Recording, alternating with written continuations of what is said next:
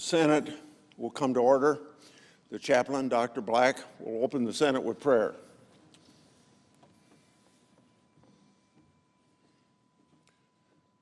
Let us pray. Strong deliverer, our shelter in the time of storms, we acknowledge today that you are God and we are not. You don't disappoint those who trust in you, for you are our fortress and bulwark. Lord, show our senators your ways and teach them to walk in your path of integrity. Through the seasons of our nation's history, you have been patient and merciful. Mighty God, be true to your name. Fulfill your purposes for our nation and world.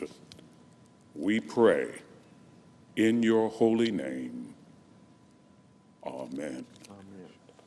Now, would you please join me in the Pledge of Allegiance to our flag? I pledge allegiance to the flag of the United States of America and to the republic for which it stands, one nation under God, indivisible, with liberty and justice for all.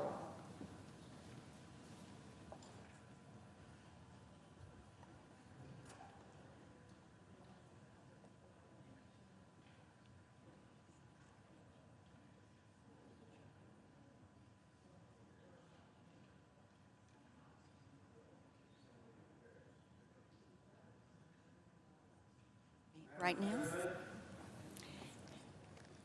Under the previous order, the leadership time is reserved. Under the previous order, the Senate will be in a period of morning business, with senators permitted to speak therein for up to 10 minutes each. The senator from Iowa. I ask permission to speak for 1 minute in morning Without business. objection. Last night, in the State of the Union address, President Trump called on Congress to put bipartisan legislation to lower prescription drug prices on his desk and that he would sign it. Here are the facts. The House is controlled by Democrats. The Senate requires bipartisanship to get any legislating done. There are only a couple months left before the campaign season will likely impede anything from being accomplished in this Congress. So the time to act is right now. I'm calling on my colleagues on both sides of the aisle to get off the sidelines and work with me and Senator Wyden, as President Trump already is, to heed the call to action that he gave us last night and pass the Prescription Drug Pricing Reduction Act. It's the only significant bipartisan bill in town. President Trump, the AARP, and the Libertarian Cato think tank, to name just a few people involved, have all endorsed the bill. If you're serious about fulfilling promises to lower drug costs, my office door is open as Senator Wyden's door is open. It's time for the Senate to act and to deliver for the American people. I yield the floor. Madam President, Senator from Oregon. as United States Senators, our decisions build the foundation for future generations. I want those generations to know that I stood here on the floor of this chamber fighting for equal justice under law. I stood here to defend our Senate's responsibility to provide a fair trial with witnesses and documents. I stood here to say that when our president invites and pressures a foreign government to smear a political opponent and corrupt the integrity of our 2020 presidential election, he must be removed from office. As a number of my Republican colleagues have confessed, the House managers have proven their case. President Trump did sanction a corrupt conspiracy to smear a political opponent, former Vice President Joe Biden.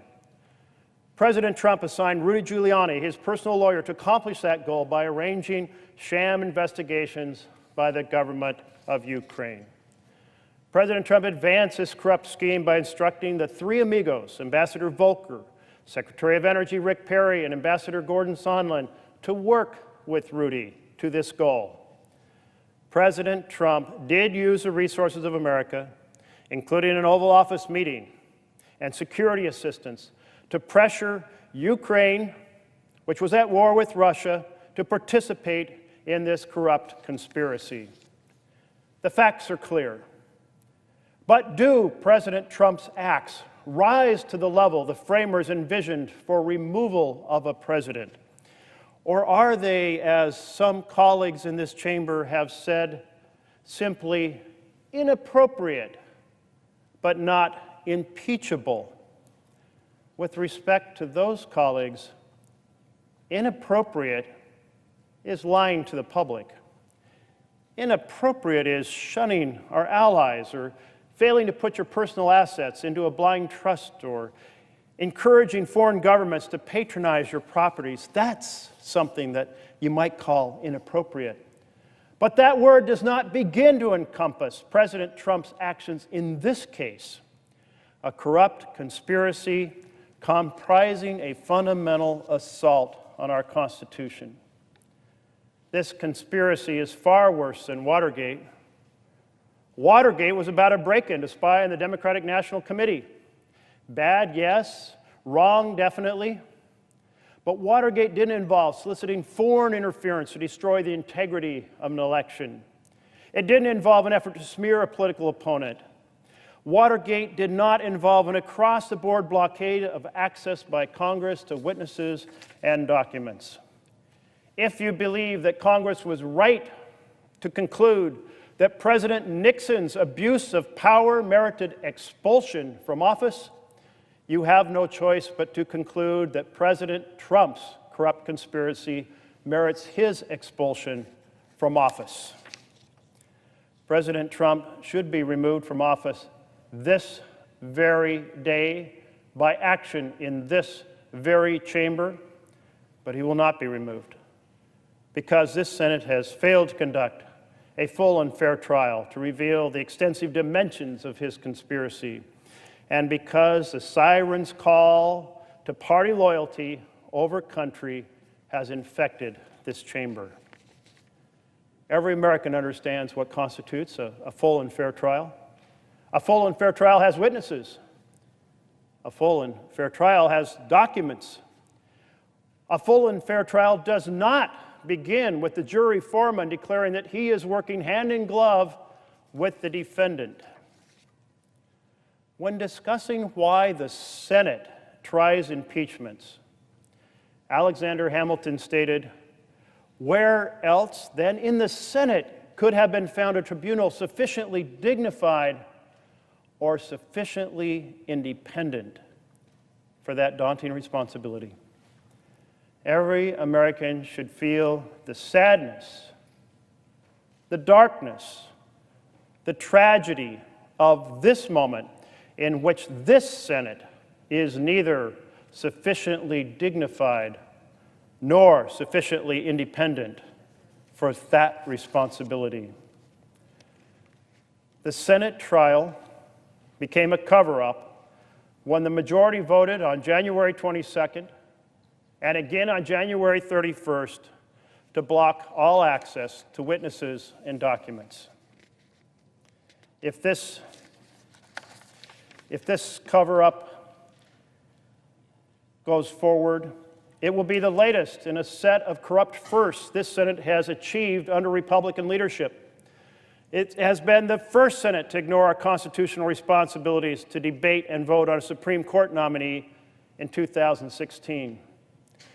It became the first Senate to complete the theft of a Supreme Court seat from one administration, giving it to another in 2017.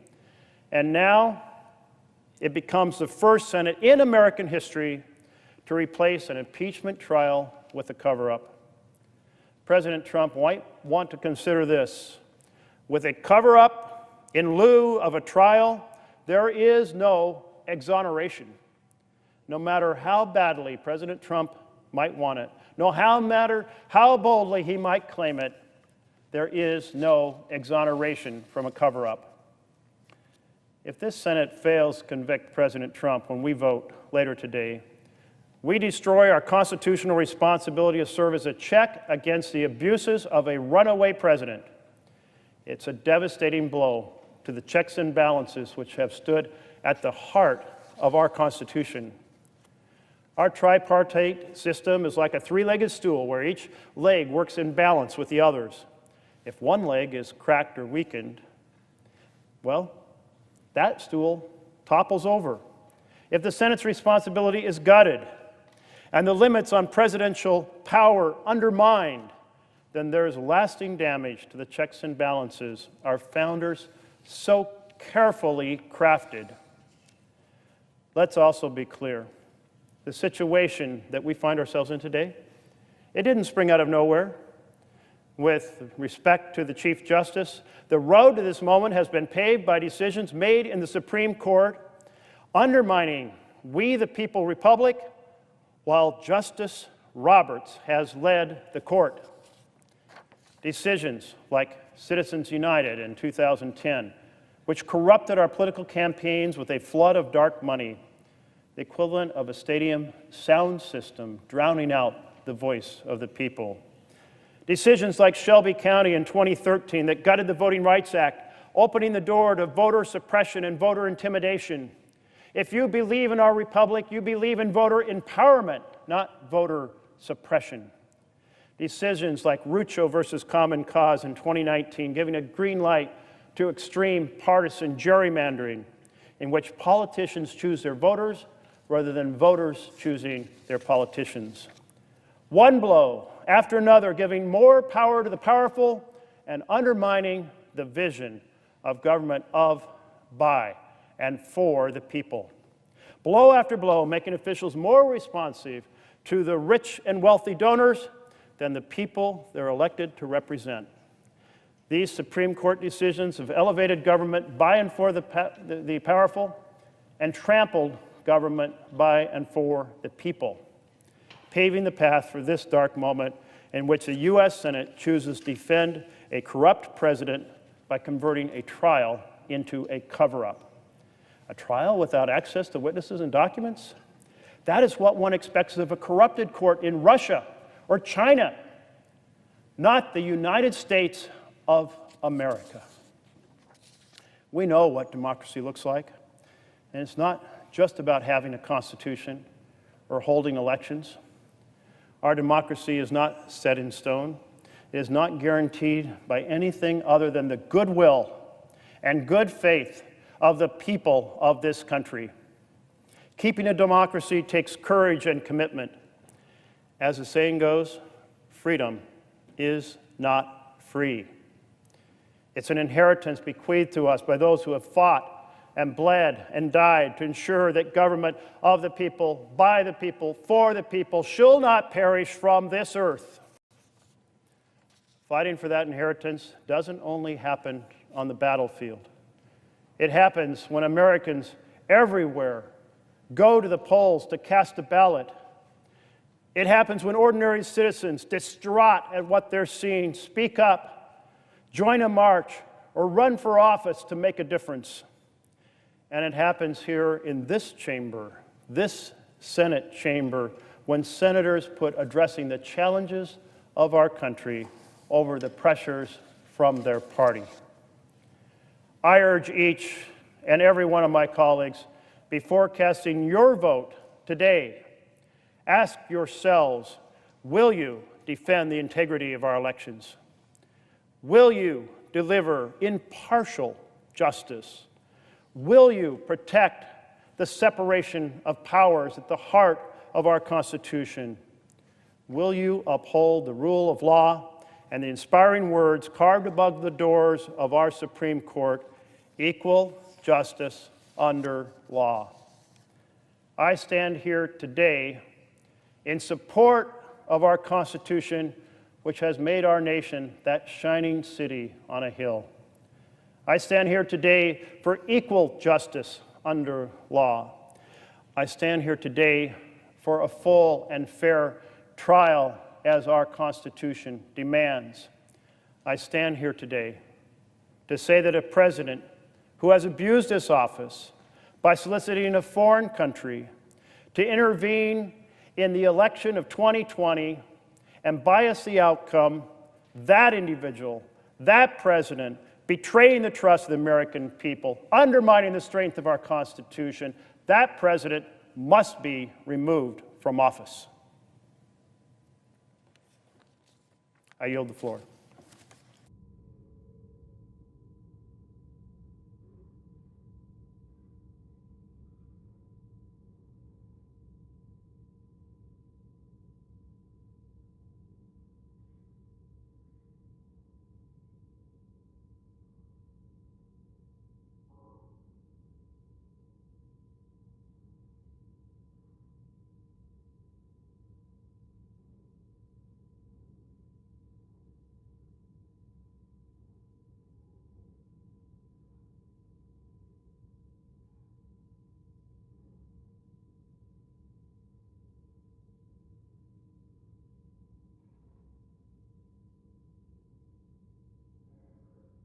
The Democratic leader? Madam President, we're not in a quorum, I presume. We are not. Now, I'll speak later this afternoon at about 3:30, prior to the vote on the articles of impeachment about impeachment. But this morning, I'd like to briefly respond to President Trump's third State of the Union address. It was a sad moment for democracy. The president's speech last night was much more like a Trump rally than a speech a true leader would give. It was demagogic, it was undignified, it was highly partisan, and in too many places just untruthful. Instead of a dignified president, we had some combination of a pep rally leader, a reality show host, and a carnival barker. It's not what presidents are. President Trump took credit for inheriting an economy that's been growing at about the same pace in the last 10 years. The bottom line is, in the last 3 years of the Obama administration, more jobs were created than under these 3 years of the Trump administration. And yet he can't resist digging at the past president, even though the past president on that economic number is better than him. He boasted about how many manufacturing jobs he created. Manufacturing jobs have gone down, in part because of the president's trade policies for 5 months this year or late last year. A 5-month-long recession last year. Farmers have struggled mightily. Farm income is way down. Bankruptcies are the highest they've been in 8 years. Crop prices are dwindling. And markets may never recover from the damage of the president's trade war, as so many contracts for soybeans and other goods have gone to Argentina and Brazil, and these are not one-year contracts, these are long-term contracts. President Trump talked at length about health care, claiming amazingly at one point he will fight to protect patients with pre-existing conditions. This president just lies,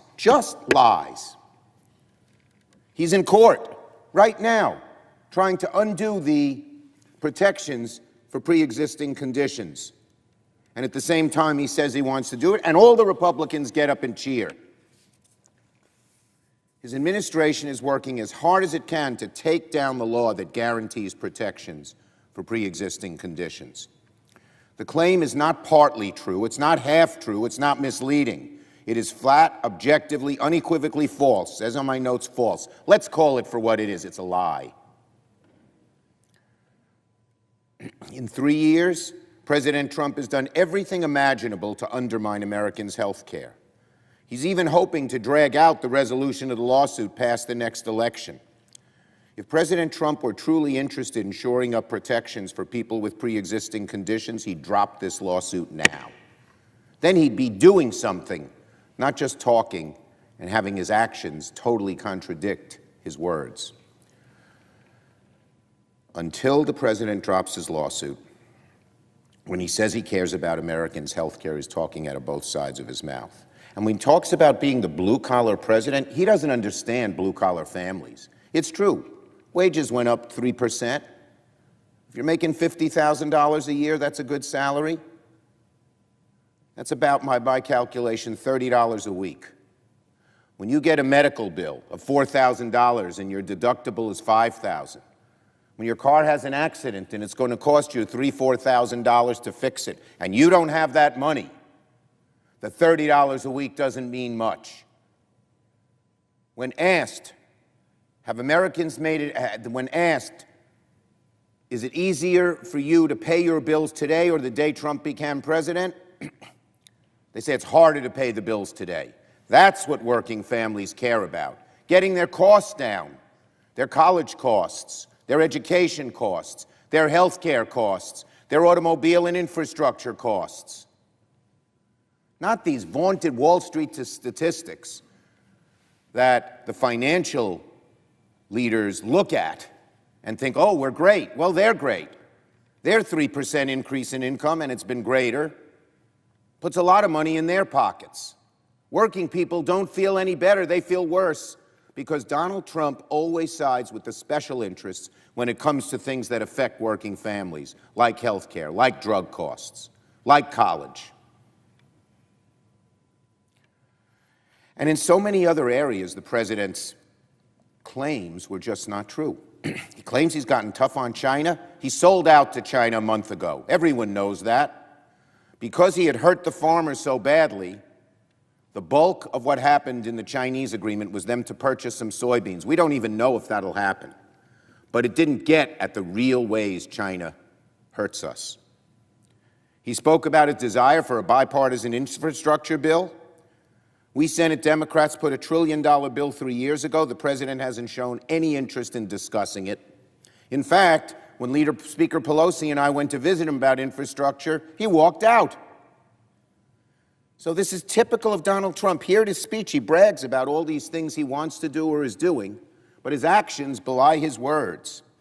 Maybe the best metaphor was his claim to bring democracy to Venezuela. There was a big policy there. It flopped. If the policy was working, Juan Guaido wouldn't be in the balcony here, he'd be in Venezuela. He'd be sitting in the president's palace, or at least waging a fight to win. He's here. And the president brags about his Venezuela policy? Give us a break. He hasn't brought an end to the Maduro regime.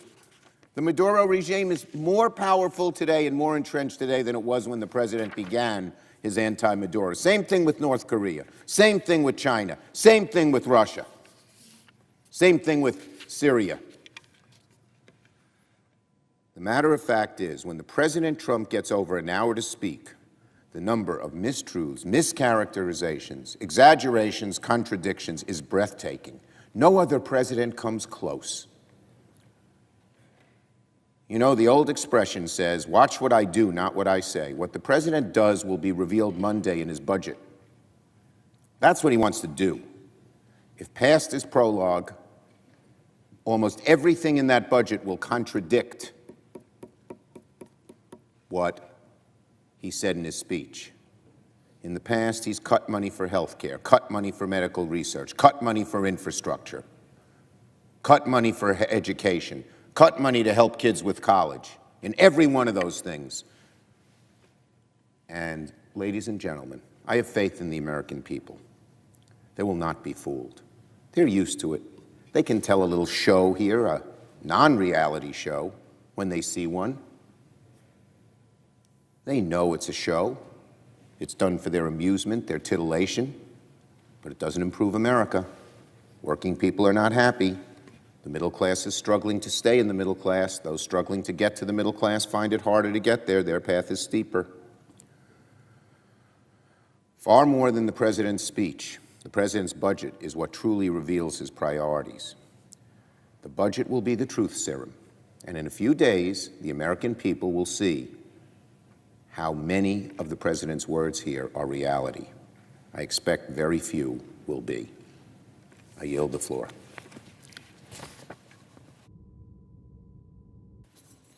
and note the absence of a quorum. Clerk will call the roll. Mr. Alexander.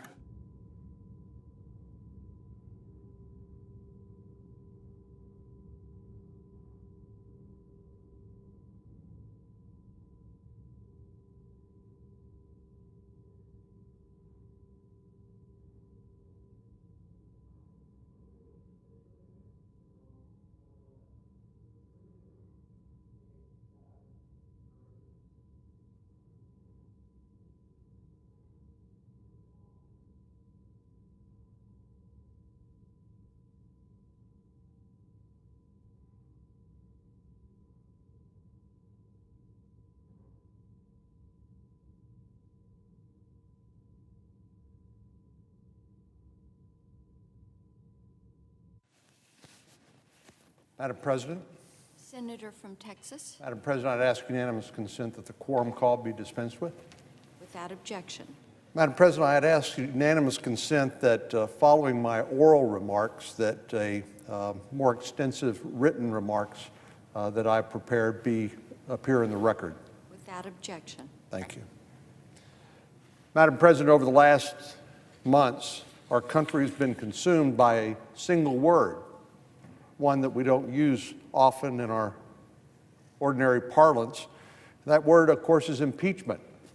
It's filled our news channels, Twitter feeds, and dinner conversations. It's led to a wide-ranging debate on everything from the constitutional doctrines of separation of powers to due process of law, two concepts which are the most fundamental building blocks of who we are as a nation. And it's even prompted those who typically have no interest in politics to tune in to C-SPAN or their favorite cable news channel. The impeachment of a president of the United States is simply the gravest undertaking we can pursue in this country.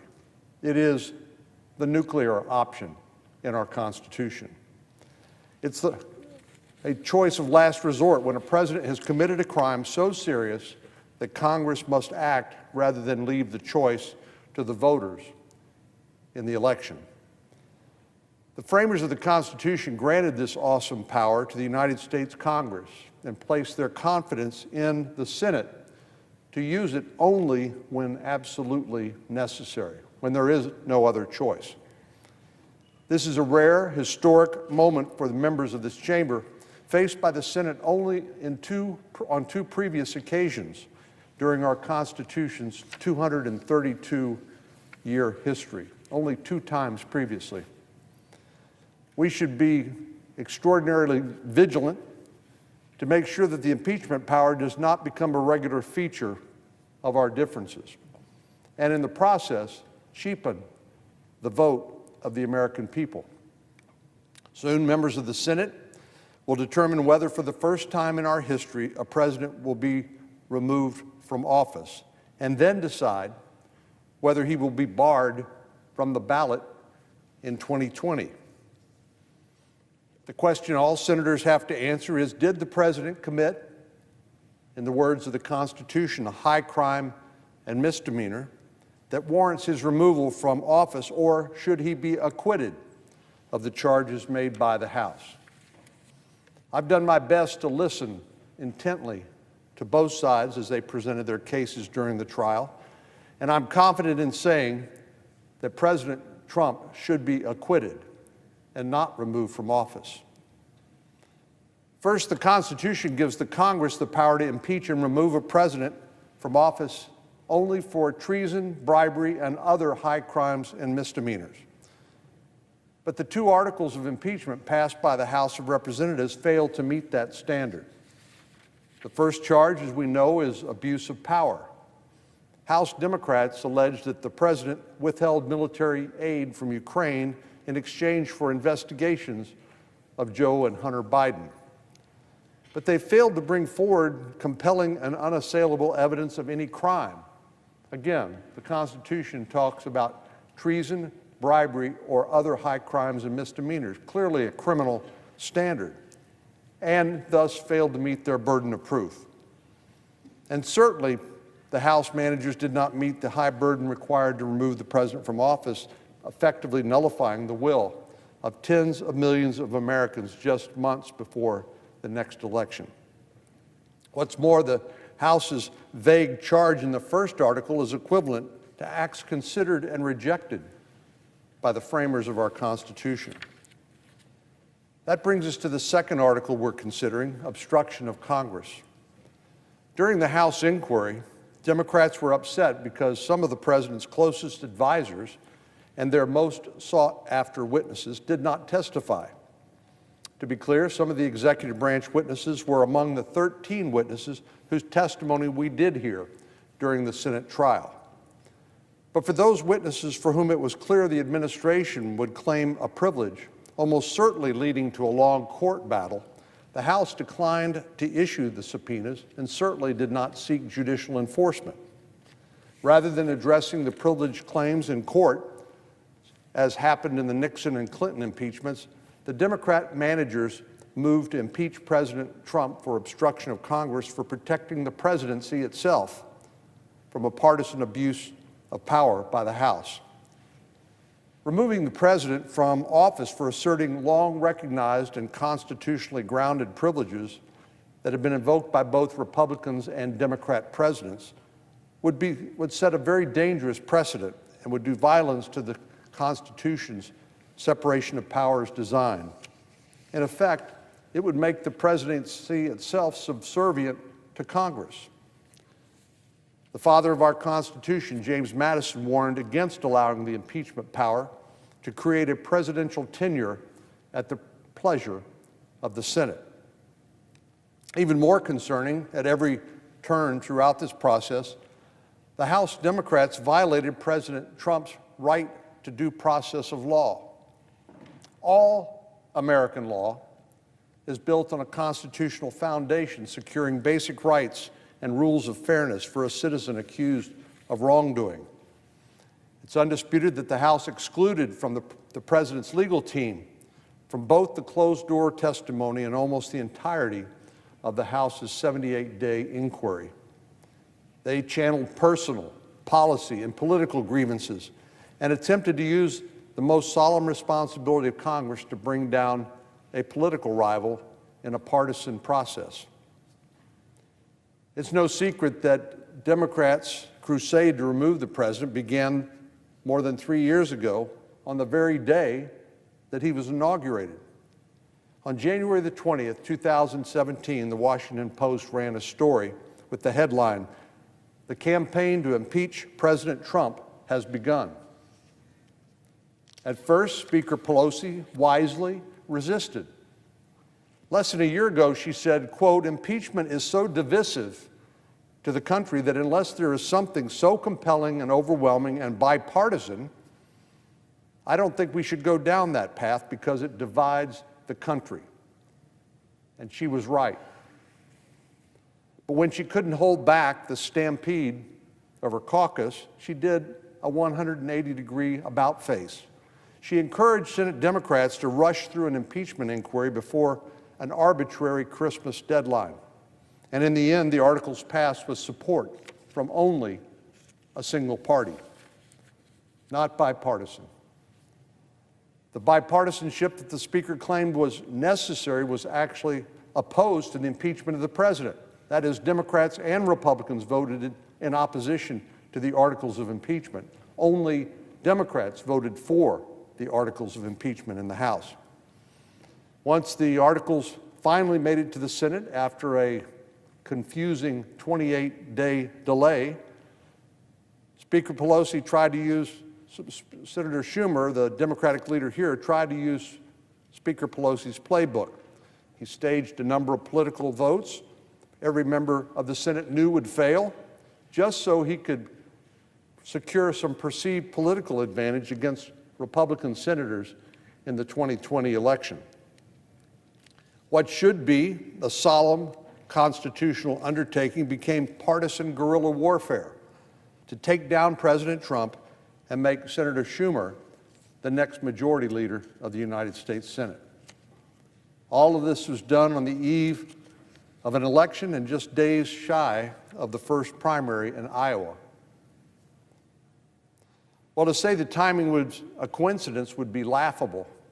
This partisan impeachment process could not only remove the president from office, it would also potentially prevent his name from appearing on the ballot in November. Madam President, we are only 9 months away from an election, 9 months away from the American people voting on the direction of our country. But our Democratic colleagues don't trust the American people, so they've taken matters into their own hands. This politically motivated impeachment sets a dangerous precedent. This is a very important point. This is not just about President Trump. This is about the office of the presidency and what precedent a conviction and removal would set for our Constitution and for our future.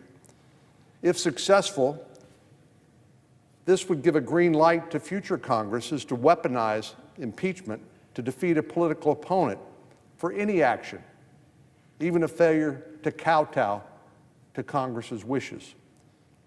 Impeachment is a profoundly serious matter that must be handled as such. It cannot become the Hail Mary pass of a party to remove a president, effectively nullifying an election and interfering in the next. I think we should all believe that the results of the next election should be decided by the American people, not by Congress. The decision to remove a president from office requires undeniable evidence of a high crime. That's the language chosen by the framers of our Constitution. But despite our colleagues' best attempts, the facts they presented simply don't add up to that standard. House managers failed to meet their heavy burden of proof that President Trump, beyond a reasonable doubt, committed a crime, let alone a high crime. Therefore, Madam President, I will not vote to convict the president. I hope our Democratic colleagues will finally accept the results of this trial, just as they have not accepted the results of the 2016 election. And I hope they won't take the advice of Congresswoman Waters, Maxine Waters in the House, and open a second impeachment inquiry. It's time for our country to come together, to heal the wounds that divide us, and to get the people's work done. It's no doubt, as Speaker Pelosi observed in March of 2019, that impeachment is a source of division in our country. And it's always also a period of great sadness. If this partisan impeachment were to succeed, my greatest fear is that it would become a routine process for every president who serves with the House majority of the opposite party. And we would find ourselves in a reoccurring impeachment nightmare every time we elect a new president. Our country is deeply divided and damaged by this partisan impeachment process. It's time for us to bring it to a close and to let the wounds from this unnecessary and misguided episode heal. Madam President, I yield the floor, and I would note the absence of a quorum. The clerk will call the roll. Mr. Alexander.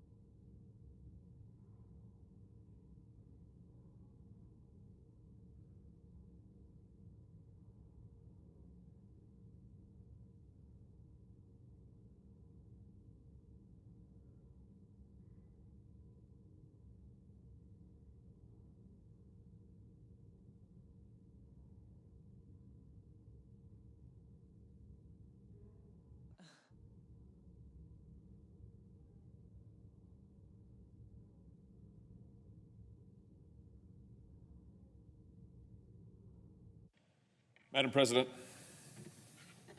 The senator from Missouri is Madam recognized. President, I ask unanimous consent that further proceedings on the quorum call be dispensed with. Without objection. Madam President, I come here today with the business of impeachment before this chamber, and it should hardly be necessary at this late juncture to outline again the train of abuses and distortions and outright lies that have brought us to today's impeachment vote. The secret meetings in the Capitol basement, the closed hearings without due process or basic fairness, the failure of the House to follow their own rules and authorize an impeachment inquiry, and then the bipartisan vote against impeachment, the attempt to manipulate or even prevent a trial here in the United States Senate, holding the articles of impeachment for 33 days in brazen defiance of the Constitution's mandates. The House Democrats have given us the first purely partisan impeachment in our history, and the first attempt to remove an elected president that does not even allege unlawful conduct. And animating it all has been the bitter resentment of a professional political class that cannot accept the verdict of the people in 2016, that cannot accept the people's priorities, and that now seeks to overturn the election and entrench themselves in power. That's how we arrived at this moment. That's how we got here, and that's what this is really about. And now, Madam President, it is time to bring this fiasco to a close. It is time to end the cycle of retribution and payback and bitterness. It is time to end the abuse of our institutions. And it is time to let the verdict of the people stand. And so I will vote today to acquit the president of these charges. You know, it's been clear for a long time that impeachment is not a priority of the people. It's not even close. It is a pipe dream of politicians. And as the Democrats have forced it on this country over these many months, it has sapped our energy and diverted our attention from the real issues that press upon our country, the issues the people of this nation have tried to get this town to care about for years. I mean the crisis of surging suicides and drug addiction that is driving life expectancy down in my state and across this nation. I mean the crisis at the border where those drugs are pouring across. I mean the crisis of skyrocketing health care costs, which burden families, young and old, with bills they cannot pay. I mean the crisis of affordable housing, which robs parents of a safe place to raise their children and build a life. I mean the crisis of trafficking and exploitation, which robs our young girls and boys of a future and our society of their innocence. I mean the crisis of the family farm and the crisis of education costs for those who go to college and the lack of good-paying jobs for those who don't. The crisis of connectivity in our heartland, where too many school children can't access the internet even to do their homework at night. I mean the crisis of unfair trade and lost jobs and broken homes, and I could go on. My point, Madam President, is this. When I listen to the people of my state, I don't hear about impeachment. No, I hear about the problems of home and neighborhood, of family and community, about the loss of faith in our government, and about the struggle to find hope for the future. And this town owes it to these Americans, the ones who sent us here, finally to listen, finally to act, finally to do something that really matters to them. We must leave this impeachment circus behind us and ensure that our Constitution is never again abused in this way. It is time to turn the page. It is time to turn to a new politics of the people, to a politics of home. It is time to turn to the future. A future where this town finally accepts the people's judgment and the people's verdict, where this town finally delivers for the people who elected him. A future where the middle of our society gets a fair shake and a level playing field. A future where maybe this town will finally listen. When I think of all the energy and all the effort that has been expended on this impeachment crusade over almost 3 years now, I wonder what might have been. Today is a sad day, Madam President, but it does not have to remain that way. Imagine what we might achieve for the good of this nation if we turn our energy and our effort to the work of the American people. Imagine what we could do to keep families in their homes, to bring new possibility to the nation's heartland, to care for our children in every part of this society. Imagine what we could do to lift up the most vulnerable among us who have been exploited and trafficked and give them new hope and new life. Imagine what we can do for those who have been forgotten, from our rural towns to our inner cities. Imagine what we could do to give them control over their own destinies. Mr. President, we can find the common good. We can push the boundaries of the possible. We can rebuild this nation if we will listen to the American people. So let us begin. Thank you, Madam President. I yield the floor. Madam President. The senator from Tennessee is recognized. Thank you, Madam President. Madam President, in this impeachment proceeding, I worked with other senators to make sure that we had the right to ask for more documents and witnesses, but there was no need for more evidence to prove something that I believed had already been proven and that did not meet the United States Constitution's high bar for an impeachable offense. There was no need for more evidence to prove that the president asked Ukraine to investigate Joe Biden and his son Hunter. He said this on television on October 3rd, 2019, and he said it during his July 25th, 2019 telephone call with the president of Ukraine. There was no need for more evidence to conclude that the president withheld United States aid, at least in part, to pressure Ukraine to investigate the Bidens. The House managers had proved this with what they called a, quote, mountain of overwhelming evidence. One of the managers said it was proved beyond the shadow of a doubt.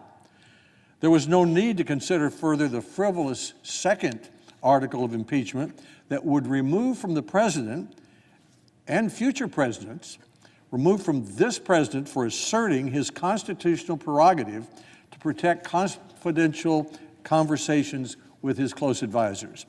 It was inappropriate for the president to ask a foreign leader to investigate his political opponent and to withhold United States aid to encourage this investigation. When elected officials inappropriately interfere with such investigations, it undermines the principle of equal justice under the law. But, Madam President, the Constitution does not give the Senate the power to remove the president from office and ban him from this year's ballot simply for actions that are inappropriate. The question then is not whether the president did it, but whether the United States Senate or the American people should decide what to do about what he did. I believe that the Constitution clearly provides that the people should make that decision in the presidential election that began on Monday in Iowa. The Senate has spent 11 long days considering this mountain of evidence. The arguments of the House managers, the president's lawyers, their answers to senators' questions, and the House record. Even if the House charges were true, they don't meet the Constitution's, quote, treason, bribery, or other high crimes and misdemeanors, unquote, standard for impeachable offense.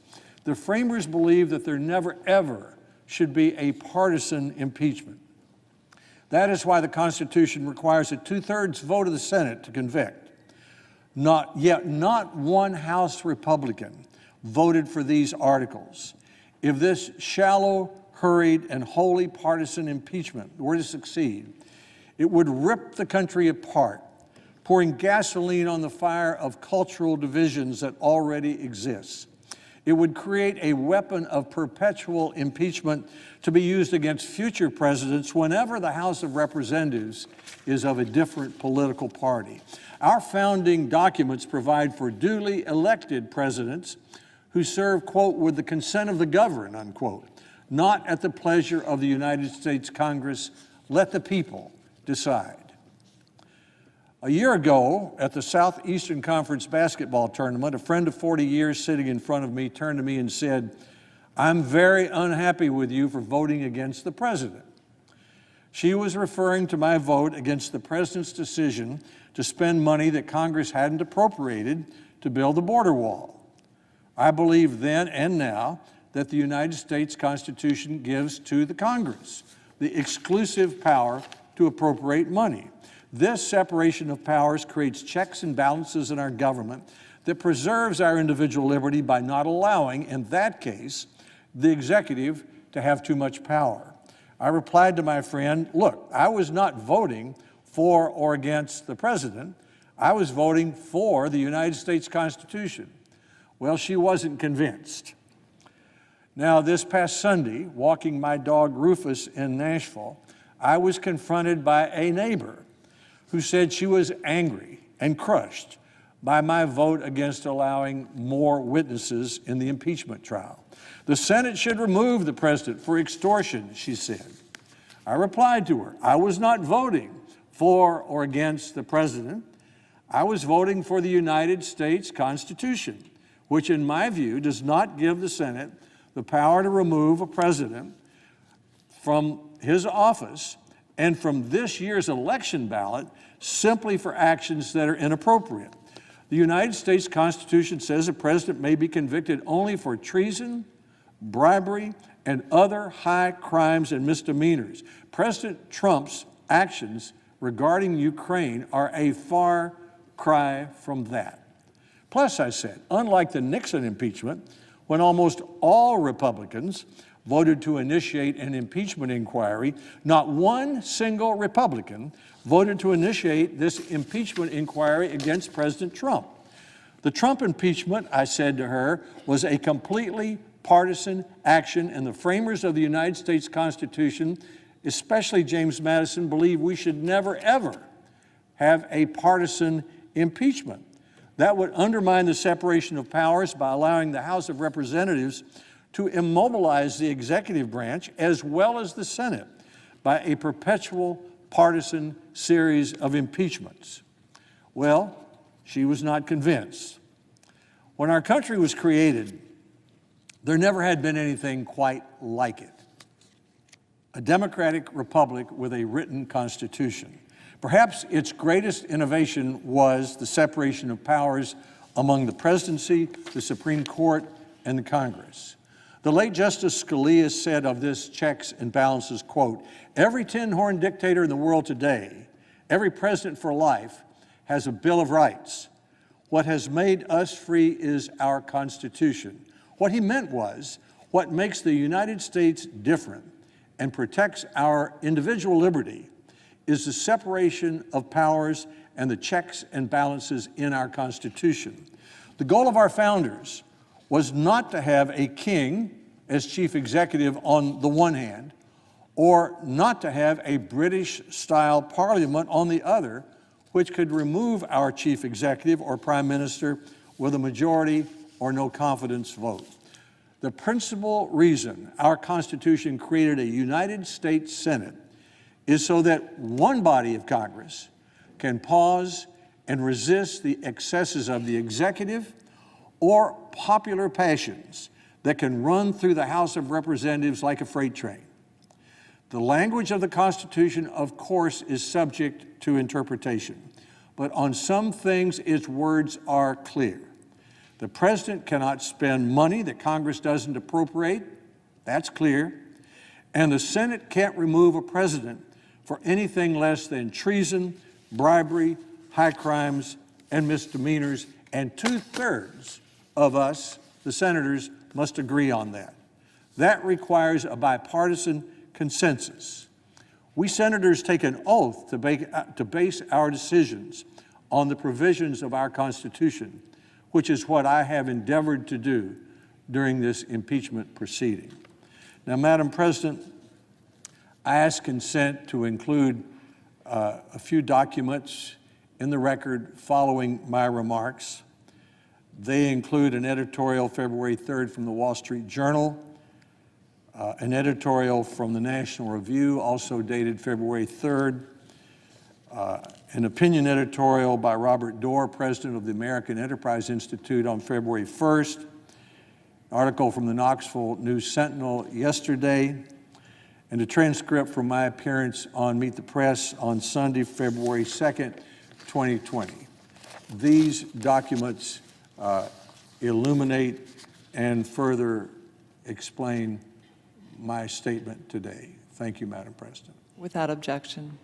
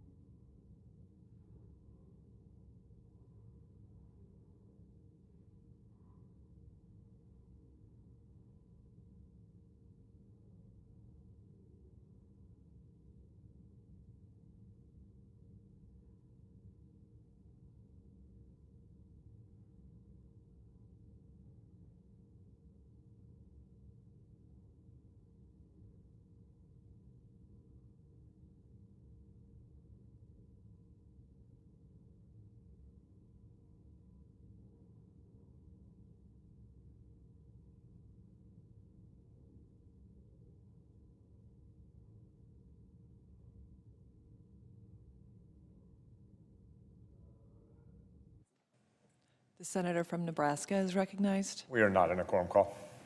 That's correct.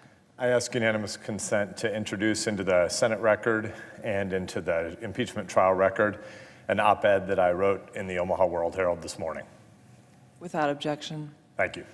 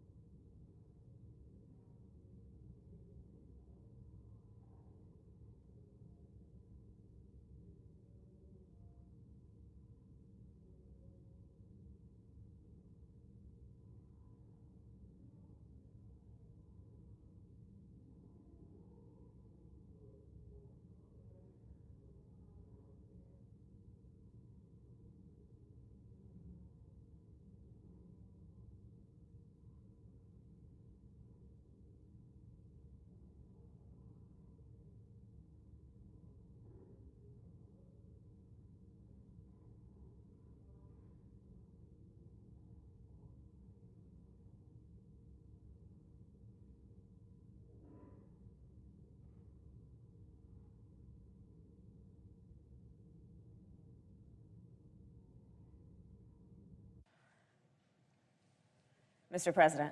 Senator from California. Thank you. Mr. President, when the framers wrote the Constitution, they didn't think someone like me would serve as a United States Senator. But they did envision someone like Donald Trump being President of the United States, someone who thinks he is above the law and that rules don't apply to him. So they made sure our democracy had the tool of impeachment to stop that kind of abuse of power. The House managers have clearly laid out a compelling case and evidence of Donald Trump's misconduct.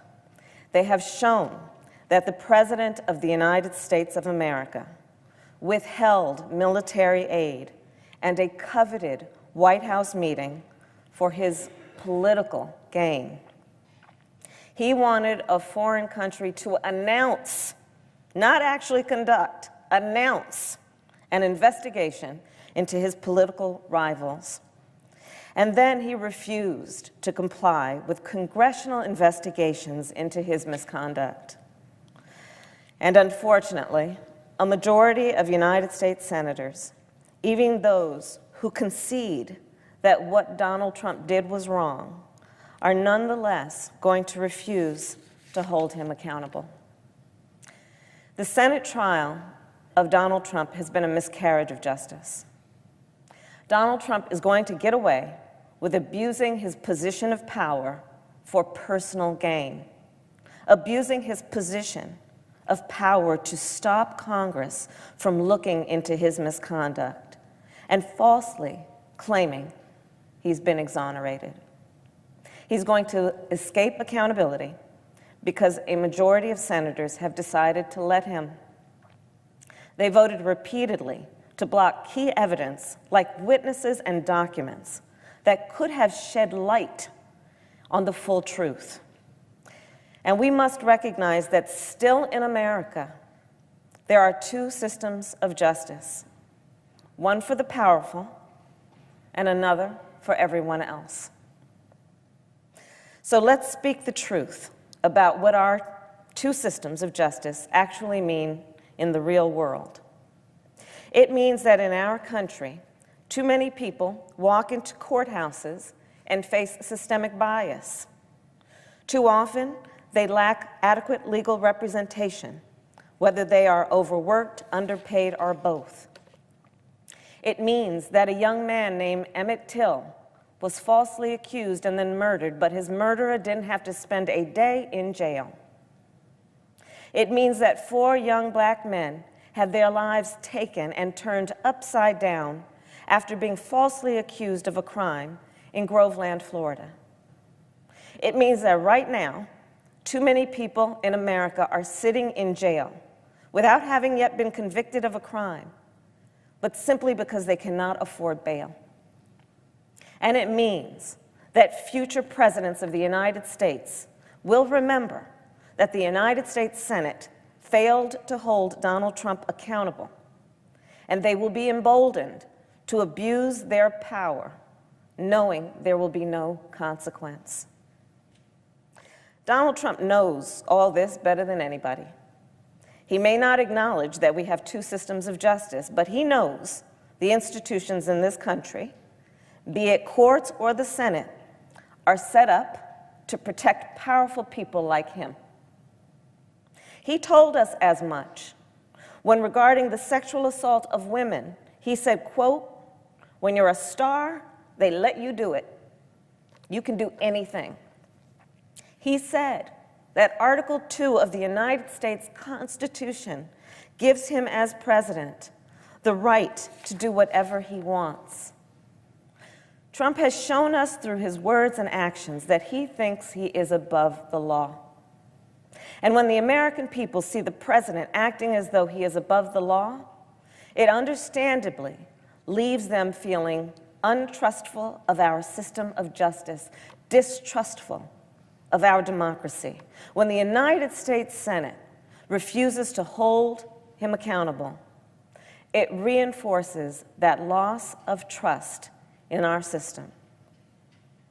Now, I'm under no illusion that this body is poised to hold this president accountable.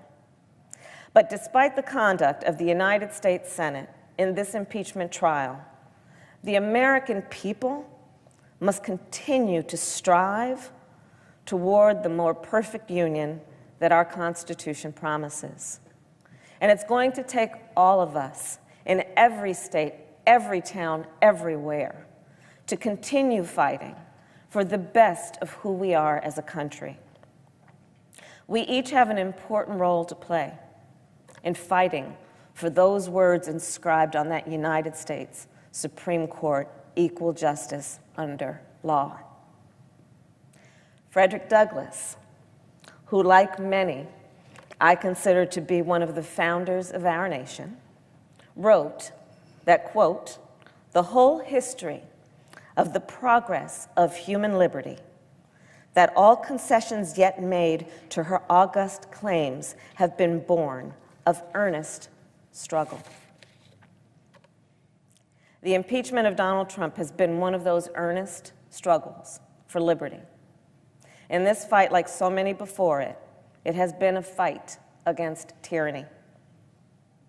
This struggle has not been an easy one, and it has left too many people across our nation feeling cynical.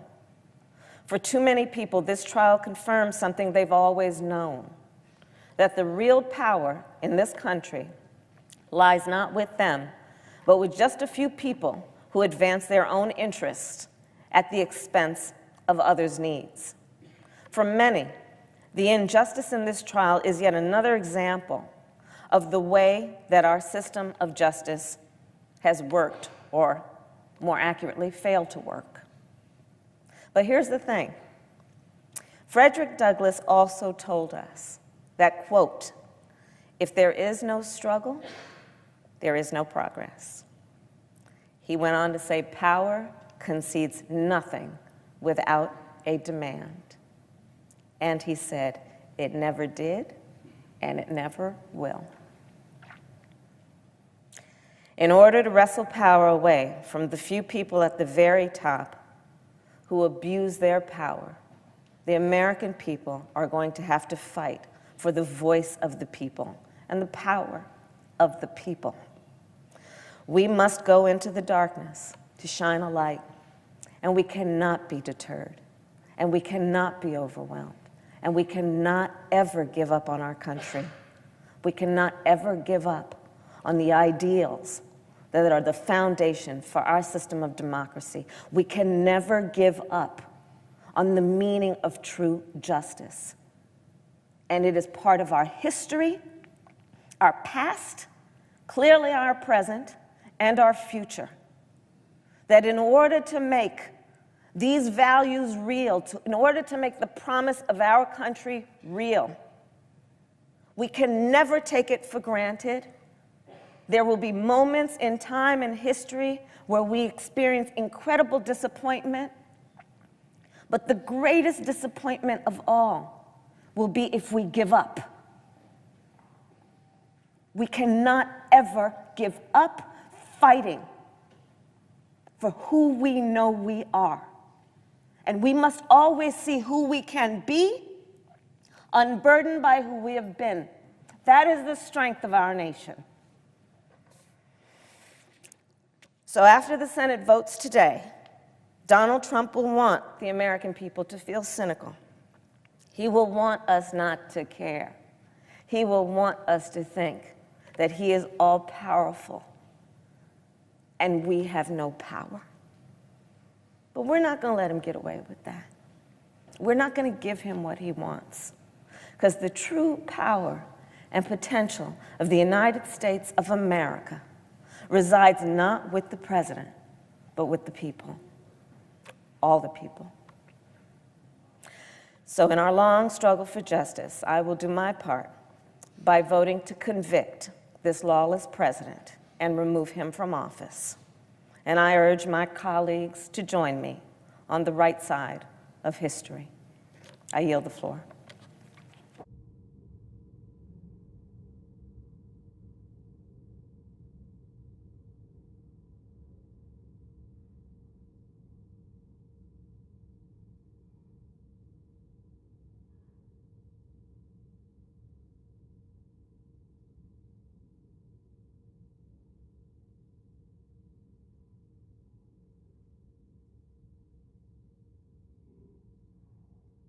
Mr. President.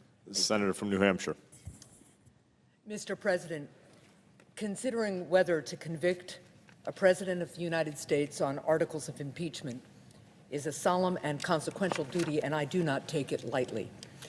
Even before we had a country, our founders put forward the notion of country first, pledging in the Declaration of Independence their lives, fortunes, and sacred honor, a pledge they made to an idea, imagining and hoping for a country where no one was above the law, where no one had absolute power. My dad, a World War II veteran, and my mom raised me to understand that this is what made our country the unique and indispensable democracy that it is. My obligation throughout this process has been to listen carefully to the case that the House managers put forward and the defenses asserted by the President's lawyers, and then to carefully consider the constitutional basis for impeachment, the intent of our founders, and the facts. That's what I have done over the past few days. The Senate heard extensive presentations from both sides and answers to the almost 200 questions that senators posed to the House managers and the President's advocates. The facts clearly show that President Trump abused the public's sacred trust by using taxpayer dollars to extort a foreign government into providing misinformation about a feared political opponent. Let me repeat that. The President of the United States used taxpayer money that had been authorized, obligated, and cleared for delivery as critical military aid to Ukraine to try to force that country to interfere in our elections. He violated the law and the public trust, and he put our national security and the lives of Ukrainian soldiers on the front lines of Russian aggression at risk.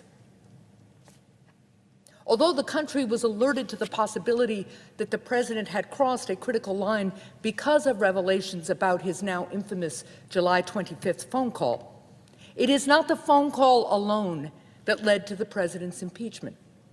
Instead, the phone call was a pivotal point in a scheme that had started earlier, spearheaded by President Trump's personal lawyer, Rudy Giuliani. Mr. Giuliani has acknowledged that he was doing the President's personal and political bidding when he engaged with the Ukrainian government. And as the newly elected anti-corruption Ukrainian government came into power, in need of recognition and support from the United States, President Trump forced officials from Ukraine and the United States to negotiate through Mr. Giuliani, conflating his personal and political interests with the national security and diplomatic interests of our country. And then, as President Zelensky resisted the request that he concoct and announce a fake investigation into the Bidens, the President and Mr. Giuliani increased the pressure.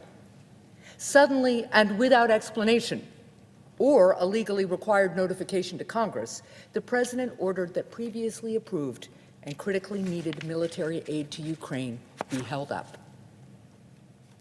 Mr. Trump, at first through Mr. Giuliani, and then directly solicited interference with an American election from a foreign government. And he ordered others in his administration to work with Mr. Giuliani to ensure this scheme's success. Mr. President, while there is still more evidence that the Senate should have subpoenaed, both witnesses and documents, that would have given us a more complete understanding of what happened, we know as much as we do because of the courage and strength of American patriots who put country before self. Patriots like the intelligence community whistleblower, who was followed by Army Lieutenant Colonel Alexander Vindman, and former U.S. ambassadors to Ukraine, Marie Yovanovitch and William Taylor, as well as current members of the administration. These Americans who came forward were doing exactly what we always ask of citizens. If you see something wrong, you need to speak up. See something, say something. It is a fundamental part of citizenship to alert each other to danger, to act for the greater good, to care about each other and our country without regard to political party. When Americans step forward, sometimes at real risk to themselves, they rightly expect that their government will take the information they provide and act to make them safer, to protect their fundamental rights, That's the understanding between the American people and their representative government. And while the brave women and men who appeared before the House did their jobs, the Senate under this majority has unfortunately not.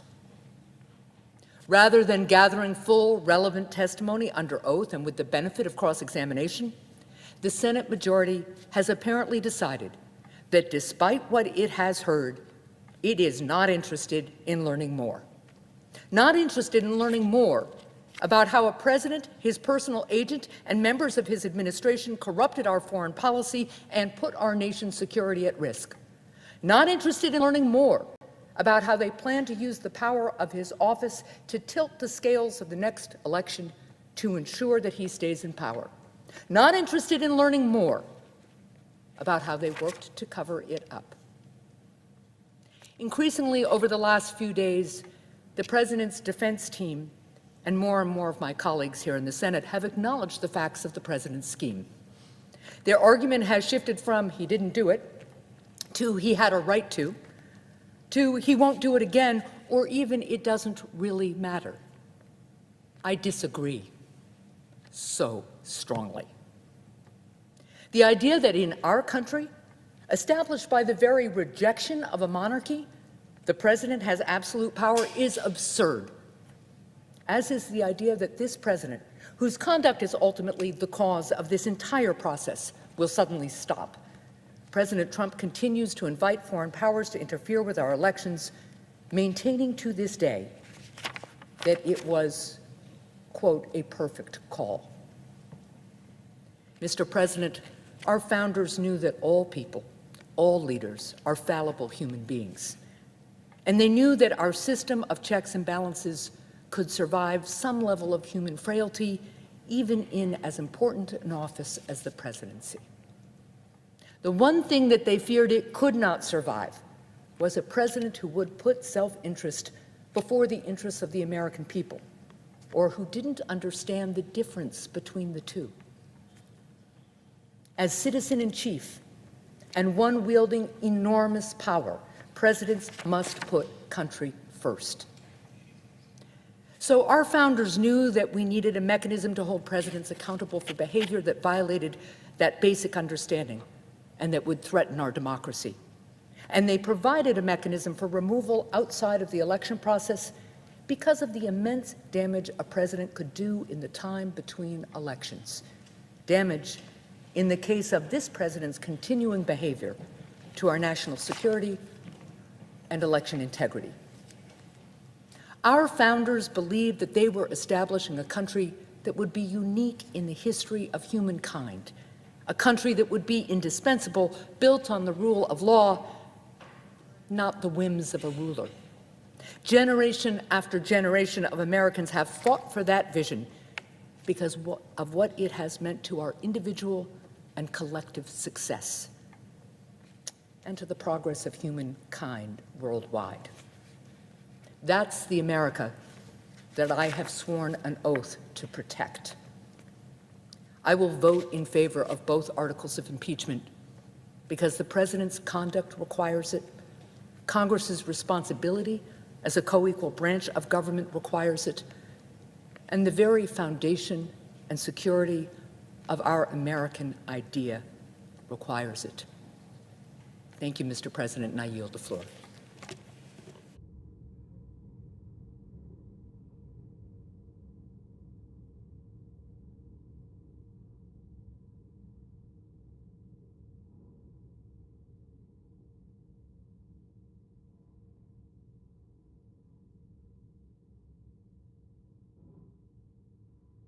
President. Senator from Alabama. Thank you, Mr. President. Mr. President, on the day I was sworn in as a United States Senator, I took an oath to protect and defend the Constitution. Just last month, at the beginning of the impeachment trial, I took a second oath to do fair and impartial justice, according to the same Constitution I swore to protect. As I took the oath and throughout the impeachment trial, I couldn't help but think of my father. As many of you know, I lost my dad over the holiday recess. While so many were arguing over whether or not the Speaker of the House should send articles of impeachment to the Senate, I was struggling with watching him slip away, while only occasionally trying to weigh in with my voice to be heard about the need for witnesses in the upcoming impeachment trial. My dad was a great man, a loving husband, father, grandfather, and great-grandfather, who did his best to instill in me the values of right and wrong as I grew up in Fairfield, Alabama. He was also a fierce patriot who loved this country. Although fortunately he was never called on to do so, I firmly believe he would have placed his country even above his family because he knew and understood fully what America and the freedoms and liberties that come with her mean to everyone in this great country and significantly to people around the world. I know he would have put his country before any allegiance to any political party or even to any president. He was on the younger side of that greatest generation who joined the Navy at age 17 to serve our great military. That service and love of country shaped him into the man of principle that he was, instilling in me those same principles. And think of him, his patriotism, his principles, and how he raised me. I am reminded of Robert Kennedy's words that were mentioned in this trial. Few men are willing to brave the disapproval of their fellows, the censure of their colleagues, the wrath of their society. Moral courage is a rarer commodity than bravery in battle or great intelligence.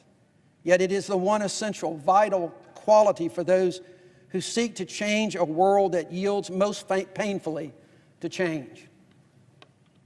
Candidly, to my colleagues on both sides of the aisle, I fear that moral courage, country before party, is a rare commodity these days.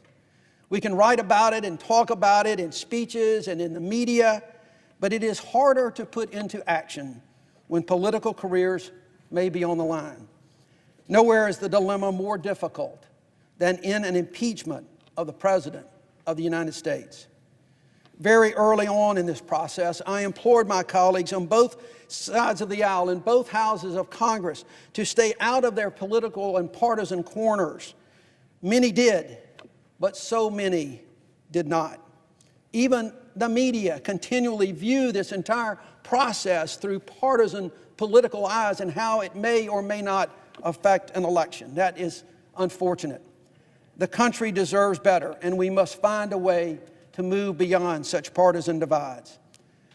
The solemn oaths that I have taken have been my guides during what has been a difficult time for the country, my state, and for me personally.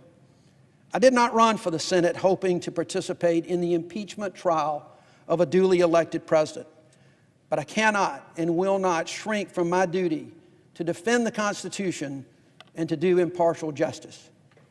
In keeping with my oath as senator and my oath to do impartial justice, I resolved that throughout this process I would keep an open mind, to consider the evidence without regard to political affiliation, and to hear all of the evidence before making a final decision on either charge against the president. I believe that my votes later today will reflect that commitment. With the eyes of history upon us, I'm acutely aware of the precedents that this impeachment trial will set for future presidencies and Congresses. Unfortunately, I do not believe that those precedents are good ones. I am particularly concerned that we have now set a precedent that the Senate does not have to go forward with witnesses or review documents, even when those witnesses have firsthand information. And the documents would allow us to test not just the credibility of witnesses, but also test the words of counsel of both parties. It is my firm belief that the American people deserve more. In short, witnesses and documents would provide the Senate and the American people with a more complete picture of the truth. And I believe the American people deserve nothing less. That's not to say, however, that there is not sufficient evidence in which to render a judgment. There is. As a trial lawyer, I once explained this process to a jury as like putting together the pieces of a puzzle. When you open the box and spread all the pieces on the table, it's just an incoherent jumble. But one by one, you hold those pieces up, and you hold them next to each other and see what fits and what doesn't. And even if, as was often the case in my house growing up, you're missing a few pieces, even important ones, you more often than not see the picture. As I've said many times, I believe the American people deserve to see a completed puzzle, a picture with all of the pieces, pieces in the form of documents and witnesses with relevant first-hand information, which would have provided valuable context, corroboration, or contradiction to that which we have heard.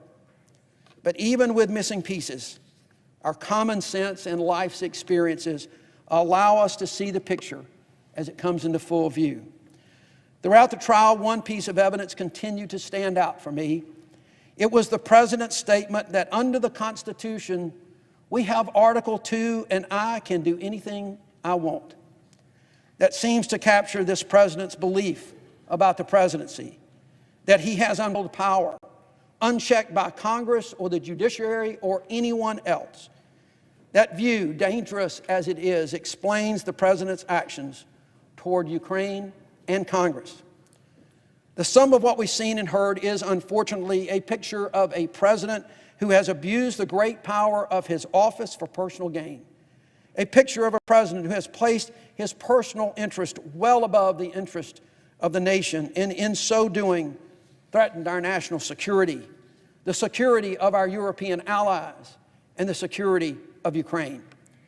The evidence clearly proves that the President used the weight of his office and the weight of the United States government to seek to coerce a foreign government to interfere in our election for his personal political benefit. His actions were more than simply inappropriate. They were an abuse of power. When I was a lawyer for the Alabama Judicial Inquiry Commission,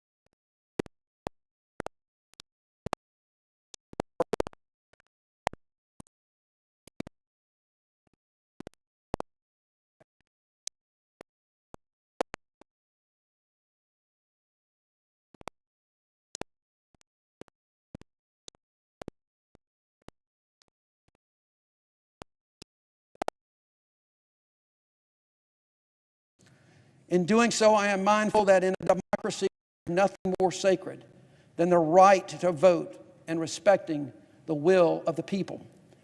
But I'm also mindful that when our founders wrote the Constitution, they envisioned a time, or at least a possibility, that our democracy would be more damaged if we failed to impeach and remove a president. Such is the moment in history that we face today. The gravity of this moment, the seriousness of the charges, and the implication for future presidencies and Congresses all contributed to the difficulty with which I've arrived at my decision. I am mindful, Mr. President, that I am standing at a desk that once was used by John F. Kennedy, who famously wrote Profiles in Courage, and there will be so many who will simply look at what I'm doing today and say it is a profile in courage. It is not. It is simply a matter of right and wrong. Doing right is not a courageous act. It is simply following your oath. Mr. President, this has been a divisive time for our country, but I think it has nonetheless been an important constitutional process for us to follow. As this chapter of history draws to a close, one thing is clear. As I've said before,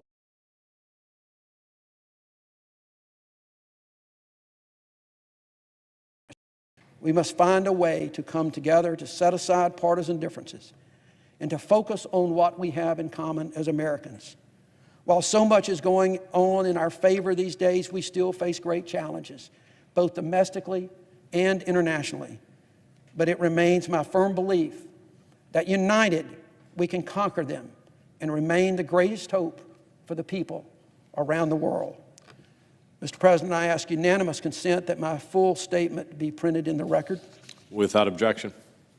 Thank you, Mr. President. I yield the floor. Senator from Rhode Island. Thank you, Mr. President. Mr. President, today the United States Senate is called upon to uphold our oath of office and our duty to the Constitution because President Trump failed to do that himself. After listening closely to the impeachment managers and the President's defense team, weighing the evidence that was presented to us, and being denied the opportunity to see relevant documents and hear from firsthand witnesses, I will vote to find President Trump guilty on both articles of impeachment. I take no pleasure in voting to impeach a president and remove him from office. I agree with those who say impeachment should be rare and American voters should decide our elections. That is why it's so galling President Trump blatantly solicited foreign interference in our democratic process, and he did it as he geared up for re-election. The evidence shows President Trump deliberately and illicitly sought foreign help to manufacture a scandal that would elevate him by tarnishing a political rival. He attempted to undermine our democracy using U.S. taxpayer money in the form of U.S. military aid to the Ukraine as leverage for his own personal benefit.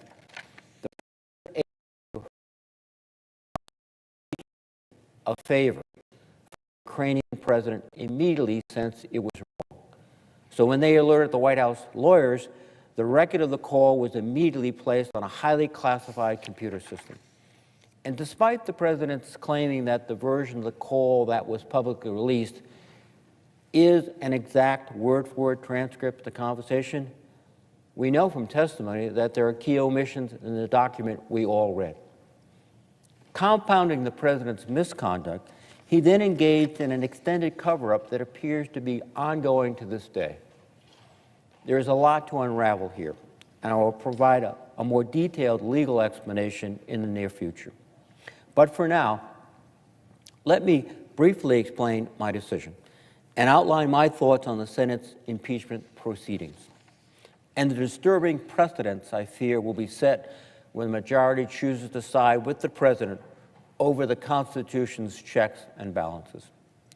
The House of Representatives voted to impeach the president for abuse of power and obstruction of Congress. Based on the uncontested evidence, I concur.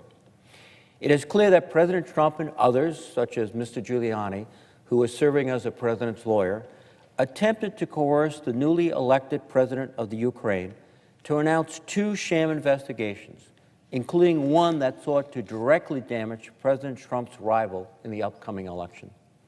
The president's actions served his personal and political needs. not those of our country.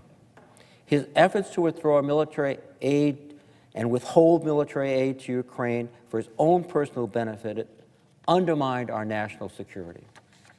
The second article of impeachment charges the president with obstruction of Congress for blocking testimony and refusing to provide documents in response to House subpoenas in the impeachment inquiry. Again, the House managers produced overwhelming evidence of the president's obstruction and his efforts to cover up his malfeasance. The president's counsel offered a number of unpersuasive arguments against this article, which failed to overcome the following. First, that the legislative branch has sole power over impeachment under the Constitution. That couldn't be more clear. Second, past precedents of prior administrations and court rulings. And third, the blatant October 8th letter expressing a complete rejection of the House's impeachment proceedings. The Constitution grants the executive branch significant power, but as every student in America learns, our system is one of checks and balances, so that no branch is entirely unfettered from oversight and the law. President Trump could have us and would have us believe this system of checks and balances is wrong. In President Trump's own words, he expressed the misguided imperial belief in the supremacy of his unchecked power, stating, and I quote, "I have an Article 2 where I have the right to do whatever I want as president." Couple this statement with his January 2016 boast that, quote, "I could stand in the middle of Fifth Avenue and shoot somebody and I wouldn't lose votes." That paints a chilling picture of someone who clearly believes, incorrectly, that he is above the law. The president's attorneys have hewn to this line of faulty reasoning, and in one notably preposterous effort even claimed the president could avoid impeachment for an inappropriate action motivated entirely by his own political and personal interest. The president's defense also failed to sufficiently demonstrate that the president's blanket defiance of subpoenas and document requests overcome the precedents established in prior impeachment proceedings and the record of congressional oversight of the executive branch. In the Clinton impeachment, there was an enormous amount of documentary evidence, as well as sworn depositions and testimony by the president and his closest advisors. In the case of the United States v. Nixon, House Judiciary Committee v. Myers, and others, the House managers rightly point out that the courts have held Congress's power to investigate is as broad as its power to legislate and lies at the heart of Congress's constitutional role. While President Trump's impeachment lawyers claim the House should take the president to court over these previously settled issues, President Trump's lawyers at the Justice Department are simultaneously arguing in the courts that the judicial branch cannot even rule on such matters. As President Trump staked out new, expansive, and aggressive positions about executive privilege, immunity, and the limits of Congress's oversight authority, Republican leaders went along with it. I've heard a variety of explanations for why my Republican colleagues voted against witnesses, but no one has offered the simplest explanation. My Republican colleagues did not want to hear new evidence because they have a hunch it would be really, really bad for this president. It would further expose the depth of his wrongdoing and would make it harder for them to vote to acquit. My colleagues on the other side of the aisle did not ask to be put in this position. President Trump's misconduct forced it upon them. But in the partisan rush to spare President Trump from having his staff and former staff publicly testify against him under oath, a bar has been lowered. A constitutional guardrail has been removed. The Senate has been voluntarily weakened, and our oversight powers severely diminished. This short-term maneuver to shield President Trump from the truth is a severe blow against good government that will do lasting damage to this institution and our democracy. I hope one day the damage can be repaired. The arc of history is indeed long, and it does bend towards justice, but not today. Today, the United States Senate and the American people have been denied access to relevant, available evidence and firsthand witnesses. We've been prohibited from considering new material information that became available after the House's impeachment vote. The Constitution is our national compass, but at this critical moment, clouded by the fog of President Trump's misconduct, the Senate majority has lost its way, no longer guided by the Constitution. In order to regain our moral bearings, stay true to our core values, and navigate a better path forward, we must hold President Trump accountable. The president was wrong to invite foreign interference in our democracy. He was wrong to try and stonewall the investigation. And he is wrong if he tries and he thinks he is above the law. And with that, Mr. President, I would yield the floor.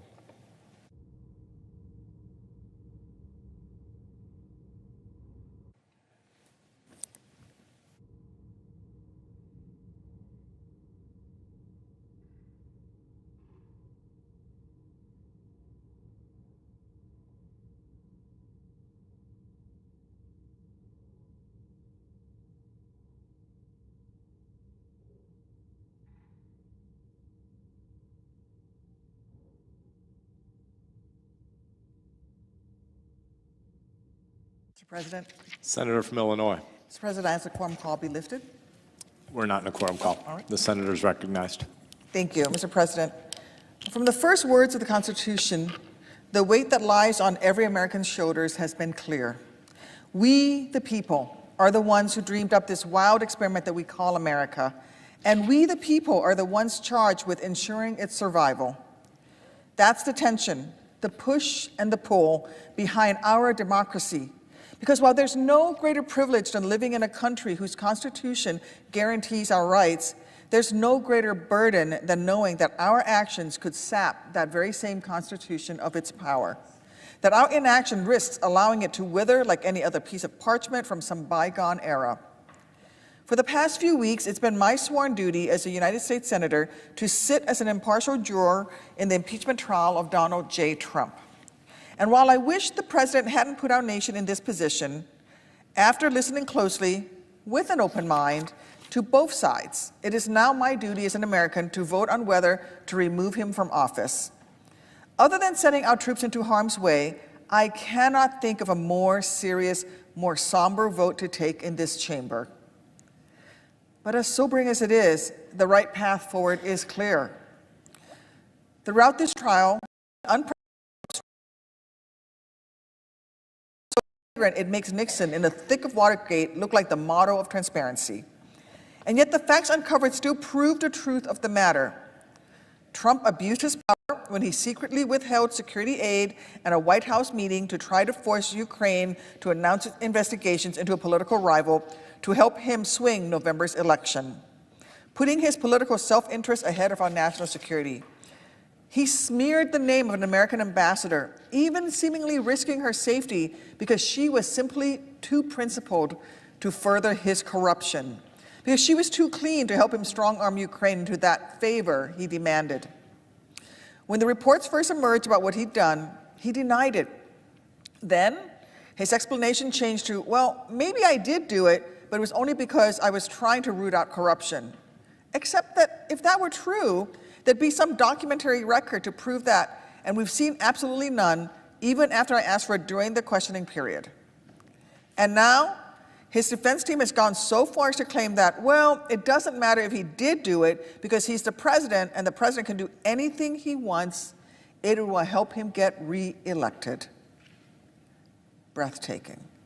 To put it another way, when he got caught, he lied. Then when that lie was found out, he lied again, then again, then again. And along the way, his own defense counsel could not papier-mâché together even the most basic argument to actually exonerate him. The best case they could muster boiled down to, well, when the president does it, it's not illegal. Nixon already tried that defense. It did not work then, and it does not work now. Because here's the thing, in America, we believe not in rulers, but in the rule of law. And though we've seen over the past few months, the truth has never changed. It's what National Security Council officials and decades-long diplomats testified to under oath. It's what foreign policy experts and Trump administration staffers, and yes, an American warrior with a Purple Heart, have raised their right hands and told us time after time since the House hearings began. Even some of my Republican colleagues have admitted that Trump crossed the line.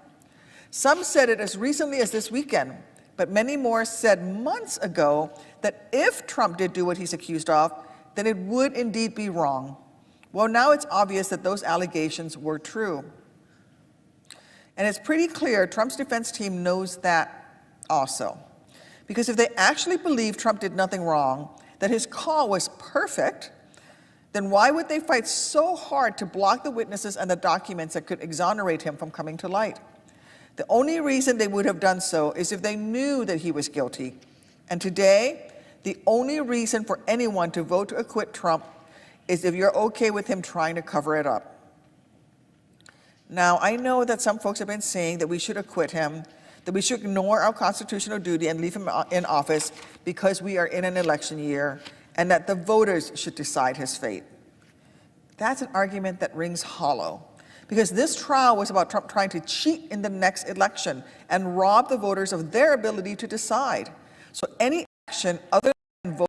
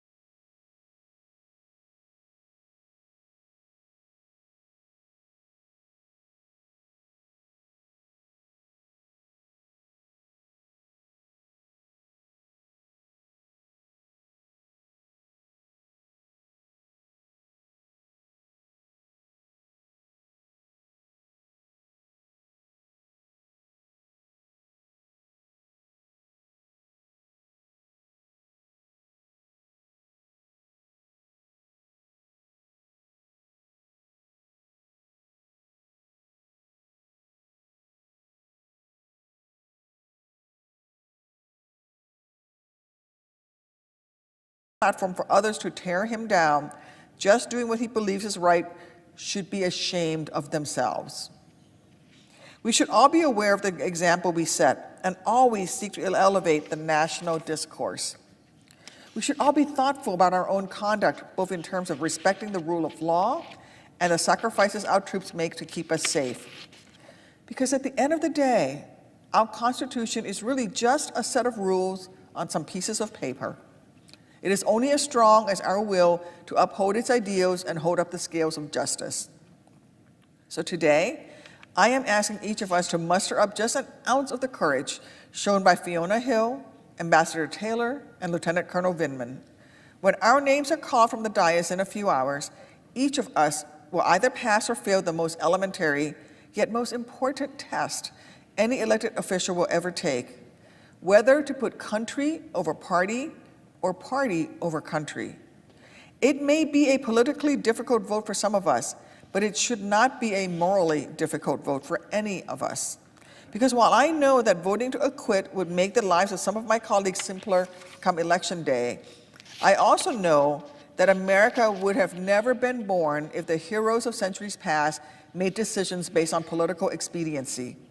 It would have been easier to keep bowing down to King George III than to push 342 chests of tea into the Boston Harbor. It would have been easier to keep paying taxes to the crown than to wage a revolution. But those patriots knew the importance of rejecting what's easy if it's in conflict with what is right. They knew that the courage of just a few could change history. So when it's time to vote this afternoon, we cannot think of political convenience. If we say abuse of power doesn't warrant removal from office today, We'd be paving the way for future presidents to do even worse tomorrow, to keep breaking the law, to keep endangering our country, one perfect call, one favor, one high crime and misdemeanor at a time. Time and again these past few months, we've heard one story about our founders, perhaps more than any other. The time that Benjamin Franklin walked out of the Independence Hall after the Constitution Convention and someone asked, "What have we got, a republic or a monarchy?" We all know what he said, "A republic, if you can keep it." Keeping it may very well come down to the 100 of us in this very chamber. We are the ones the Constitution vests with the power to hold the president accountable, and so, through our actions, we are the ones that vest the Constitution with its power. So in this moment, let's think not just of today, but of tomorrow too. And in this moment, let's remember that here, right matters, truth matters. The truth is that Donald Trump is guilty of these articles of impeachment. I will vote to do the right thing, and I hope my colleagues will as well. For the sake of tomorrow and the tomorrow after that, we must.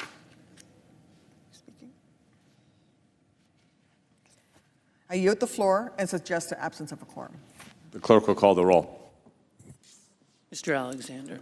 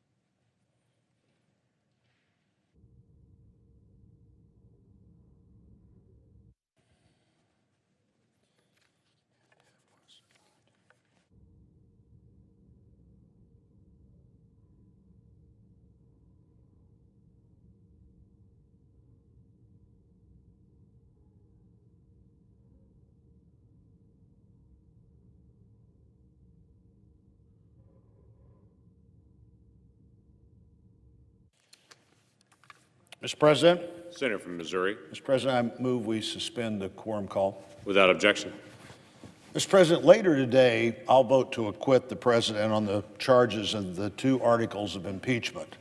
Now, a not guilty verdict, as every senator on this floor has known for some time, was always what would happen in a House-driven partisan impeachment process. Less than a year ago, the Speaker of the House said that we should not go through this process unless something was compelling, unless something was overwhelming, unless something was bipartisan. I think the Speaker was exactly right then, and I hope all future speakers look at that guidance as we think about this process of impeachment. In the first 180 years of the Constitution, individual members talked about impeachment of presidents, maybe of almost every president, but the Congress only seriously touched this topic one time. One time in 180 years, Mr. President. In the last 46 years, presidential impeachment has been before the country 3 times, and each case has been less compelling than the one before it. We don't want partisan impeachment to become an exercise that happens when one party, not the party of the president, happens to have a majority of the votes in the House of Representatives. Impeachment is fundamentally a political process. The members of the Senate meet no standards for a regular jury. The jury can override the judge. 2/3 of the Senate is necessary to remove the president. We really have no better term in the Constitution, I suppose, to use than trial. But in any classic sense, this isn't a trial. In any classic sense, a partisan impeachment isn't any kind of a real indictment. And maybe first and foremost, Mr. President, the House has to do its job. Part of that job would be to create a case that would produce a bipartisan vote on the articles in the House. And if you haven't met that standard, going back to the Speaker's standard, you should work on the case some more and then wonder if you can't meet the standard, what's wrong with the process you're going through. Part of that job is to do everything necessary to have articles of impeachment that are compelling and complete. The House has time available to it to consider impeachment as they go about their essential work. They can continue to do the work of the Congress. They have weeks, months, if they choose to have even maybe years to put a case together. They can call witnesses. They can go to court to seek testimony. They can determine if this is an impeachment question or just an oversight question. The House, Mr. President, can do lots of things, but once the Senate gets the articles of presidential impeachment, they become, for the Senate, an absolute priority. Both our rules and reality mean we can't do anything else realistically until we're done dealing with the case the House sent over. That was fundamentally what was so wrong with the House sending over a case that they said needed more work. If it needed more work, it should have had more work. Now, Mr. President, you can be for strong review of the executive, you can be for strong congressional oversight and still support the idea of executive privilege. The president has the right to unfettered advice and to know all the options. In fact, I think when you pierce that right, you begin to have advisors who may not want to give all the options to the president because it might appear they were for all the options. But the president's advisors need to see that the president understands all the options and implications of a decision. The president, by the way, another topic that came up here several times, the president determines executive policy. The staff, the assistants, that whoever else works in the executive branch doesn't determine executive policy. The president determines executive policy. The staff can put all the notes in front of the president they want to, but it's the president's decision what the policy of the administration would be. And sharing that decision with the Congress, sharing how he got to that point, or later she got to that point with that decision, is a negotiated balance. Congress says, we want to know this. The president says, no, I need to have some ability for people to give me advice that isn't all available for the Congress. So this is balanced out. And if that can't happen, if that balance can't be achieved, the judiciary decides what the balance is. The judiciary decides a question, says, you really must talk to the Congress about this, but you don't have to talk to them about the next sentence you said at that same meeting. That's the kind of balance that occurred. The idea repeatedly advanced by the House managers that the Senate, by majority vote, can decide these questions is both outrageous, Mr. President, and dangerous. The idea that the government would balance itself is frankly the miracle of the Constitution. Nobody had ever proposed until Philadelphia in 1787, one, that the basis for government was the people themselves, but two, you could have a government that was so finely balanced that it would operate and maintain itself over time. The House managers would really upend that balance. By being unwilling to take time, the House had to pursue the constitutional solution. They've decided that we don't have to worry about the Constitution to have that solution. To charge that the president's assertion of Article II rights that go back to Washington is one of the actual articles of impeachment is dangerous. The legislative branch cannot also be the judicial branch. The legislative branch can't also decide, here's the balance. Executive and legislative branch are in a fight about what should be disclosed and what shouldn't. You can't continue to have the three balances of power in our government if one of the branches can decide what the legislative branch should decide. In their haste to put this case together, the House sent the Senate the two weakest articles of impeachment possible. Presidents since Washington have been accused by some members of Congress of abuse of power. Presidents since Washington have been accused by some members of Congress of failure to cooperate with the Congress. The House managers argued against their own case. They repeatedly contended that they'd made their case completely, they'd made their case totally, they'd made their case incontrovertibly, but they wanted us to call witnesses that they'd chosen not to call. They said they'd already been in court 9 months to get the president's former White House counsel to testify and weren't done yet, but somehow they thought the Senate could get that person and others in a matter of days. These arguments have been and should have been rejected by the Senate. Today, the articles of impeachment should be and will be rejected by the Senate. Based on the Speaker's March comments, these articles should have never been sent to the Senate. They were not compelling, they were not overwhelming, they were not bipartisan, and most importantly, Mr. President, they were not necessary. One of the lessons we send today is to this House and to future Houses of Representatives, do your job, take it seriously, don't make it political. I would yield back and note the absence of quorum. Clerk will call the roll. Mr. Alexander.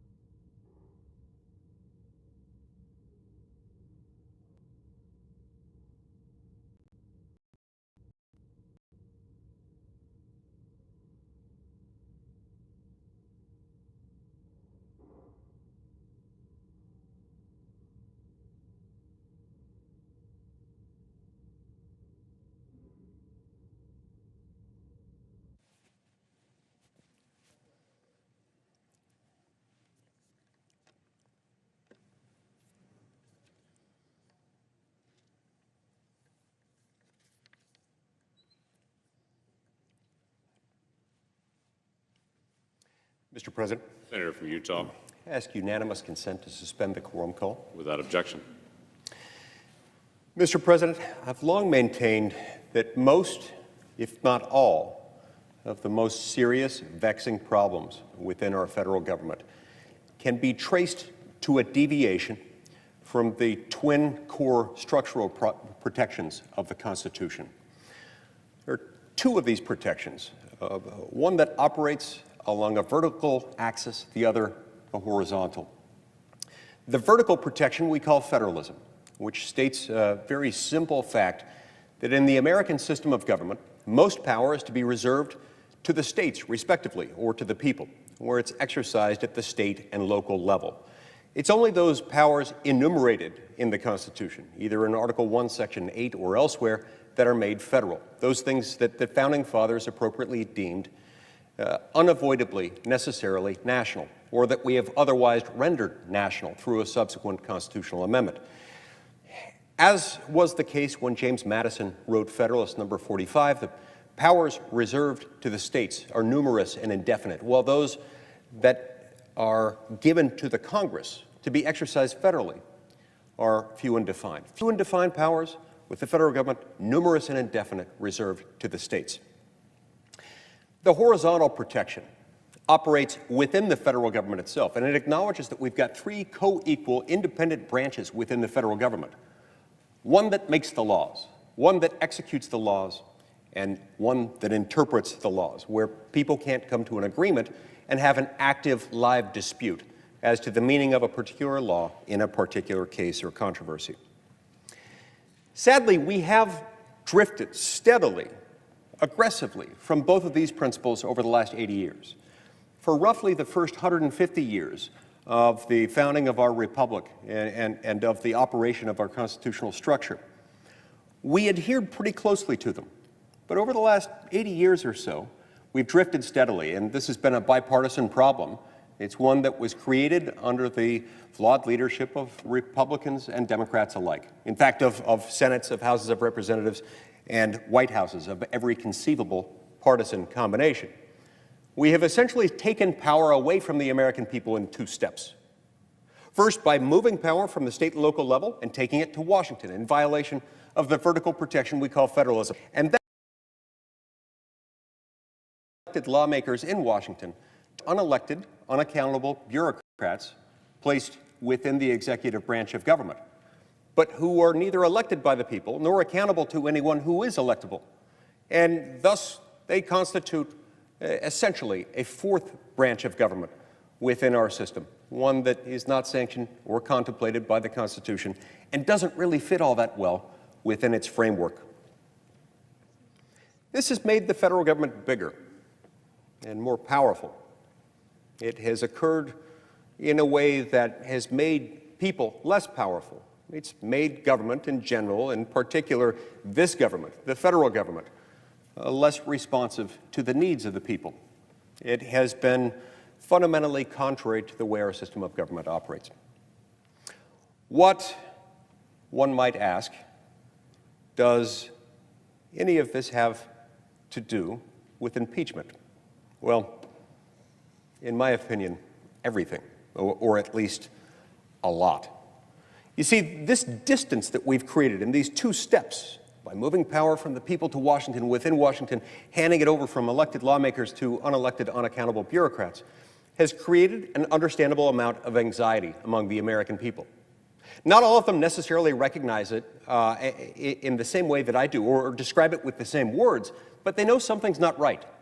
They know that when their federal government requires them to work many months out of every year just to pay their federal taxes, only to be told later it's not nearly enough and hasn't been enough for a long time, such that we've accumulated $23 trillion in debt. And when they come to understand that the federal government also imposes some $2 trillion in regulatory compliance costs on the American people, this harms the poor and middle class. It makes everything we buy more expensive. It results in diminished wages, unemployment, and underemployment. On some level, the American people feel this, they experience this, they understand it. It creates anxiety. It was that very anxiety that caused people to want to elect a different kind of leader in 2016, and they did. It was this set of circumstances that caused them to elect Donald J. Trump.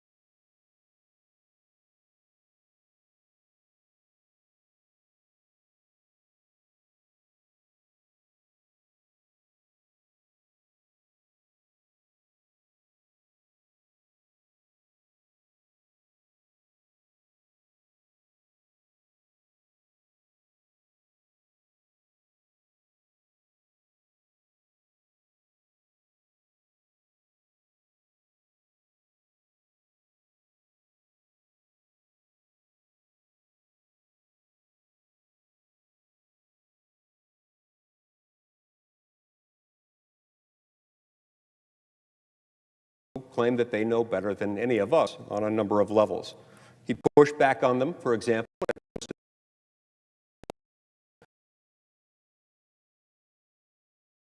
that FISA had been abused in efforts to undermine his candidacy and to infringe the rights and the privacy of the American people.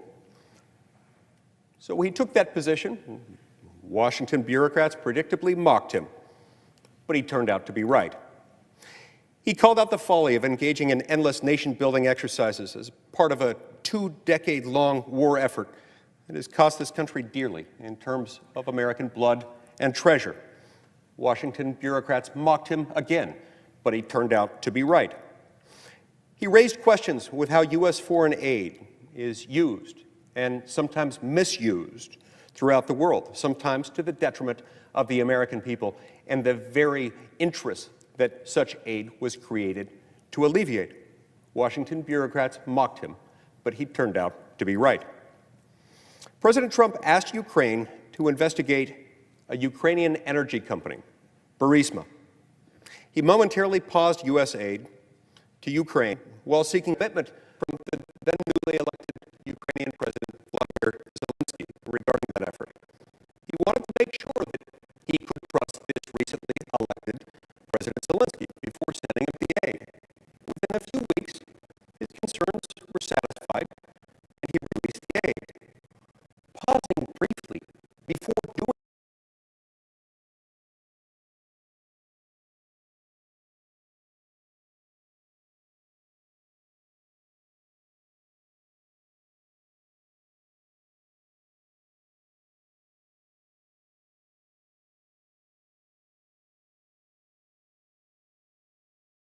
from how the American citizenry views the American government.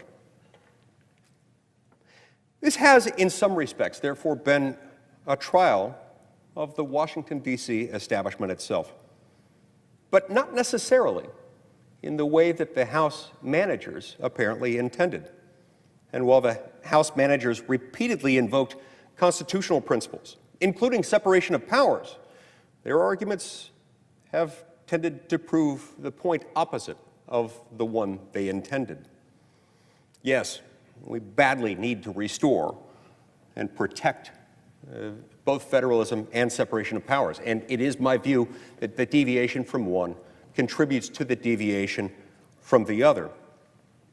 But here, in order to do that, we've got to respect the three branches of government for what they are, who leads them, how they operate, and who is accountable to whom. For them to view President Trump as somehow subservient to the career civil servant bureaucratic class that has tended to manage agencies within the federal government, including the National Security Council, the Department of Defense, the Office of Management and Budget, individuals in the White House, and individuals within the State Department, among others, is not only mischaracterizing this problem, it helps identify the precise source of this problem.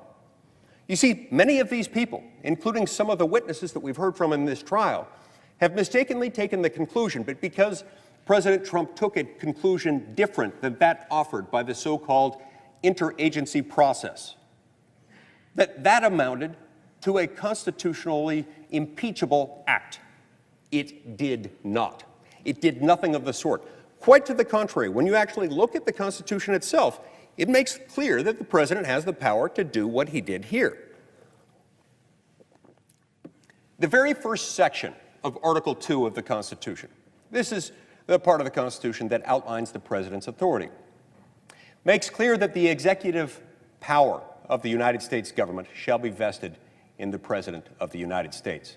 It's important to remember that there are exactly two federal officials who are elected within the executive branch of government. One is the vice president, and the other is the president.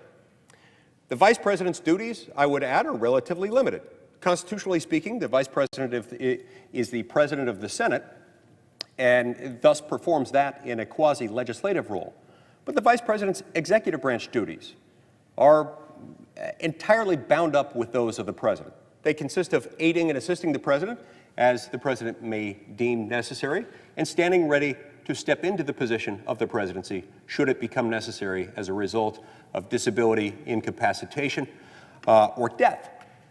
Barring that, the entire executive branch authority is bound up within the presidency itself. The president is the executive branch of government, just as the judges who sit across the street themselves amount to the capstone of the judicial branch, just as 100 senators and 435 representatives are the legislative branch. The president is the executive branch. As such, it is his prerogative within the confines of what the law allows and authorizes and otherwise provides to decide how to execute that.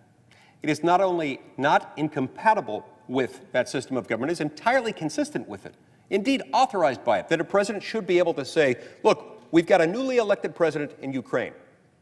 We've had long-standing allegations of corruption within Ukraine. Those allegations have been well-founded in Ukraine. No one disputes that corruption is rampant in Ukraine.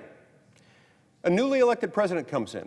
This president, or any president in the future, decides, hey, we're giving a lot of aid to this country. $391 million for the year in question. I want to make sure that I understand how that president operates. I want to establish a relationship of trust before taking a step further with that president. And so I'm going to take my time a little bit. I'm going to wait maybe a few weeks in order to make sure that we're on a sure footing there. He did that. There's nothing wrong with that.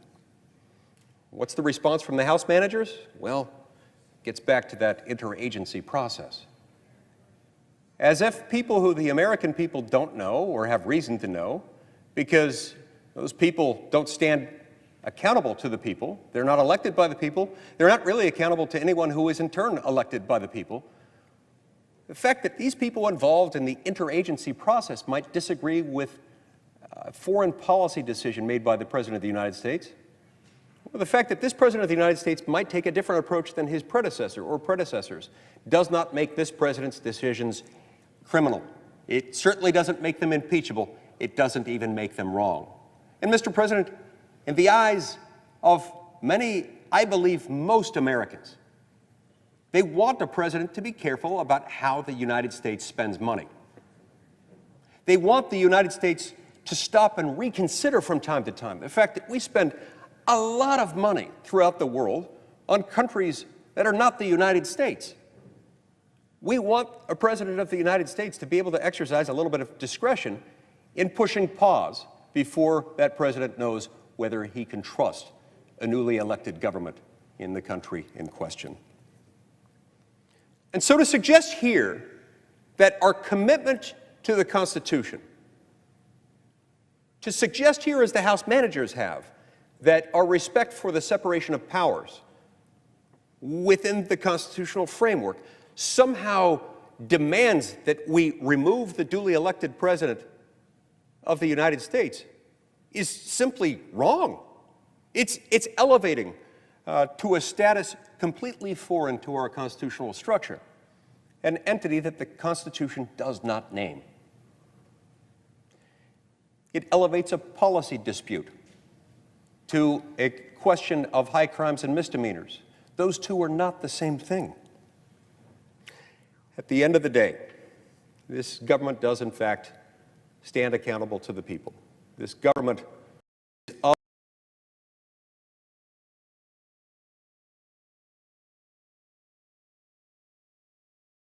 doing something the law allows you to do. Do violence to that system of government to which every single one of us has sworn an oath. We've sworn to uphold and protect and defend that.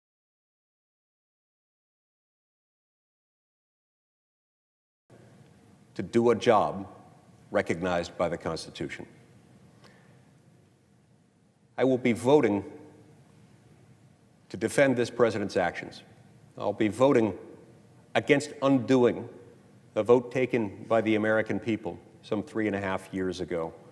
I'll be voting for the principle of freedom, for the very principles that our Constitution was designed to protect. I urge all of my colleagues to reject these deeply factually and legally flawed articles of impeachment, to vote not guilty. Mr.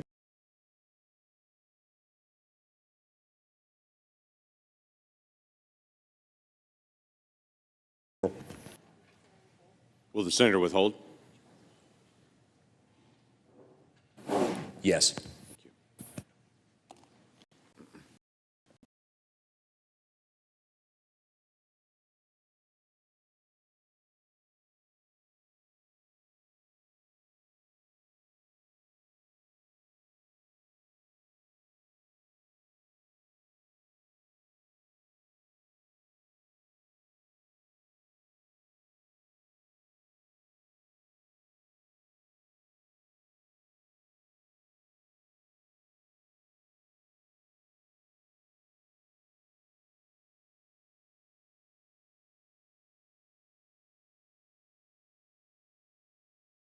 Word.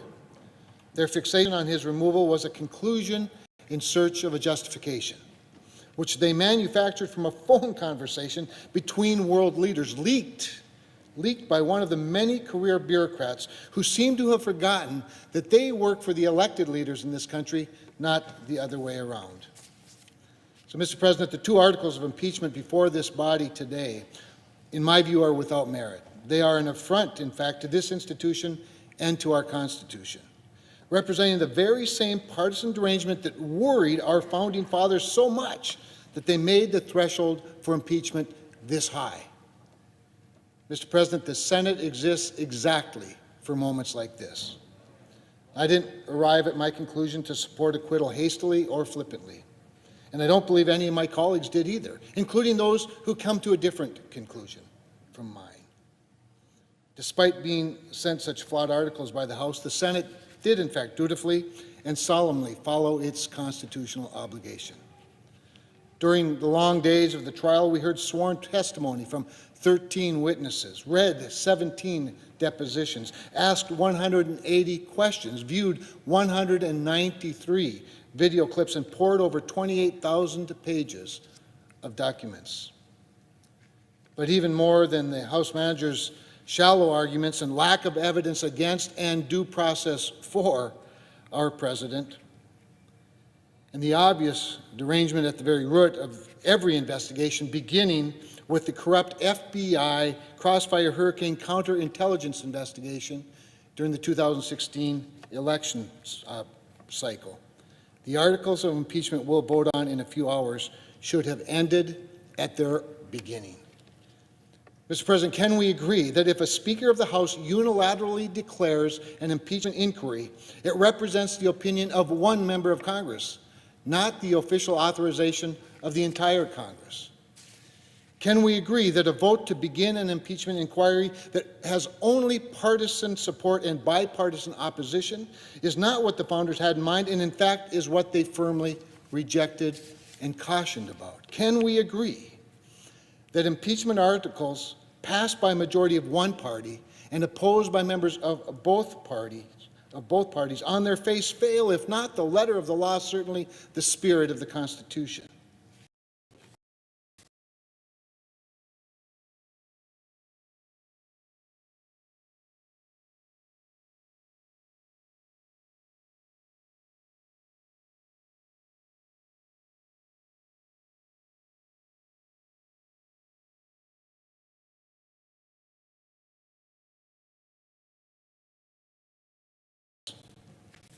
Mr. President, it's deeply concerning, and I believe we must commit to never, ever letting it happen again to the president of any political party. And that can start today. In just a few hours, the Senate will have the opportunity to cast a vote to end this whole ordeal. And in doing so, can make a statement that the threshold for undoing the will of the American people in the most recent election and undoing the will of a major political party in the upcoming election should be higher than one party's petty obsession. Mr. President, I hope my colleagues on both sides of the aisle join me in voting against these charges. But whether he's acquitted or convicted and removed, it's my prayer, as we were admonished many times throughout the last few weeks by our chaplain Black, that God's will is the one that will be done. Then we can move on to the unifying issues the American people want us to tackle. Issues like infrastructure, education, energy security and dominance, national security, and the rising cost of health care, among many others. These, Mr. President, are issues the American people care about. These are issues that North Dakotans care about. These are the issues that the people have sent us here to deal with. Let's do it together. Let's start now. I yield the floor.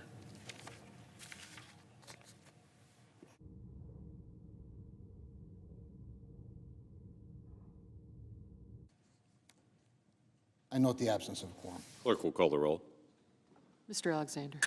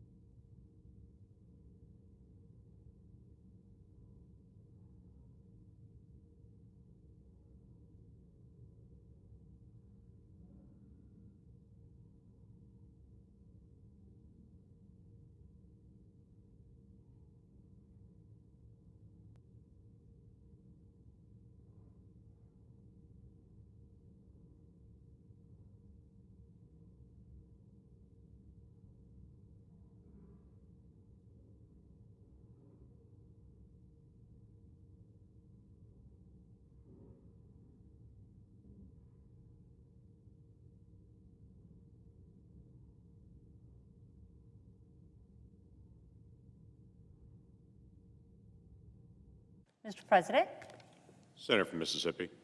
are we in a quorum call? We are. I ask with unanimous consent it be suspended. Without objection.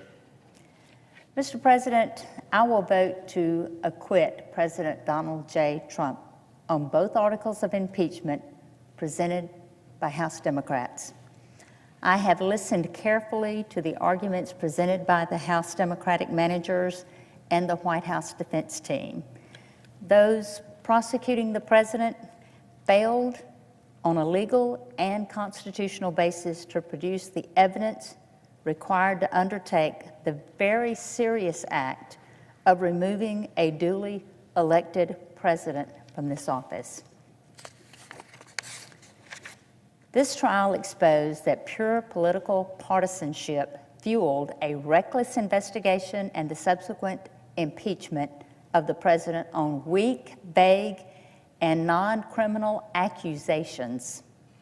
The Democrats' case, which lacked the basic standards of fairness and due process, was fabricated to fulfill their one long-held hope to impeach President Trump. We should all be concerned about the dangerous precedent and consequences of convicting any president on charges originating from strictly partisan reasons. The Founding Fathers warned against allowing impeachment to become a political weapon. In this case, House Democrats crossed that line. Rejecting the abuse of power and obstruction of Congress articles before us will affirm our belief in the impeachment standards intended by the founders. With my votes to acquit President Trump, justice will be served. The Senate has faithfully executed its constitutional duties to hear and judge the charges leveled against the president. I remain hopeful that we can finally set aside this flawed partisan investigation, prosecution, and persecution of President Trump.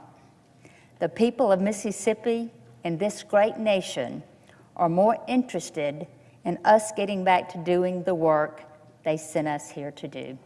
I yield my time.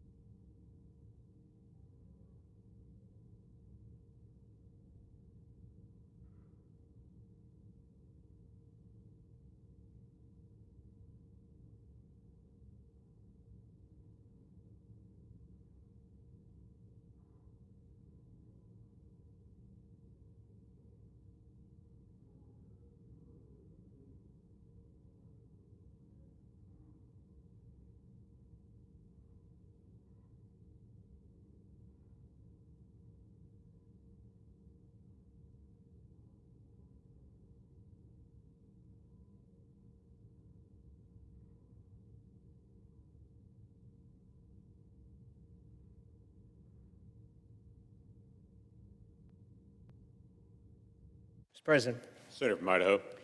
Mr. President, and fellow senators, I come to the floor today to talk about the business at hand. Obviously, it's a vote that we're going to take at 4 o'clock this afternoon. Look, we were subjected to days and days of trial here, many witnesses and witness statements and all that sort of thing. And it's incumbent upon us now as jurors to reach a conclusion, and I have done so. I come at this with a little bit of a different view than probably others. I've tried more cases probably than anyone on the floor, both as a prosecutor and in private practice. And so I watched carefully as the case was presented to us and how the case had been put together by the managers from the House. And what I learned in the many years of trial experience that I had, that the only way really to try a case and to reach where you want to get is to do it in good faith and to do it honestly. I had real trouble right at the beginning when I saw that the lead manager read a transcript purporting to be the president of a transcript of the president's phone call that's been an issue here, and it was falsified. And it was falsified knowingly, willfully, and intentionally. So as a result of that, when they walked through the door and wanted to present their case, there was a strike there already, and I put it in that perspective. How the case unfolded after that was stunning because I've never seen a case succeed the way they put the case together. They put the case together by taking every fact that they wanted to make fly and put it only in the best light without showing the other side, but more importantly, intentionally excluding evidence. And of course, this whole thing centered around witness statements that the president had somehow threatened or pressured the president of Ukraine to do what he was going to do. That simply wasn't the case. The transcript didn't say that. Now, admittedly, they had a witness that had gone around saying that, and they called every person he told to tell us that that was the situation. The problem was it was hearsay, and there's a good reason why they don't allow hearsay in a court of law. And that is, it simply wasn't true. When the person who was spreading that rumor actually talked to the president about it, the president got angry and said, "That's not true, I would never do that." They never told us that. And once the tape was shown, the House manager spent days putting together that proposition for us, and the president's counsel dismantled that in about an hour and did so really quickly. And as a result of that, simply from a factual basis, it is my opinion that the prosecution in this case did not meet its burden. Now, much has been said about witnesses and how they did this and what have you. Look, the Constitution is crystal clear. It gives the House absolute, total, 100% control of impeachment, that is the investigation and the vote on it. It gives us the same thing, but on the trial basis. The thing I think was surprising to me is they came over here and tried to tell us how to do their job. I suspect they in the House would feel the exact same way about it if we went over there and told them how they should impeach. They came over here and told us about how we should do witnesses and all that sort of thing. They had every opportunity to prepare the case. It was totally in their hands. They had as much time as they wanted to, and they simply didn't do it. So in that respect, I also found that it was short.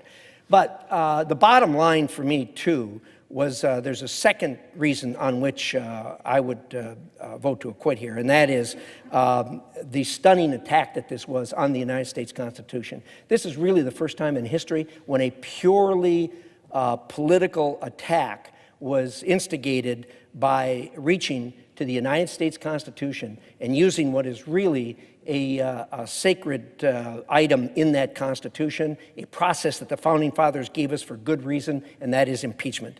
It was not intended to be used as a political bludgeon. It simply wasn't. We had in front of us the Federalist Papers, and we had the debates of the Constitutional Convention, and really the one silver lining that came out of this was it underscored again for us the genius of the Founding Fathers giving us three branches of government. Not just three branches of government, but three branches of government that had distinct lanes in which they operated, and most importantly, indicating that they were separate but equal. And they wanted not a parliamentary system like they had looked at from Britain, with a head of state that was a that was a prime minister that could be removed and changed, as happens all around the world today. They gave us a unique system with 3 branches of government. So the Founding Fathers were very clear. They debated the question of what should it take to get rid of the head of state, and they concluded that the second branch of government couldn't be a strong branch of government if indeed the president could be removed, as a prime minister could be removed simply by Congress getting unhappy with his policies or disagreeing with him. And so as a result of that, they did give us impeachment, and it is a unique process. They were very clear that it was supposed to be used only in very extreme circumstances and not just simply because of a political disagreement or a policy disagreement. And that's exactly what happened here.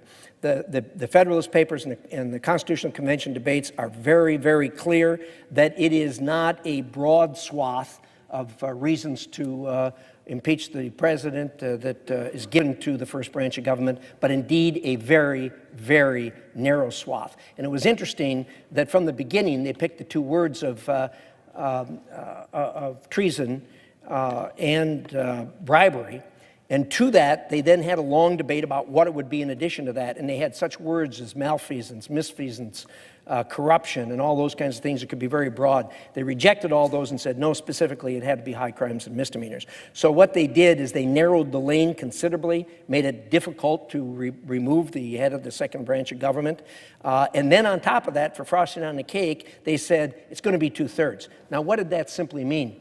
They knew that human beings being the way they are, that human beings that were involved in political process and political parties would reach to get rid of a political enemy using everything they could. And so they wanted to see that that didn't happen with impeachment. And so, as a result of that,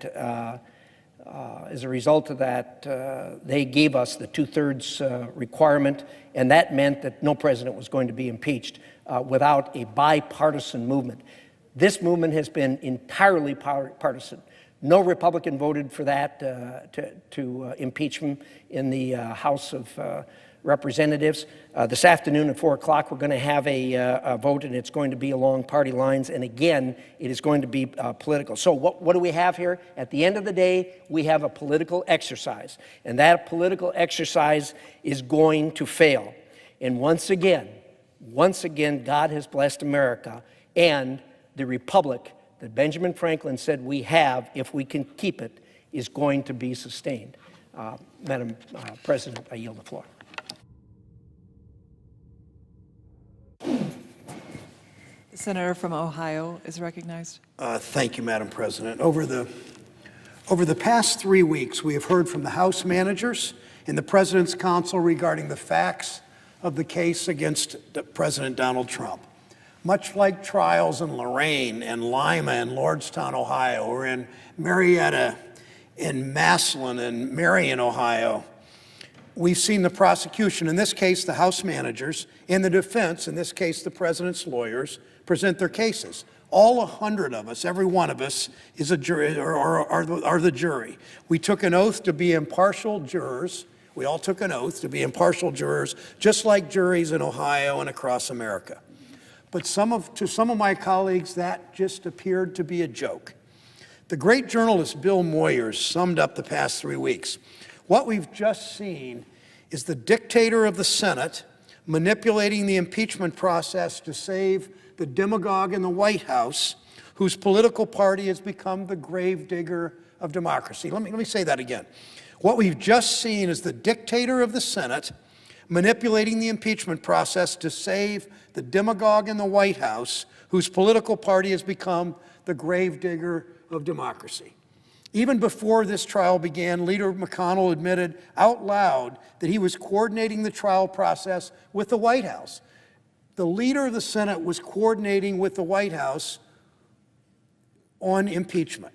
I challenge him to show me one trial in my state of Ohio or his state of Kentucky where the jury coordinated with the defense lawyers. In a fair trial, the defense and prosecution would have been able to introduce evidence, to call witnesses, to listen to testimony. Every other impeachment procedure in the Senate for 250 years had witnesses. Some of them had dozens. We had zero. Leader McConnell rushed this trial through. He turned off cameras in this body so that the American public couldn't see the whole process. He restricted reporter access. We know reporters all roam the halls to talk to members of the House and Senate. He restricted access there. He twisted arms to make sure every Republican voted with him to block witnesses. He didn't get a couple of them, but he had enough to protect himself. The public already sees through it. This is a sham trial. I said from the beginning that I would keep an open mind. If there are witnesses who would exonerate the president, the American people need to hear from them. Over the course of this trial, we heard mounting, overwhelming evidence that President Trump did something that not even Richard Nixon ever did. He extorted a foreign leader. He fired a career Foreign Service officer for rooting out corruption. He put his own presidential campaign above our collective national security. The president said, this is just hearsay. But he and the Republican leader, together with 51 of 53 Republican senators, blocked every single potential witness we wanted to call. We knew there were witnesses. The president says it was hearsay. We knew there were witnesses who were in the room with President Trump. We didn't get to hear from them. We didn't hear from Ambassador Bolton. We didn't hear from Interim Chief of Staff Mulvaney. We didn't hear from Secretary Pompeo. The Republican leader denied the American people the chance to hear all of them testify under oath. We've seen more information come to light each day, which builds on the pattern of facts laid out in great detail by the House managers. We've now heard tape recordings of the President of the United States telling associates to get rid of U.S. Ambassador Yovanovitch, a public servant who devoted her life to fighting corruption and promoting American ideals in foreign policy throughout her long, distinguished career at the State Department. With her removed from the post, it appears the president thought he would be able to compel our ally Ukraine to investigate President Trump's political opponent.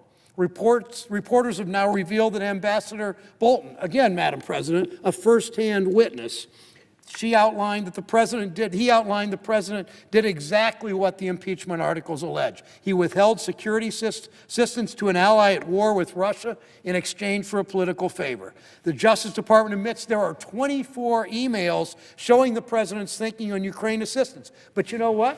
Senator McConnell down the hall won't allow us to see any of these 24 emails. Make no mistake, the full truth is going to come out. The presiding officer, my colleagues on the other side of the aisle, they're all going to be embarrassed because they covered this up. It wasn't just the president and the vice president and Secretary Pompeo and Chief of Staff Mulvaney. It was 51 Republican United States senators, including the presiding officer, who's a new member of this body, who covered up this evidence. It'll come out this week, it'll come out this month, this year, the year after that, for decades to come. And when the full truth comes out, we'll be judged by our children and grandchildren. Without additional witnesses, we must judge based on the facts presented. The House managers made a clear, compelling case. In the middle of a war with Russia, the president froze $400 million in security assistance to Ukraine. He wanted an investigation into his 2020 political opponent. He refused a critical meeting with President Zelensky in the Oval Office. These actions don't promote our national security, the rule of law. They promote Donald Trump personally in his campaign. We know the president extorted President Zelensky. He asked the leader of a foreign government to help him. That's a definition of an abuse of power. That's why we have no choice but to convict this president of abusing his office. All of us know this. To acquit would set a clear, dangerous precedent. You abuse your office?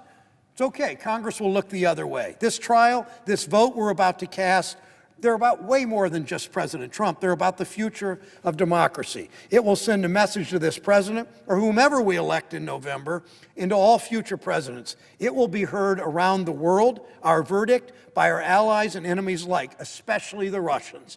Are we going to roll out the welcome mat to our adversaries to interfere in our elections? Are we going to give a green light to the President of the United States to base our country's foreign policy not on our collective agreed on national security or that of our allies, like Ukraine, but on the president's personal political campaign? These are the issues at stake. If we don't hold this president accountable for his abuse of office, if no one in his own party, if no one on this side of the aisle, no one has the backbone to stand up and say stop, there is no question it'll get worse. How do I know that? I've heard it from a number of my Republican colleagues, when privately they'll tell me, yes, we are concerned about what the president's going to do if he's exonerated. I was particularly appalled by the words of Mr. Dershowitz. He said if a president does something which he believes will help him get elected in the public interest, that can't be the quid pro quo that results in impeachment. Think about that for a moment. If the president thinks it's okay, he thinks it's going to help his election, and he thinks his election is in the public interest, then it's okay. The president can break any law, can funnel taxpayer money towards his re-election, can turn the arm of the state against his political enemies, and not be held accountable. That's what this claim comes down to. Remember the words of Richard Nixon. When the president does it, that means it's not illegal. Our country rejected that argument during Watergate. We had a Republican Party with principle in those days, and senators with backbone, and they told that president to resign because nobody's above the state, nobody's above the law. If we have a president that can turn the office of the presidency and the entire executive branch into his own political campaign operation, God help us. My colleagues think I'm exaggerating. We don't have the option to vote in favor of some arguments made during the trial and not others. Mr. Dershowitz's words will live forever in the historical record. If they're allowed to stand aside a not guilty verdict, make no mistake, they'll be used as precedent by future aspiring autocrats. In the words of House Manager Schiff, that way madness lies. I know some of my colleagues agree this sets a dangerous precedent. Some of you have admitted to me that you're troubled by the president's behavior. You know he's reckless. You know he lies. You know what he did was wrong. And I have heard Republican after Republican senator tell me that privately. If you acknowledge that, if you've said it to me, if you said it to your family, if you said it to your staff, if you just said it to yourself, I implore you, we have no choice but to vote to convict. What are my colleagues afraid of? I think about the word of Adam Schiff in this chamber on Tuesday. If you find that the House has proved its case and still vote to acquit, if you still vote to acquit, your name will be tied to his with a cord of steel and for all of history. Your name will be tied to his with a cord of steel and for all of history. So I ask my colleagues again, what are you afraid of? One of our American fundamental values, we have no kings, no nobility, no oligarchs, no matter how rich, no matter how powerful, no matter how much money you give to Mitch McConnell's super PAC, everyone can and should be held accountable. I hope my colleagues remember that. I hope they'll choose courage over fear. I hope they'll choose country over party. I hope they'll join me in holding this president accountable to the American people we all took an oath to serve. We know this. Americans are watching. They will not forget. I will close with quoting again Bill Moyers, the longtime journalist. What we've just seen is the dictator of the Senate manipulating the impeachment process to save the demagogue in the White House whose political party has become the grave digger of democracy.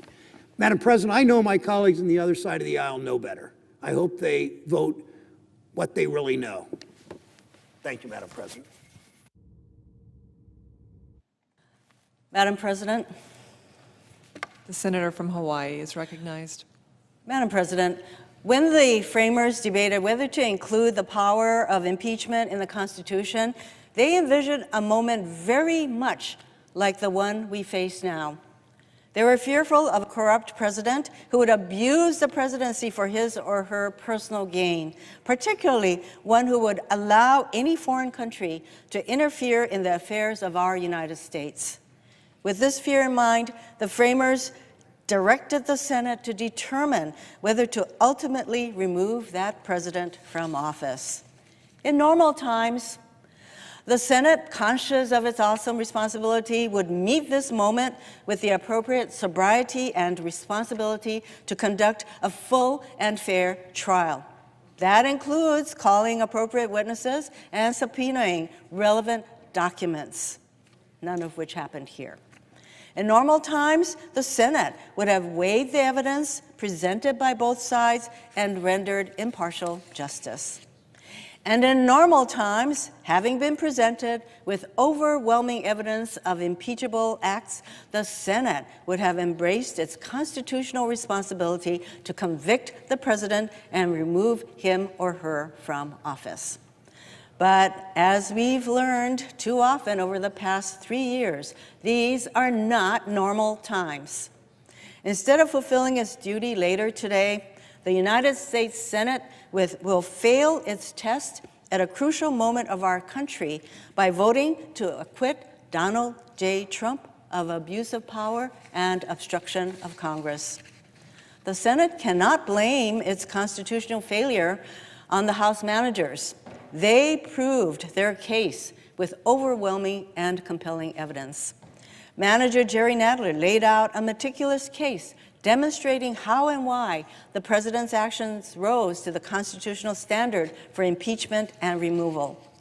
Manager Hakeem Jeffries explained how Donald Trump directly pressured the Ukrainian leader to commence phony political investigations as part of his effort to cheat and solicit foreign interference in the 2020 election. Manager Val Demings walked us through the evidence of how Donald Trump used $391 million of taxpayer money to pressure Ukraine to announce politically motivated investigations. She concluded, this is enough to prove extortion in court. Manager Sylvia Garcia showed us how Donald Trump's demand for investigations was purely for his personal political benefit. She debunked the conspiracy theories the president's counsel raised against former Vice President Joe Biden, Donald Trump's political rival and the true target of his corrupt scheme. Manager Jason Crow described vividly the human costs of withholding aid from Ukrainian troops fighting a hot war against Russia. Manager Adam Schiff tied together the evidence of Donald Trump's abuse of power, the most serious of impeachable offenses, and one that includes extortion and bribery. And Manager Zoe Lofgren used her extensive experience to provide perspective on Donald Trump's unprecedented, unilateral, and complete obstruction of Congress to cover up his corrupt scheme. She is the only member of Congress to be involved in 3 presidential impeachments. The president's lawyers could not refute the House's case. Instead, they ultimately resorted to the argument that even accepting the facts as presented by the House managers, Donald Trump's conduct is not impeachable. It's what I've called the "he did it, so what" argument. Many of my Republican colleagues are using the "so what" argument to justify their votes to let the president off the hook. And yet, the senior senator from Tennessee said, I think he shouldn't have done it. I think it was wrong. He said it was inappropriate and improper, crossing a line. But he refused to hold the president accountable, arguing that the voters should decide. The junior senator from Iowa said, the president has a lot of latitude to do what he wants to do, but he did it maybe in the wrong manner. She also said that whether you like what the president did or not, the charges didn't rise to the level of an impeachable offense. The junior senator from Ohio called the president's actions wrong and inappropriate, but said they did not rise to the level of removing a duly elected president from office and taking him off the ballot in the middle of an election.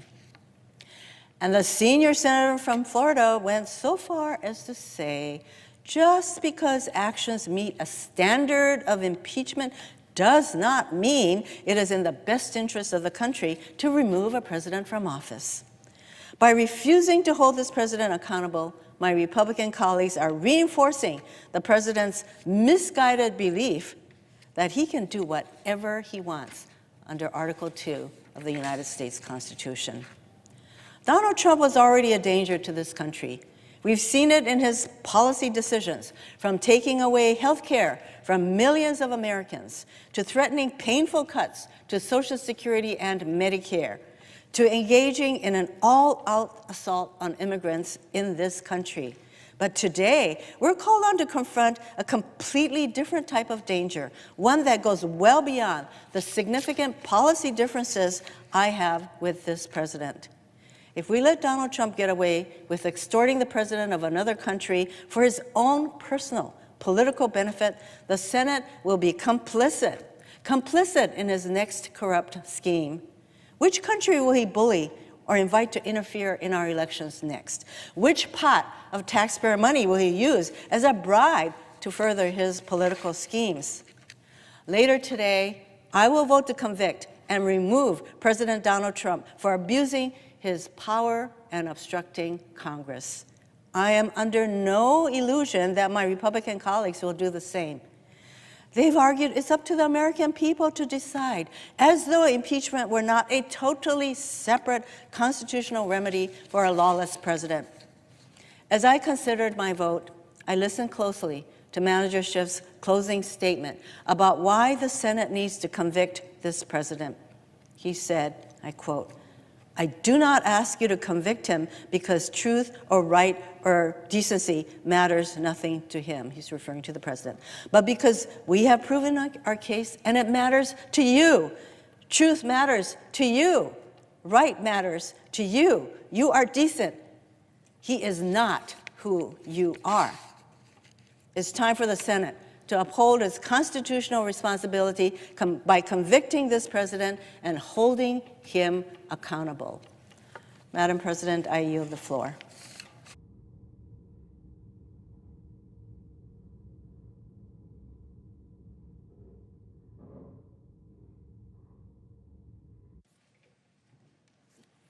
Madam President. The senator from Colorado is recognized. Thank you, Madam President. When I was in the second grade, which I did twice because I was dyslexic, so I don't know which year of the second grade it was, but one of those 2 years, we were asked to line up in order of whose family had been here the longest period of time and whose family had been here the shortest period of time. And I turned out to be the answer to both of those questions. My father's family went all the way back to the Mayflower, and my mom's family were Polish Jews who survived the Holocaust. They didn't leave Warsaw because my grandfather had a large family he didn't want to leave behind. And in the event, everybody was killed in the war except my mom, her parents, and an aunt. And they lived in Warsaw for 2 years after the war. Then they went to Stockholm for a year. They went to Mexico City for a year, of all places. And then they came to the United States, the one place in the world they could rebuild their shattered lives, and they did rebuild their shattered lives. My mom was the only person in the family who could speak any English. She registered herself in the New York City public schools. She graduated from Hunter College High School. She went on to graduate from Wellesley College in Massachusetts in one generation. My grandparents rebuilt the business they had lost during the war. And I knew from them how important this symbol of America was to people struggling all over the world. Their joy, they'd been through some of the worst events in human history, and their joy of being Americans was completely unadulterated. I've met many immigrants across this country, and I still haven't met anybody with a stronger accent than my grandparents had, and I have never met anybody who were greater patriots than they were. And they understood how important the idea of America was, not because we were perfect, exactly the opposite of that, because we were imperfect.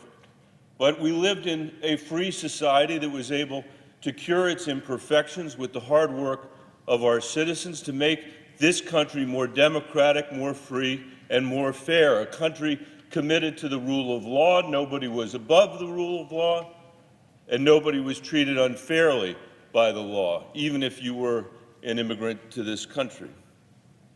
From my dad's example, I learned something really different. He might interest some people around here to know he was a staffer in the Senate for many years. And I actually grew up coming here on Saturday mornings, throwing paper airplanes around the hallways of the Dirksen building and the Russell building. And he worked here at a very different time in the Senate.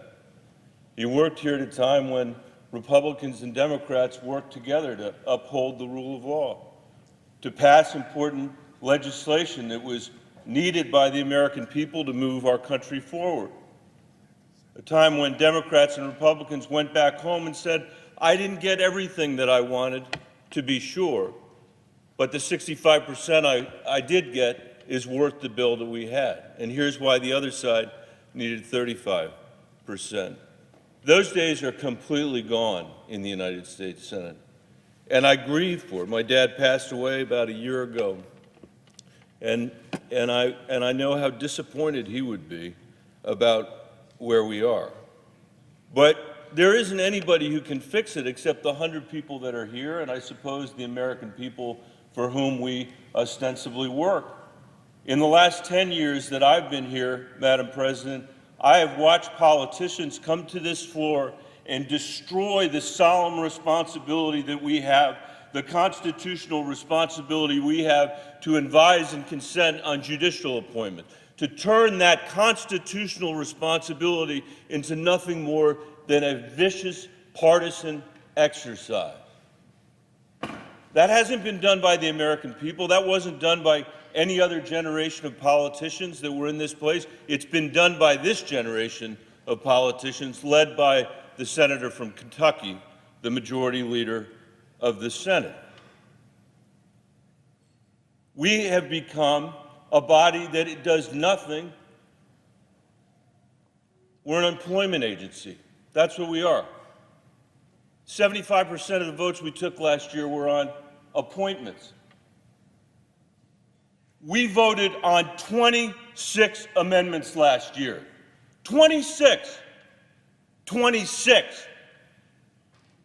In the world's greatest deliberative body, we passed 8 amendments in a year. Pathetic. We didn't consider any of the major issues that the American people are confronting in their lives. Not a single one. 10 years of town halls with people saying to me, Michael, we are killing ourselves, and we can't afford housing, health care, higher education, or early childhood education. We cannot save. We can't live a middle-class life. We think our kids are going to live a more diminished life than we do. What does the United States Senate do? Cut taxes for rich people. We don't have time to do anything else around here. And now, when we are the only body on planet Earth charged with the responsibility of dealing with the guilt or innocence of this president, we can't even bring ourselves to have witnesses and evidence as part of a fair trial.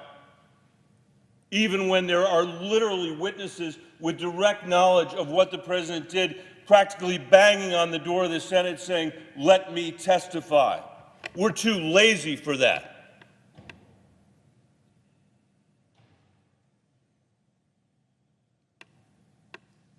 The reality is we're too broken for that. We are too broken for that. And we have failed in our duty to the American people. Hamilton said in Federalist 65 that in an impeachment trial, we were the inquisitors for the people, the Senate. We would be the inquisitors for the people. How can you be the inquisitors for the people when you don't even dignify the process with evidence and with witnesses? Madam President, I often have school kids come visit me here in the Senate, which I really enjoy because I used to be the superintendent of the Denver Public Schools.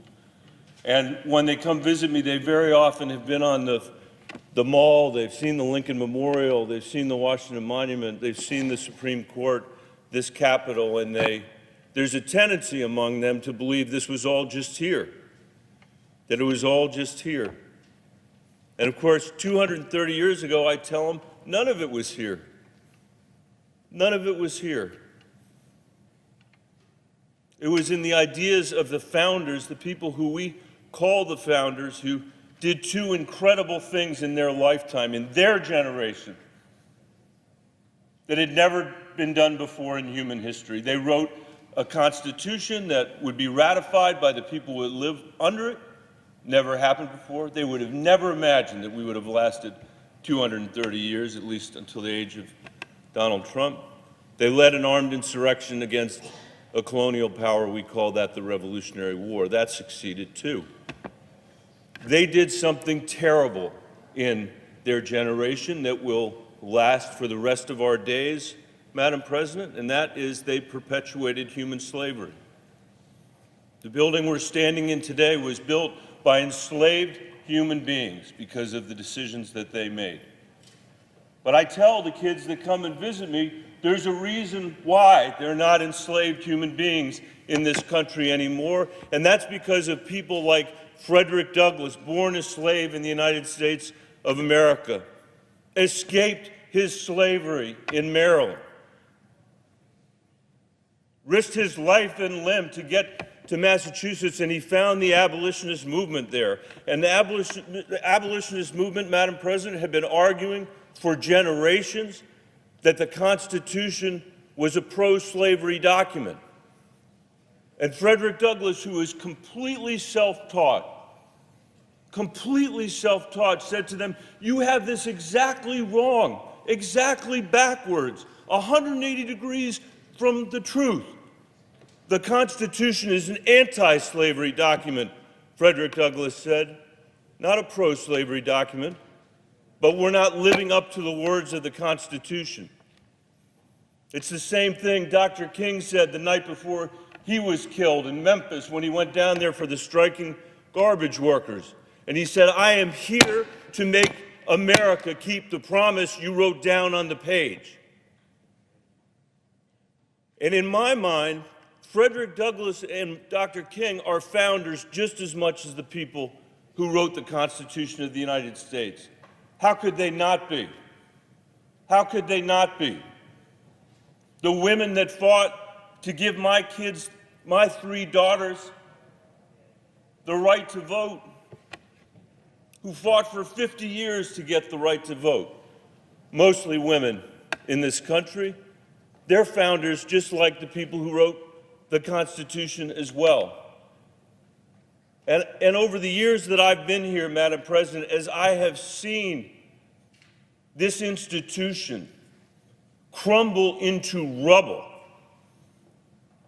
this institution become incapable of addressing the most existential questions of our time that the next generation cannot address. They can't fix their own school.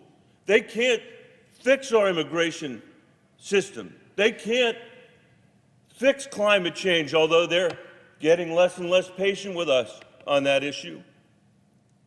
But what I've come to conclude is that the responsibility of all of us, not just senators, but all of us as citizens in a democratic republic, 230 years after the founding of this republic, is the responsibility of a founder. That it's that elevated a sense of what a citizen is required to do in a republic to sustain that republic. And I think that's the right way to think about it. It gives you a sense of what's really at stake beyond the headlines on the cable television at night, and certainly in the social media feeds that divide us minute to minute in our political life today. And the Senate has clearly failed that standard. We have clearly failed that standard. The idea that we would turn our back, close our eyes to evidence pounding on the outside of the doors of this Capitol is pitiful. It is disgraceful. And it will be a stain on this body for all time.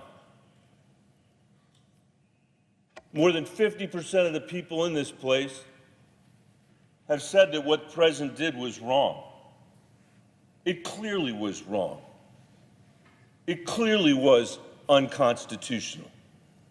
It clearly was impeachable. What president would run for office saying to the American people, I'm going to try to extort a foreign power for my own electoral interest to interfere in our elections. It is exactly the kind of conduct that the impeachment clause was written for. It is a textbook case of why the impeachment clause exists. But even if you don't agree with me that he should have been convicted or that he should be convicted, I don't know how anybody in this body goes home and faces their constituents and say, we wouldn't even look at the evidence. And so I say to the American people, our democracy is very much at risk. I'm not one of those people who believes that Donald Trump is the source of all of our problems. I think he's made matters much worse, to be sure. But he is a symptom of our problem.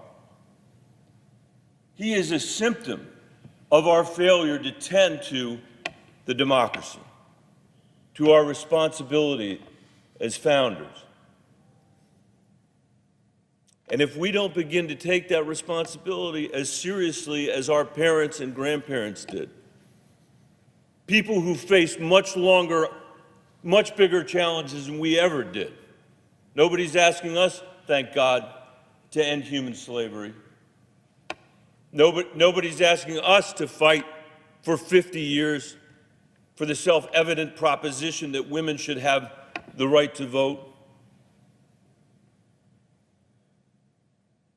We're not marching in Selma,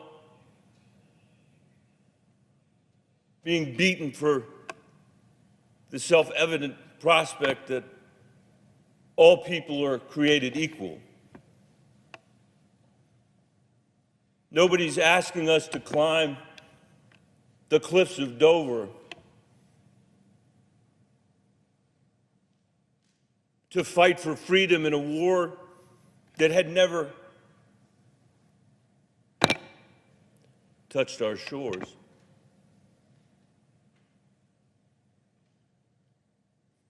But we are being asked to save the democracy. And we're going to fail that test today in the United States Senate.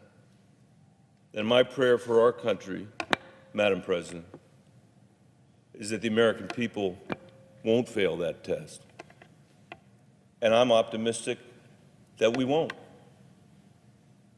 We have never failed it before, and I don't think we'll fail it in our time. Madam President, I yield the floor.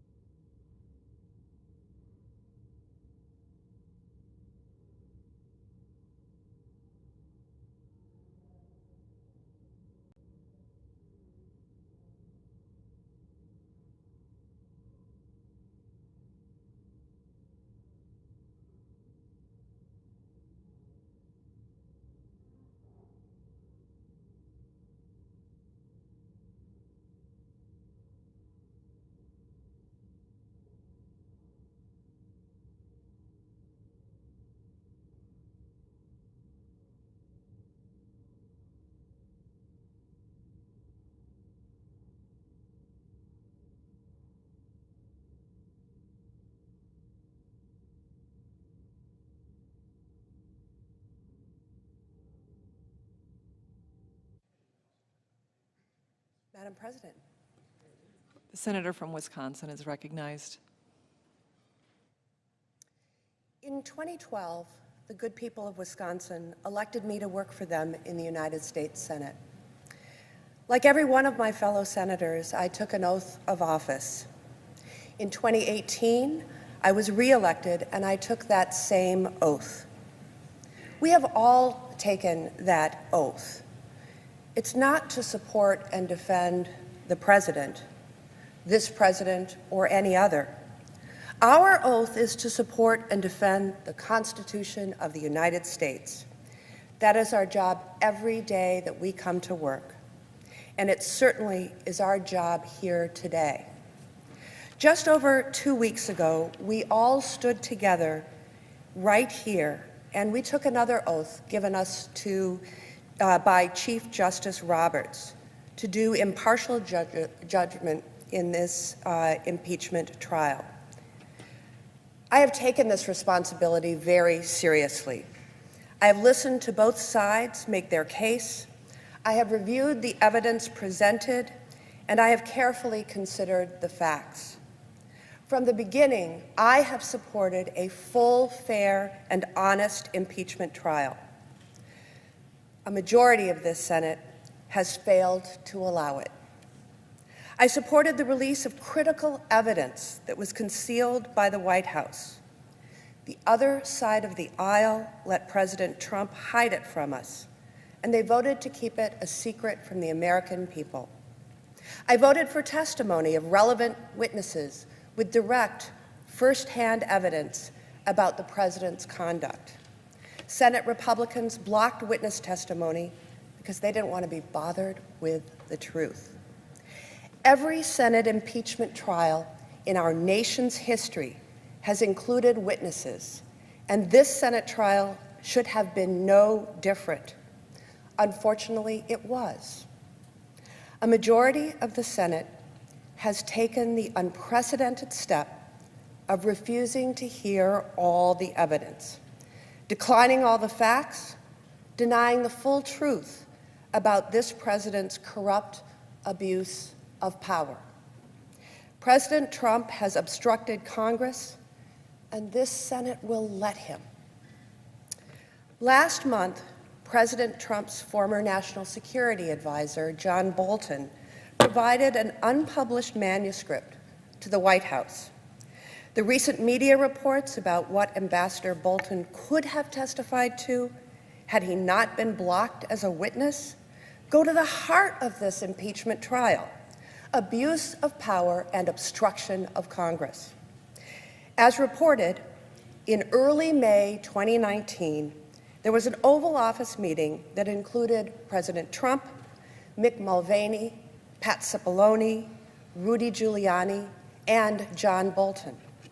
According to Mr. Bolton, the president directed him to help with his pressure campaign to solicit assistance from Ukraine, to pursue investigations that would not only benefit President Trump politically, but would act to exonerate Russia from their interference in our 2016 elections. Several weeks later, the U.S. Department of Defense certified the release of military aid to Ukraine, concluding that they had taken substantial actions to decrease corruption. This was part of the security assistance we approved in Congress with bipartisan support to help Ukraine fight Russian aggression. However, President Trump blocked it and covered it up from Congress. On July 25th, 2019, as President Trump was withholding this support for Ukraine, he had a telephone call with Ukrainian President Zelensky. Based on a White House call summary memo that was released 2 months later, we all know the president put his own political interests ahead of our national security and the integrity of our elections. Based on the clear and convincing evidence presented in this trial, we know President Trump used American taxpayer dollars and security assistance for Ukraine to get them to interfere in our elections to help him politically.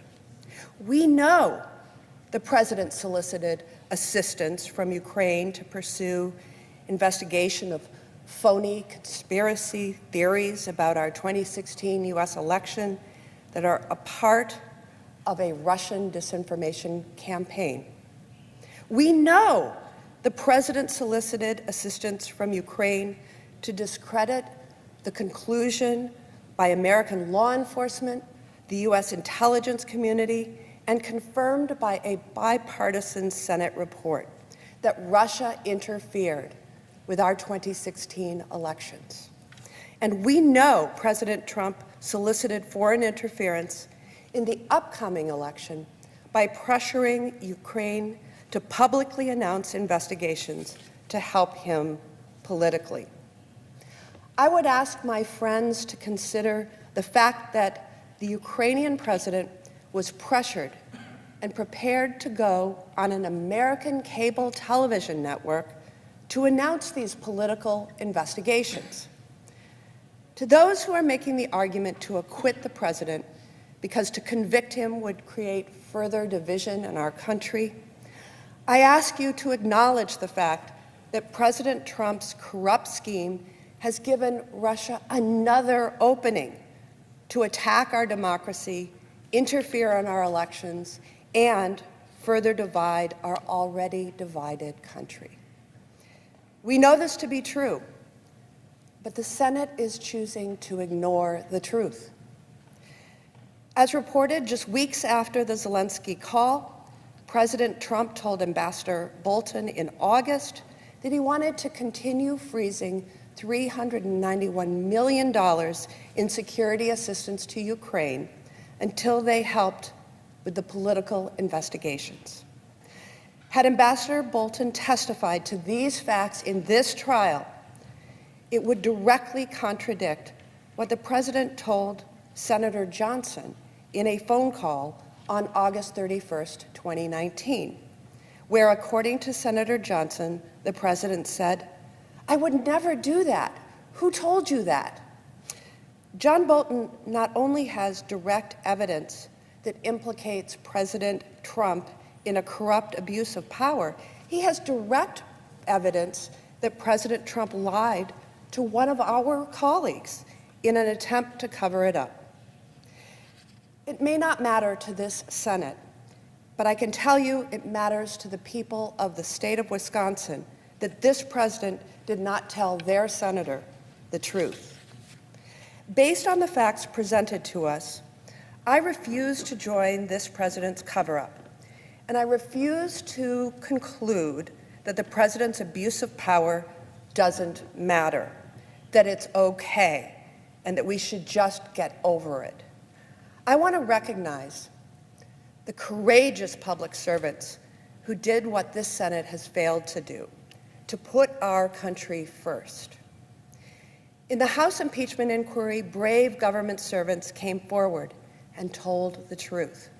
They put their jobs on the line, and instead of inspiring us to do our duty, to do our job, they have faced character assassination from this president, the White House, and some of my colleagues here in the Senate. It is a disgrace to this institution that they were treated as anything less than the patriots that they are.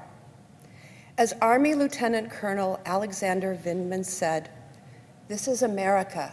Here, right matters." My judgment is inspired by these words, and I am guided to my commitment to put country before party and our Constitution first. My vote on the president's abuse of power and obstruction of Congress is a vote to uphold my oath of office and to support and defend the Constitution.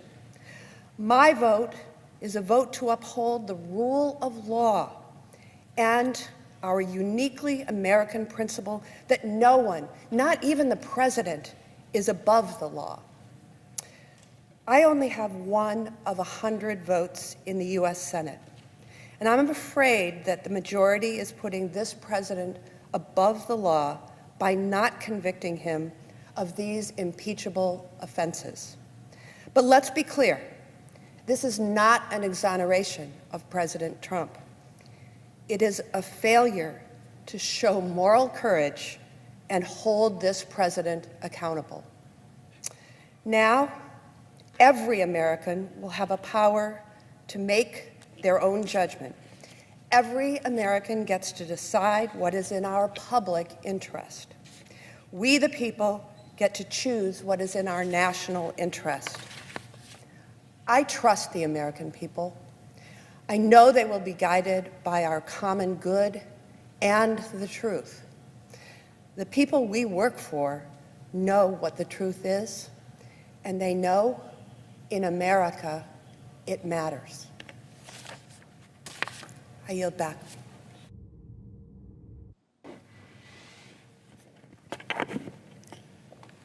Madam President. The senator from Connecticut is recognized. Thank you, Madam President. Madam President, it's important to remind ourselves at moments like this how unnatural and uncommon democracy really is. Just think of all the important forums in your life. Think about your workplace, your family, your favorite sports team. None of them makes decisions by democratic vote.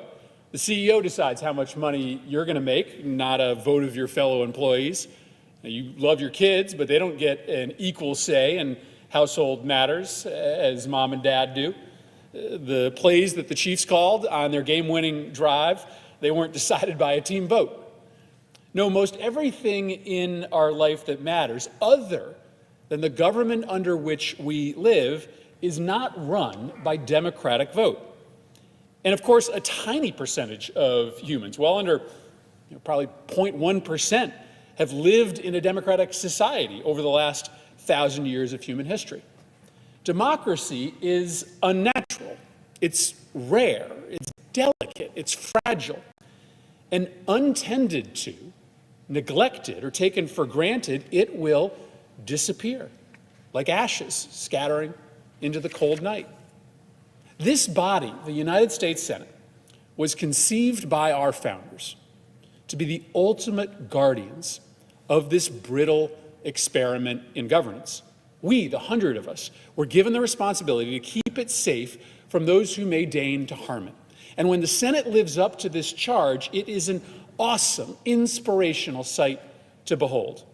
Now, I was born 3 weeks after Alexander Butterfield revealed the existence of a taping system in the White House that likely held evidence of President Nixon's crimes. And I was born 1 week after the Senate Watergate Committee, in a bipartisan vote, ordered Nixon to turn over several key tapes. Now, my parents were Republicans. My mom still is a Republican. And over the years, they've voted for a lot of Democrats and Republicans. They raised me in the shadow of Watergate to understand that what mattered in politics wasn't really someone's party. It was whether you were honest and decent, if you were pursuing office for the right reasons. In the year I was born, this Senate watched a president betray the nation. And this Senate, both Democrats and Republicans, stood together to protect the country from this betrayal. This is exactly what our founders envisioned when they gave the Congress the massive responsibility of the impeachment power. They said use it sparingly, use it not to settle political scores, but use it when a president has strayed from the bonds of decency and propriety. The founders wanted Congress to save the country from bad men who would try to use the awesome power of the executive branch to enrich themselves or to win office illicitly. And I grew up under the belief that when those bad men presented themselves, this place had the ability to put aside party and work to protect our fragile democracy from attack. And this attack on our republic that we are debating today, left unchecked, is potentially lethal. The one sacred covenant that an American president makes with the governed is to use the massive power of the executive branch for the good of the country, not for personal, financial, or political benefit. The difference between a democracy and a tin pot dictatorship is that here we don't allow presidents to use the official levers of power to destroy political opponents. But that's exactly what President Trump did. And we all know it. Even Republicans who are going to vote to acquit him today admit that. And if you think that our endorsement through acquittal won't have an impact, then just look at Rudy Giuliani's trip to Ukraine in December, in the middle of the impeachment process. He went back looking for more dirt, and the president was ringing him up to get the details before Giuliani's plane even hit the gate. The corruption hasn't stopped. It's ongoing. And if this is the new normal, the new means by which a president can consolidate power and try to destroy political opponents, then we are no longer living in America. What happened here over the last 2 weeks is as much a corruption as Trump's scheme was. This trial was simply an extension of Trump's crimes. No documents, no witnesses, the first ever impeachment trial in the Senate without either. John Bolton practically begging to come here and tell his firsthand account of the president's corruption, denied, just to make sure that voters can't hear his story in time for them to be able to pressure their senators prior to an impeachment vote. This was a show trial, a gift-wrapped present for a grateful party leader. We became complicit in the very attacks on democracy that this body is supposed to guard against. We have failed to protect the republic. And what's so interesting to me is that it's not like Republicans didn't see this moment coming. In fact, many of my colleagues across the aisle literally predicted it. Prior to the president's election, here's what Republican senators said about Donald Trump. One said, he is shallow, he is ill-prepared to be commander-in-chief. I think he's crazy. I think he's unfit for office.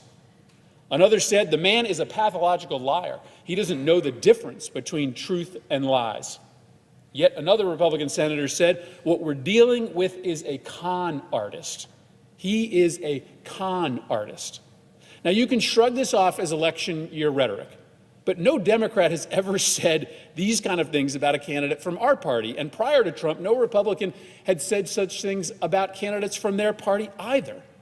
The truth is, Republicans, before Trump became the head of their party, knew exactly how dangerous he was and how dangerous he would be if he won. They knew he was the archetype of that bad man that the founders intended the Senate to protect democracy from. But today, that responsibility seems to no longer retain a position of primacy in this body. Today, the rule of law doesn't seem to come first. Today, our commitment to upholding decency and truth and honor is not the priority. Today, in the modern Senate, all that seems to matter is party. What is different about this impeachment is not that Democrats have chosen to make it partisan. It is that Republicans have chosen to excuse their party's president's conduct in a way that they would not have done and did not do 45 years ago. That's what makes this moment exceptional. Now, Congressman Schiff rightly challenged Democrats in his closing argument to think about what we would do if a president of our party ever committed the same kind of offense that Donald Trump has. I think it was a very wise query, and one that we as Democrats should not be so quick on the trigger to answer self-righteously. Would we have the courage to stand up to our base, to our political supporters, to vote to remove a Democratic president who had chosen to trade away the safety of the nation for political help? It would not be easy. No, the easy thing to do would be to just do what's happening today, to box our ears, close our eyes, and just hope the corruption goes away. And so I've thought a lot about this question over these past 2 days, and I've come to the conclusion that, at least for me, I would hold the Democrat to the same standard. I would vote to remove. But I admit to some level of doubt, and I think that I need to be honest about that, because the pressures today to put party first are real on both sides of the aisle, and they are much more acute today than they were during Watergate. It's with that reality as context that I prepare to vote today. I believe that the president's crimes are worthy of removal. I will vote to convict on both articles of impeachment. But I know that something is rotten in the state of Denmark. Ours is an institution built to put country above party. And today, we are doing often the opposite. I believe within the cult of personality that has become the Trump presidency, the disease is more acute and more perilous to the nation's health on the Republican side of the ledger. But I admit that this affliction has spread to all corners of this chamber. If we are to survive as a democracy, a fragile, delicate, constantly in need of tending democracy, then this Senate needs to figure out a way after today to reorder our incentive system and recalibrate our faiths so that the health of one party never, ever again comes before the health of our nation. I yield back. President. Senator from Utah. Thank you, Mr. President. The Constitution is at the foundation of our republic's success, and we each strive not to lose sight of our promise to defend it. The Constitution established the vehicle of impeachment that has occupied both houses of our Congress these many days. We have labored to faithfully execute our responsibilities to it. We have arrived at different judgments, but I hope we respect each other's good faith. The allegations made in the articles of impeachment are very serious. As a senator juror, I swore an oath before God to exercise impartial justice. I am profoundly religious. My faith is at the heart of who I am.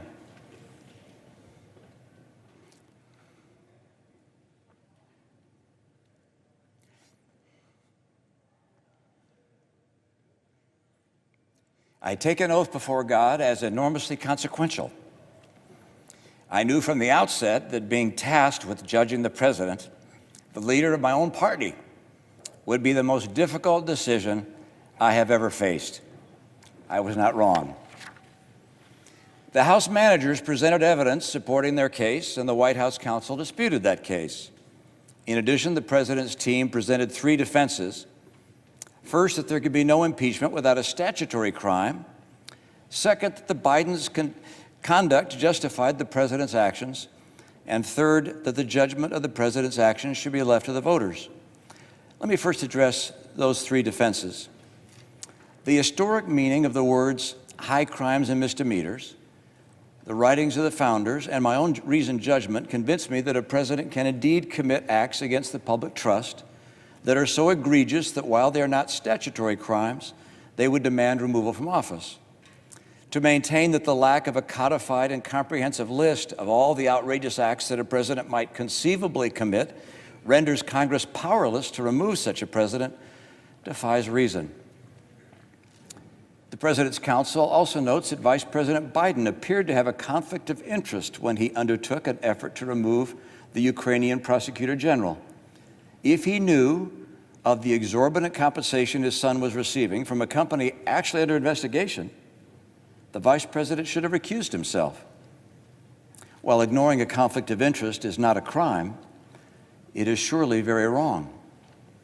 With regards to Hunter Biden, taking excessive advantage of his father's name is unsavory, but also not a crime.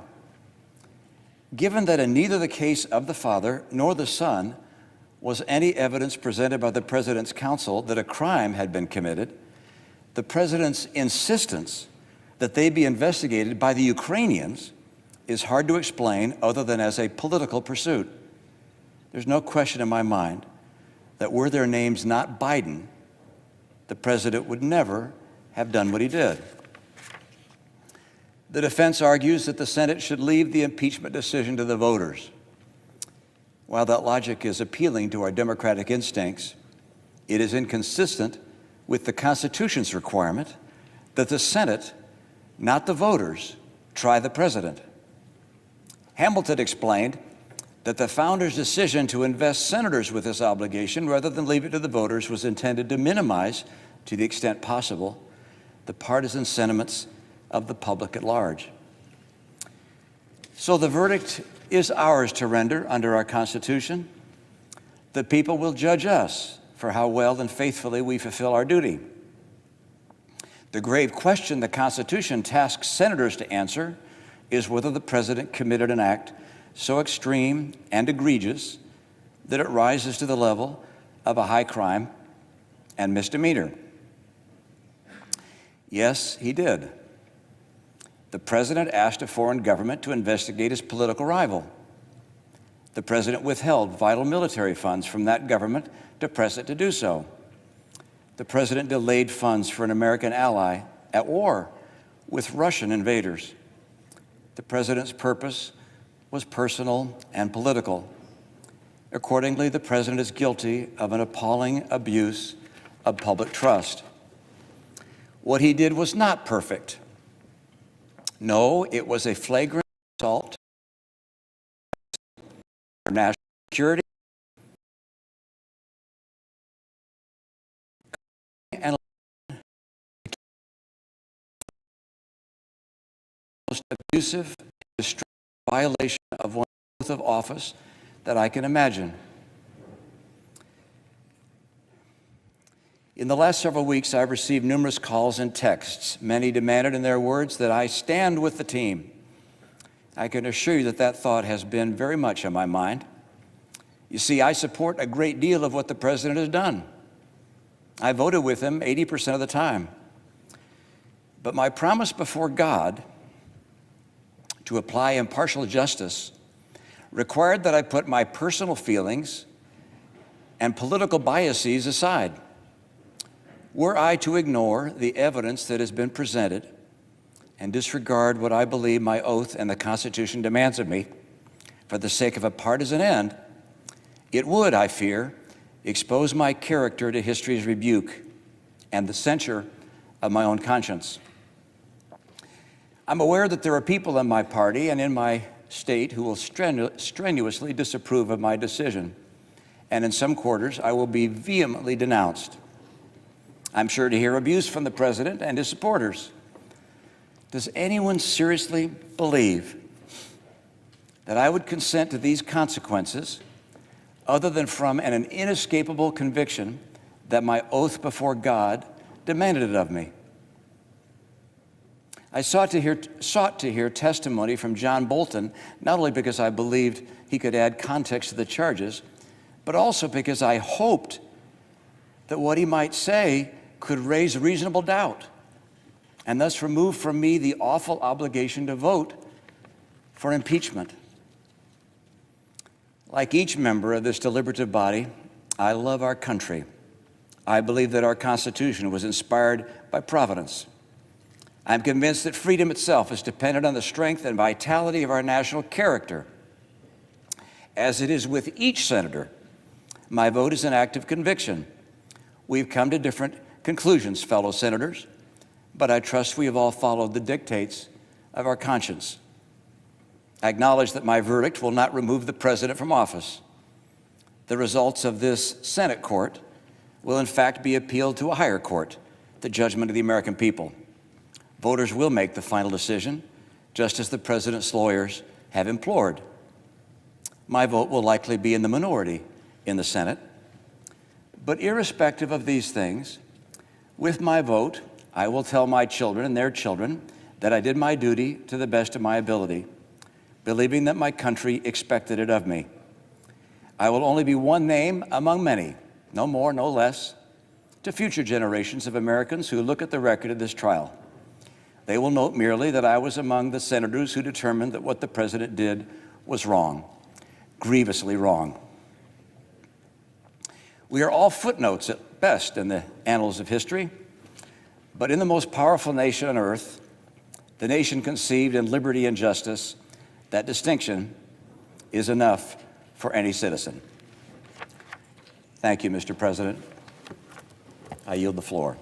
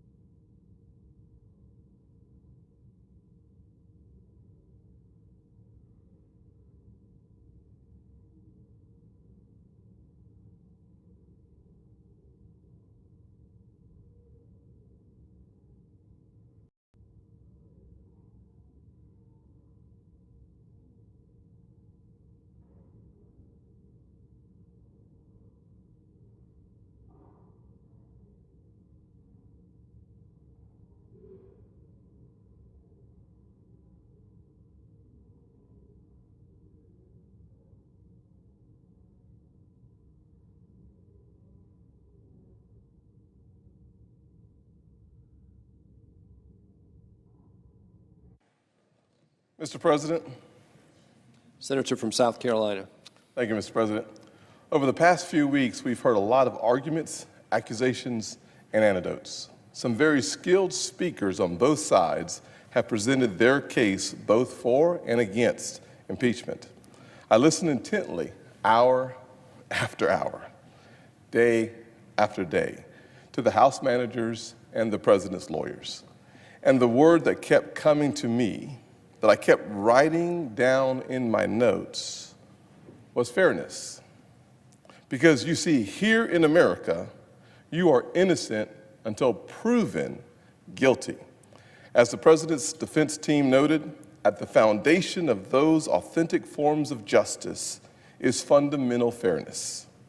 It's playing by the rules. It's why we don't allow deflated footballs or stealing signs from the field. Rules are rules. They're there to be followed. You can create all the rhetorical imagery in the world, but without the facts to prove guilt, it doesn't mean a thing. They can say the president cannot be trusted, but without proving why he can't be trusted, their words are just empty political attacks. You can speak of David versus Goliath, but if you were the one trying to subvert the presumption of innocence, if you are the one to will facts into existence, you are not David. You have become Goliath. Our job here in the Senate is to ensure a fair trial based on the evidence gathered by the House. I've been accused, as have many of my colleagues, of not wanting that fair trial. The exact opposite is true. We have ensured a fair trial in the Senate after House Democrats abused historical precedents in their zeal to impeach a president they simply do not like. During prior impeachment proceedings in the last 50 years, lasting around 75 days or so in the House, the opposing party has allowed witnesses and the ability to cross-examine. This time, House Republicans were locked out of the first 71 of 78 days. Let me say that differently.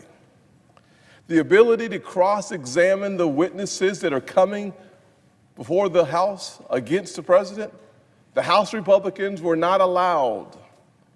The president's team was not allowed to cross-examine those witnesses. The ability to contradict and or to cross-examine or have a conversation about the evidence at the foundation of the trial, White House counsel, Republicans, not allowed. Think about the concept of due process. The House Republicans, the president's team, not allowed 71 of 78 days in the House. This is not a fair process. Does that sound fair to you? Democrats began talking about impeachment within months of President Trump's election and have made it clear that their number one goal, perhaps their only goal, has been to remove him from office. Does that sound fair to you? They've said, we're going to impeach, use an expletive. They've said, we have to impeach him, otherwise he's going to win the election. Now that might be the transparency we've been looking for in this process. The real root or the foundation of why we found ourselves here for 60 hours of testimony. It might be because, as they said themselves, if we don't impeach him, he might just win. What an amazing thought that the American people and not members of Congress would decide the presidency of the United States. What a novel concept that the House managers and Congress would not remove his name from the ballot in 2020, but we would allow the American people to decide the fate of this president and of the presidency. They don't get it. They don't understand that the American people should be and are the final arbiters of what happens. They want to make not only the president vulnerable, but they want to make Republican senators vulnerable so that they can control the majority in the United States Senate. Because the facts are not winning for them. The facts are winning for us. Because when you look at the facts, they're not their facts and our facts. They are just the facts. But what I've learned from watching the House managers, very convincing they were for the first day.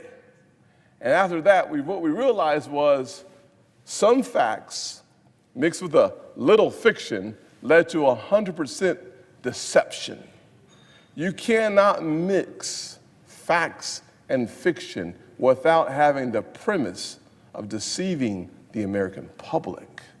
And that's what we saw here in our chambers. And why is that the case? Well, it's simple.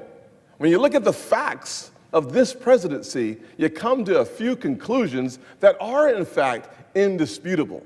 One of those conclusions is that our economy is booming. And it's not simply booming from the top. It's actually, when you start looking into the crosstabs, as I like to say, what you find is that the bottom 20% are seeing increases that the top 20% are not seeing. So this economy is working for the most vulnerable Americans, and that's challenging to our friends on the other side. When you think about the fact that the Opportunity Zone legislation supported by this president is bringing $67 billion of private sector dollars into the most vulnerable communities, that is challenging to the other side. But those two are facts. When you think about the essence of criminal justice reform and making communities safer and having a fairer justice system for those who are incarcerated, that is challenging to the other side. But it is indeed a fact driven home by the Republican Party and President Donald John Trump. And these facts do have consequences, just like elections. And our friends on the other side, unfortunately, decided that if they could not beat them at the poll, give Congress an opportunity to, in fact, impeach the president. My friends on the left simply don't want a fair process. This process has lacked fairness. Instead, they paint their efforts as fighting on behalf of democracy when, in fact, they are just working on behalf of Democrats. That's not fair. It's not what the American people deserve. House managers said over and over again, the Senate had to protect our nation's free and fair elections, but they are seeking to overturn a fairly won election with absurd charges. The House manager said over and over again that the Senate has to allow new witnesses so as to make the Senate trial fair. But they didn't bother with the notion of fairness when they were in charge in the House.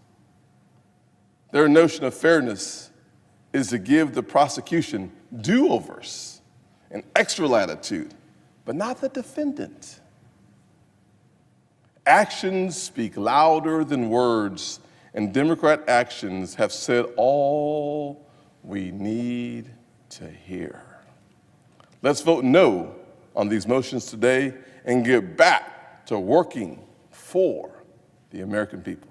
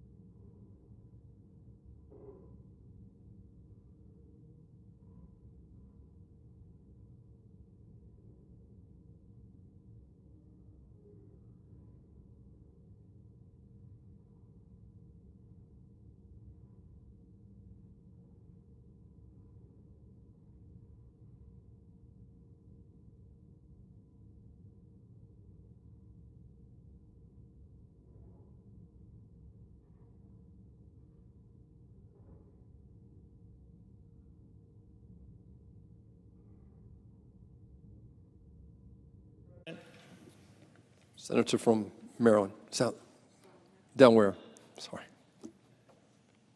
Mr. President, the last time this body, the last time the Senate debated the fate of a presidency in the context of impeachment, the legendary senator from West Virginia, Robert Byrd, rose and said, "I think my country sinks beneath the yoke. It weeps, it bleeds, and each new day a gash is added to her wounds." Our country today, as then, is in pain. We are deeply divided. And most days, it seems to me that we here are the ones wielding the shiv, not the salve. The founders gave this Senate the sole power to try impeachment because, as Alexander Hamilton wrote, where else than in the Senate could have been found a tribunal sufficiently dignified or sufficiently independent?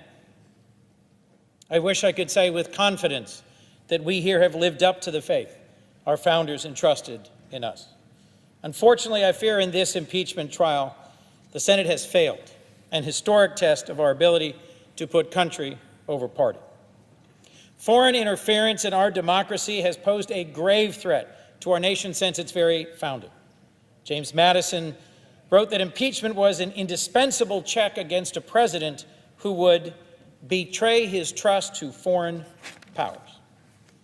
The threat of foreign interference remains grave and real to this day. It is indisputable that Russia attacked our 2016 election, interfered in it broadly, and President Trump's own FBI director and director of national intelligence have warned us they are intent on interfering in our election this coming fall. So to my Republican colleagues, I have frankly found it difficult to understand why you would continue to so fervently support a president who has repeatedly and publicly invited foreign interference in our elections. During his 2016 campaign, Donald Trump looked straight into the cameras at a press conference and said, and I quote, "Russia, if you're listening, I hope you're able to find Secretary Clinton's 30,000 emails." We now know with certainty that Russian military intelligence hackers first attempted to break into Secretary Clinton's office servers for the first time that very day. Throughout his campaign, President Trump praised the publication of emails that Russian hackers had stolen from his political opponent, and he mercilessly attacked former FBI Director Robert Mueller throughout his investigation into the 2016 election and allegations of Russian interference. Now we know, following this trial, that the day after Special Counsel Mueller testified about his investigation to this Congress, President Trump, on a phone call with the president of Ukraine, asked for a favor. He asked President Zelensky to announce an investigation of his chief political rival, former Vice President Joe Biden. And he asked for an investigation into a Russian conspiracy theory about that DNC server. In the weeks and the months since, he has repeated that Ukraine should investigate his political opponents and that China should as well. During the trial here, after the House managers and President's counsel made their presentations, senators had the opportunity to ask questions. I asked a question of the President's lawyers about a sentence in their own trial brief, one that stated, quote, "Congress has forbidden foreigners' involvement in American elections." I simply asked whether the President's own attorneys believe their client, President Trump, agrees with that statement, and they refused to confirm that he does. And how could they, when he has repeatedly invited and solicited foreign interference in our elections? So to my colleagues, do you doubt that President Trump did what he's accused of? Do you doubt he would do it again? Do you think for even one moment he would refuse the help of foreign agents to smear any one of us if he thought it was in his best political interests? And I have to ask, what becomes of our democracy when elections become a no-holds-barred blood sport, when our foreign adversaries become our allies, and when Americans of the opposing party become our enemies? Throughout this trial, I have listened to the arguments of the House managers prosecuting the case against President Trump and of the arguments of counsel defending the president. I engaged with colleagues on both sides of the aisle and listened to their positions. The President's counsel have warned us of danger in partisan impeachments. They've cautioned that abuse of power, the first article, is a difficult standard to define. They've expressed deep concern about an impeachment conducted on the brink of our next presidential election. I understand those concerns and even share some of them.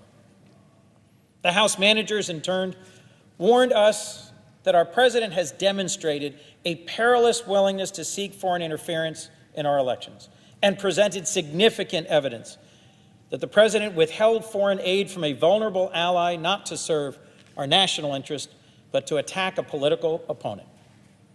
And they demonstrated the president has categorically obstructed congressional investigations to cover up his misconduct. These are serious dangers, too.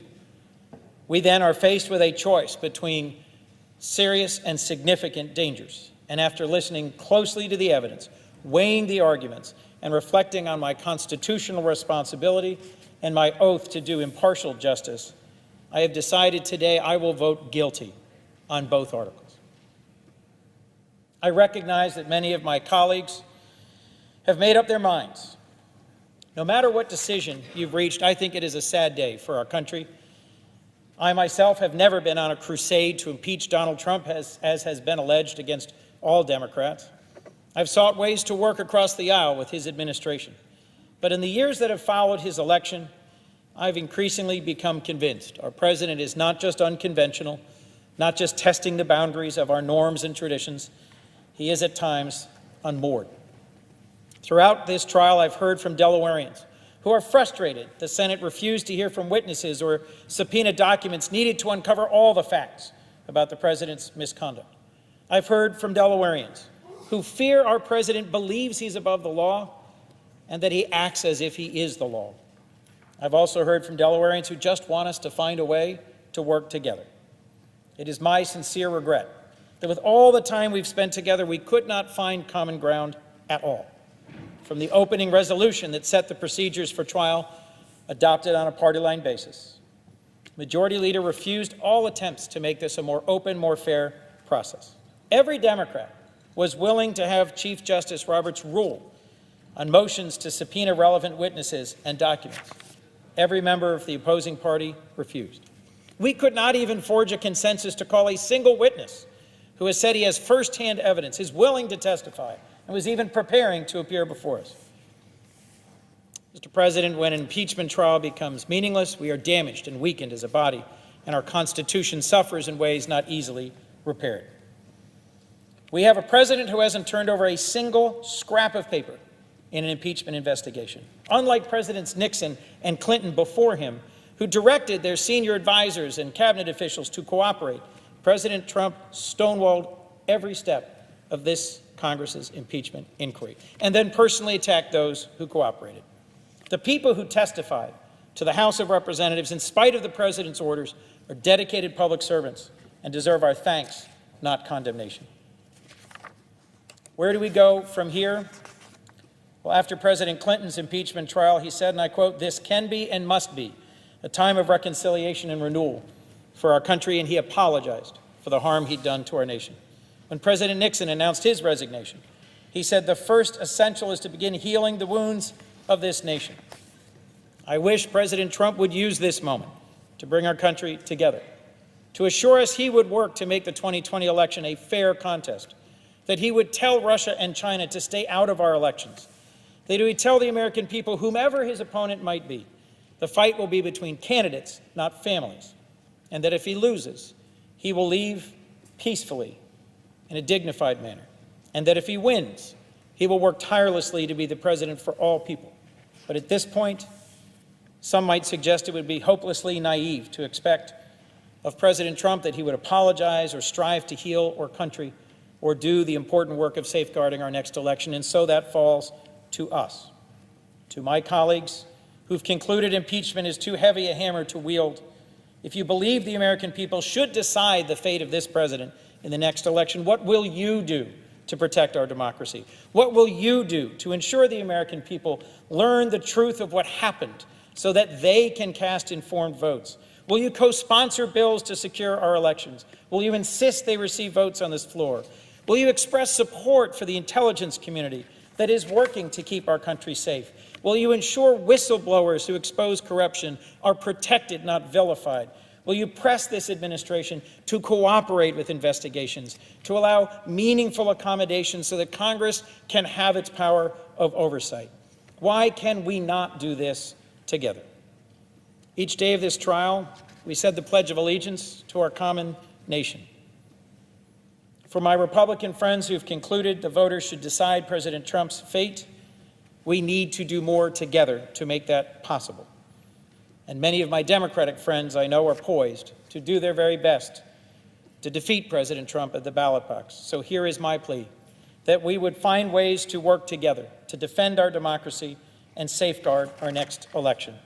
We have spent more time together here in the last few weeks than in the last few years.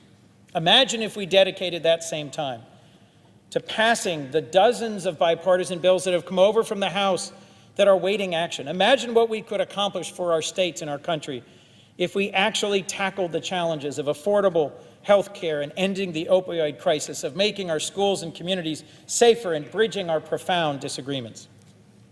What fills me with dread to my colleagues is that each day we come to this floor and talk past each other, not to each other, and fail to help our constituents. Let me close by paraphrasing our chaplain, Chaplain Black, whose daily prayers brought me great strength in recent weeks. May we work together to bring peace and unity. May we permit godliness to make us bold as lions. May we see a clear vision of our Lord's desires for our nation. And remember, we borrow our heartbeats from our Creator each day. Thank you, Mr. President. I ask unanimous consent my statement be printed in the trial record. Without objection.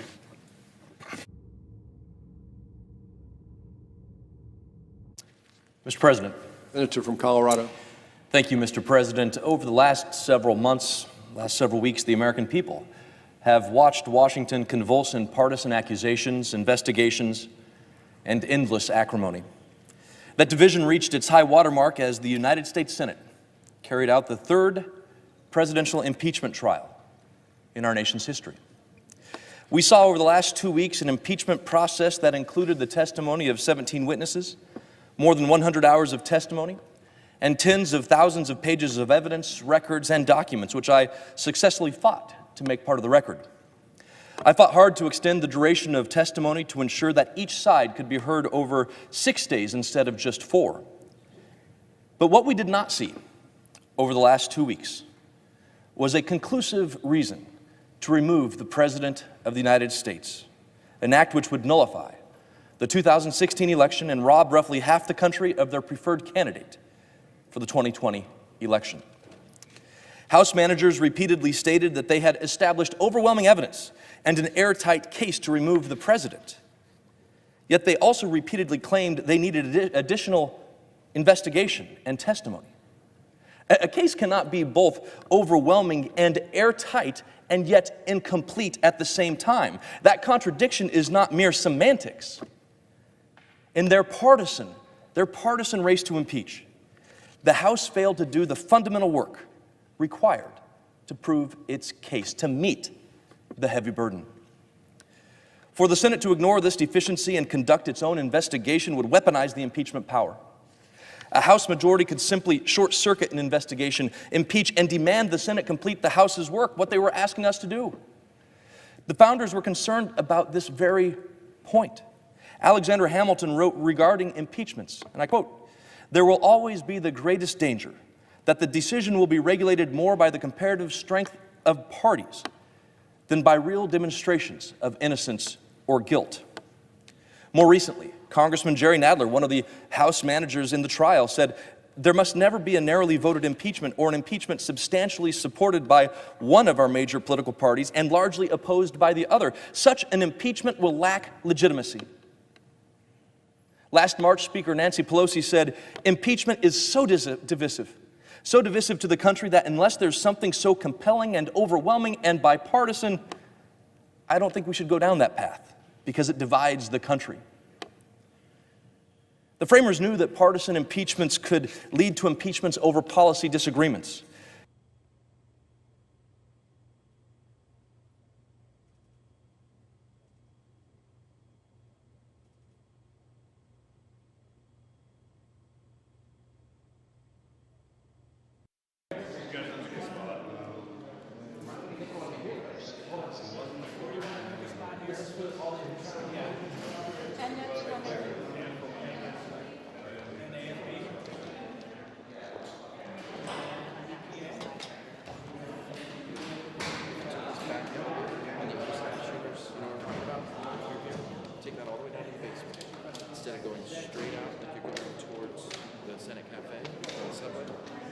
right and go down to where all the sideways are. I think it's in the sideways. But I don't know which one.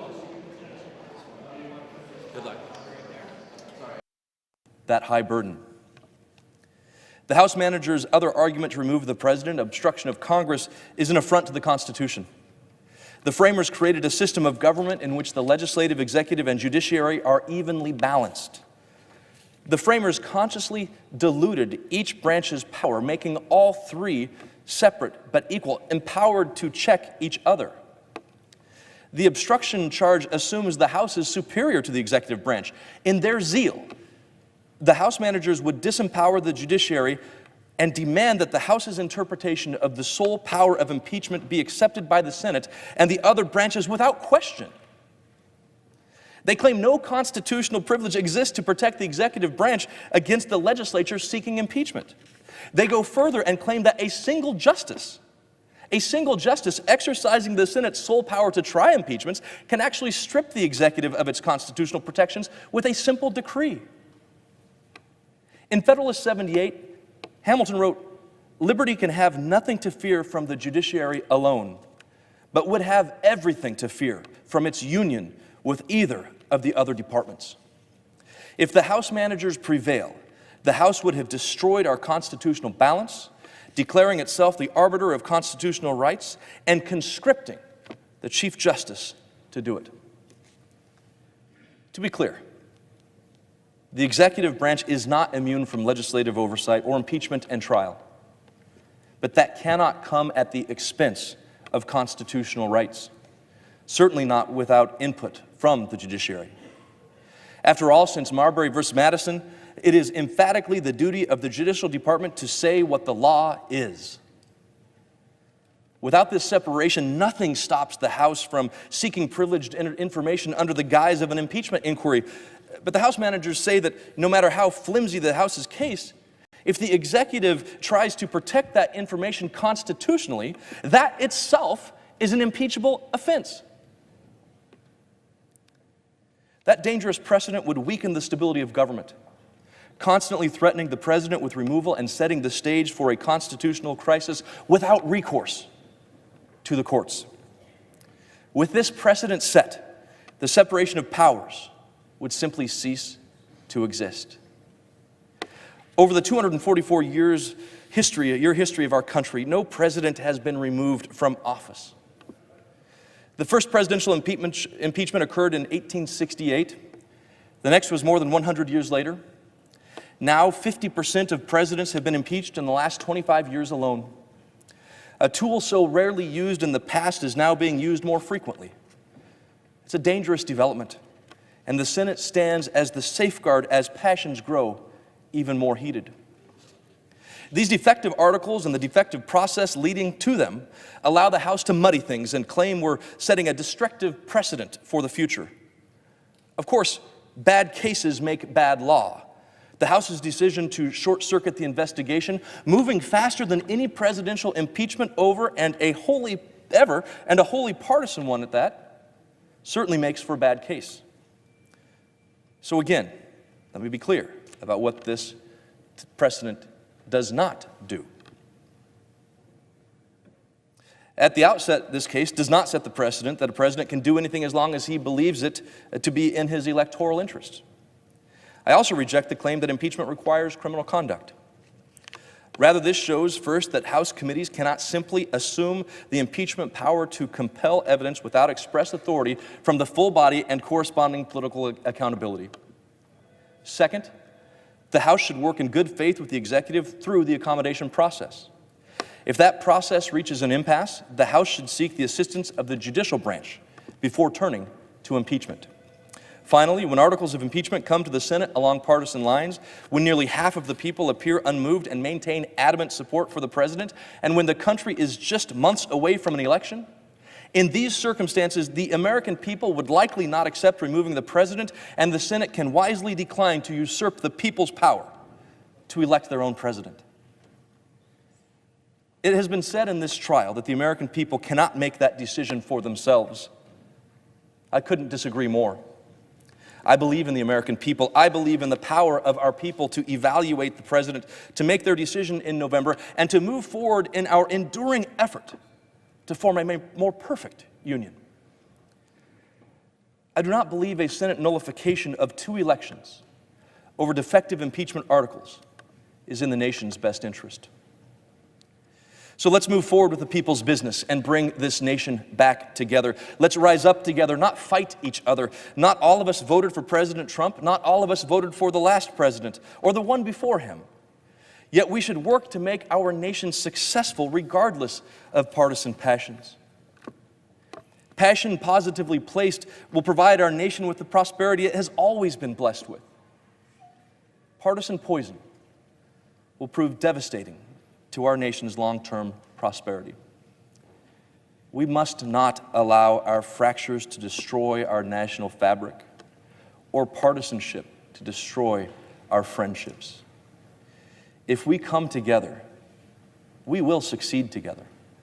For surely we are bound together in this, the great United States of America.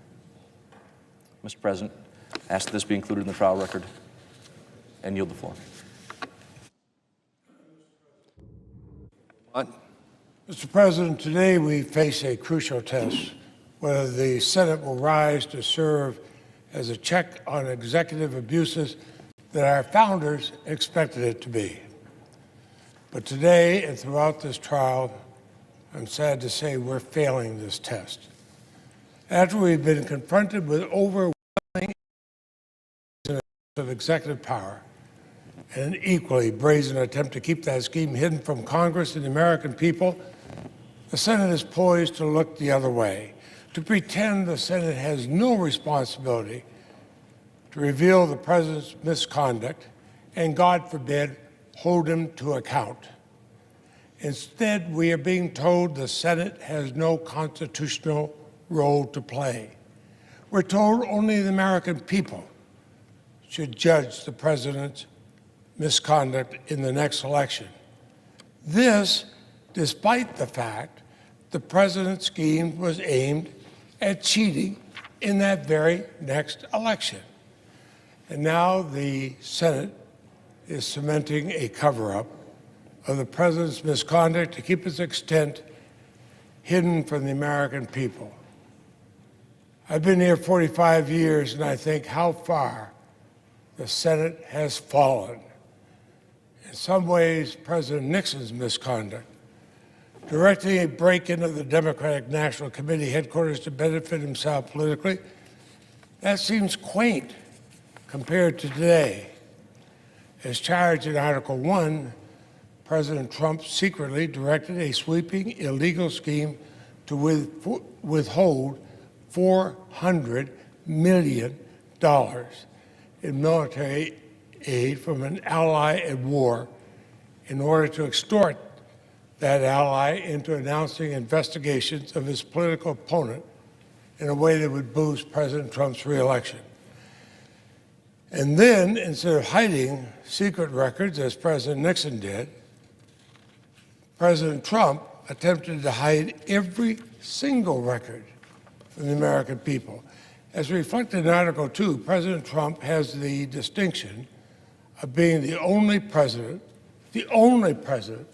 in our nation's history to direct all executive branch officials not to cooperate with a congressional investigation. So I want to be clear. I don't relish the prospect of an impeachment trial. I have stark disagreements with this president on issues of policy, on the law, on morality and honesty. But it's for the American people to judge a president on those matters. Today is not about policy differences. It's about the integrity of our elections and the Constitution. The Constitution cannot protect itself. We're supposed to protect it. The central arguments presented by the president's defense team were stunning, not unlike King Louis XIV of France, who famously declared, "I am the state." The president argues he can abuse his power to benefit his reelection so long as he believes his reelection is in the national interest. He even argues that he can request foreign governments to dig up dirt on political opponents with impunity. All of us in the Senate should flatly reject the president's argument. But an acquittal today will do just the opposite. If you believe that these outlandish arguments are irrelevant after today, remember this. The president's counsel's claim that abuse of power is not impeachable is largely and mistakenly based on the arguments of another counsel, Justice Benjamin Curtis, defending another president, President Johnson. That was 150 years ago. An acquittal today, despite the overwhelming evidence of guilt and following a sham of a trial, may fundamentally distort our systems and checks and balances for another 150 years. And what a sham trial it was. The fact that this body would not call a uniquely critical witness, John Bolton, or any other one, is beyond outrageous. And why? Is it because testimony detailing this corrupt scheme, no matter how damning, would not alter the majority leader's preordained acquittal?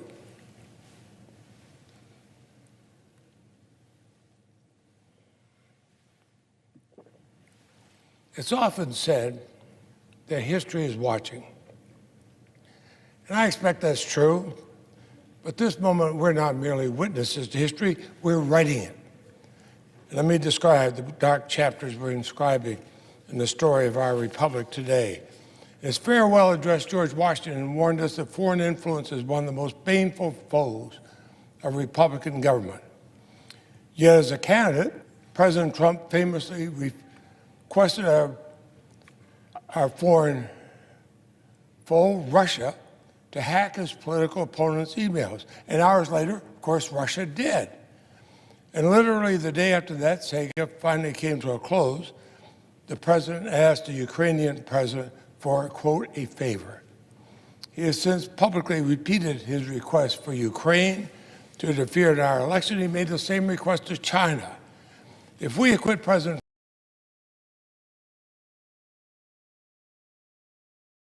President Trump's willingness to abuse his office, his eagerness to exploit foreign interference in our elections will only grow, and Congress's capacity to do anything about it will be crippled.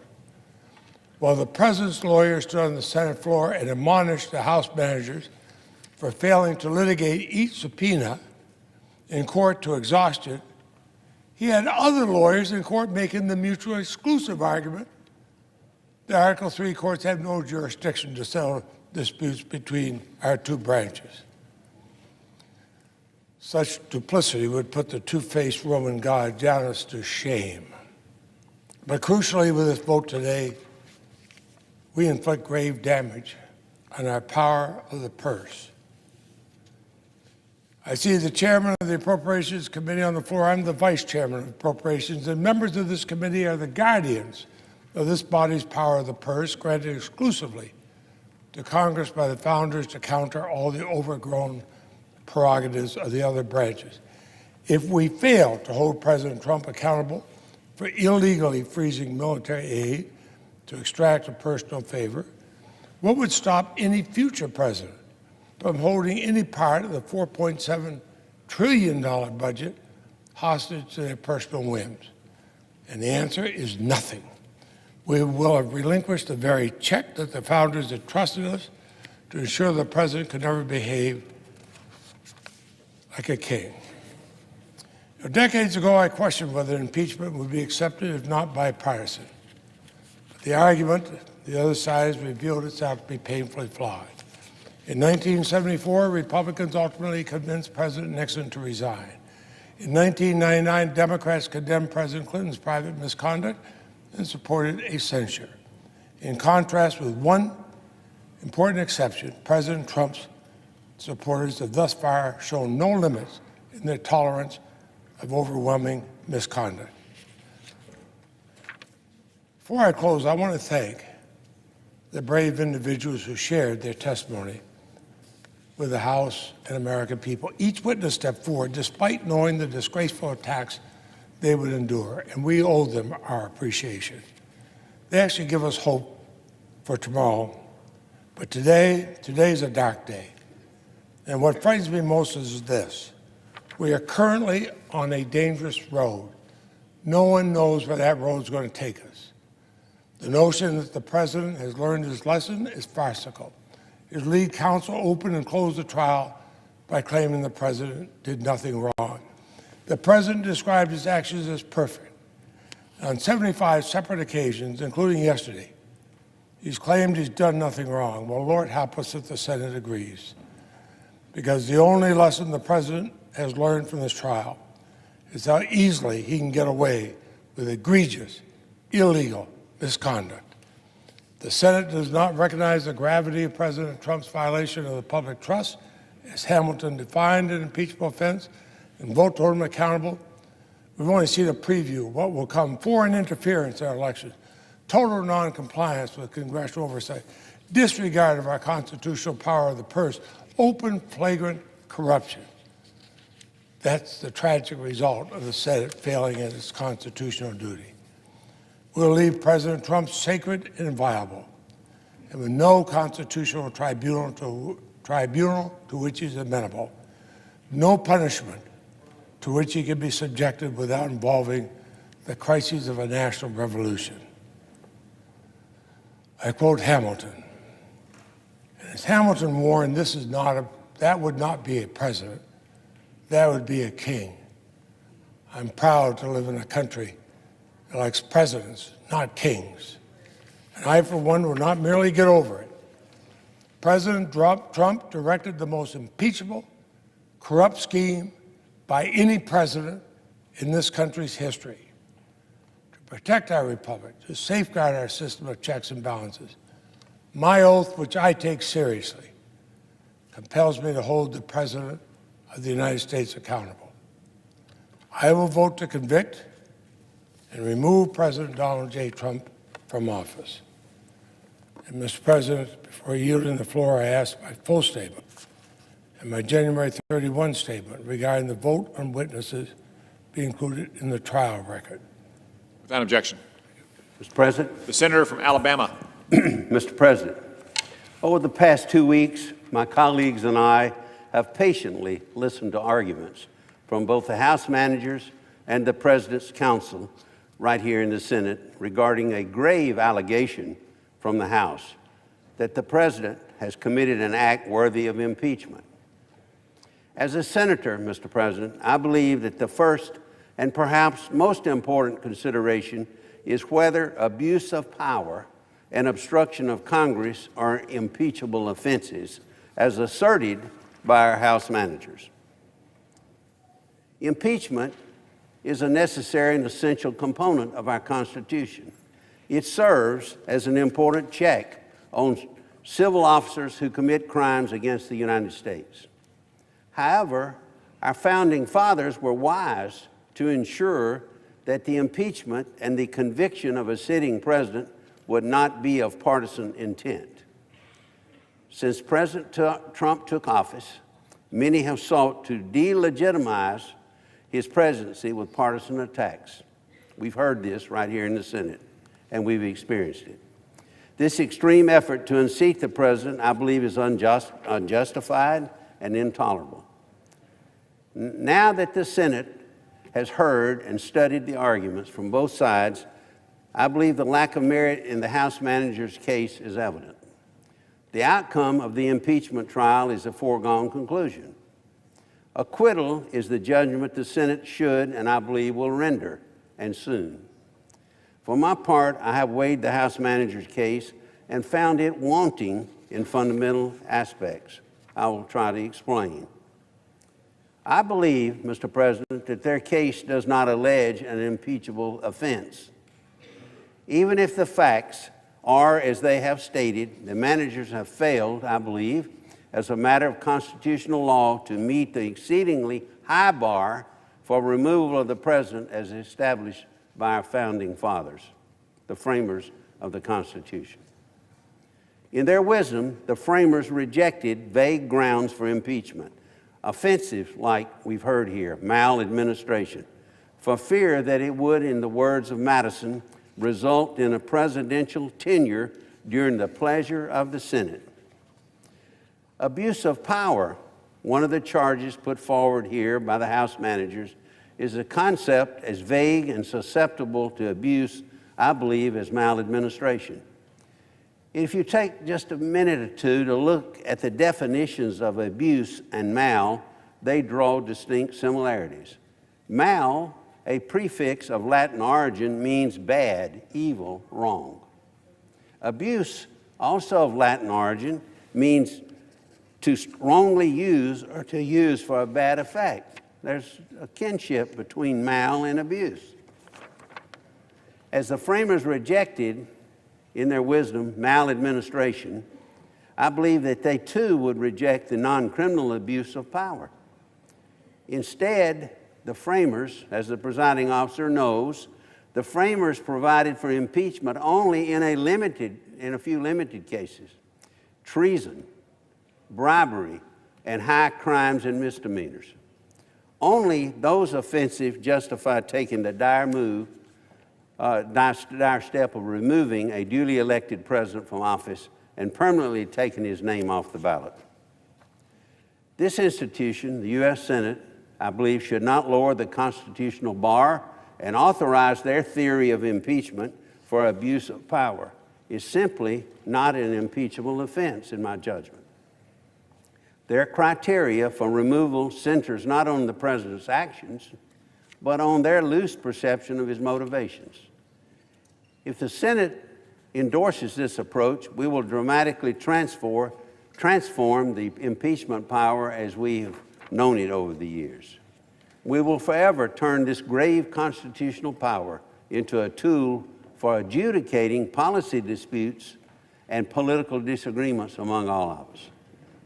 The framers, in their wisdom, cautioned us against this dangerous path, and I believe the Senate will heed their warning.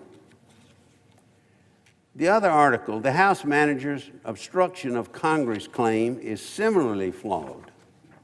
Congress's investigative and oversight powers are critical tools, and we use them in ensuring our system of checks and balances. But those powers are not absolute. The president, too, as head of a co-equal branch of government, enjoys certain privileges and immunities from congressional fact-finding.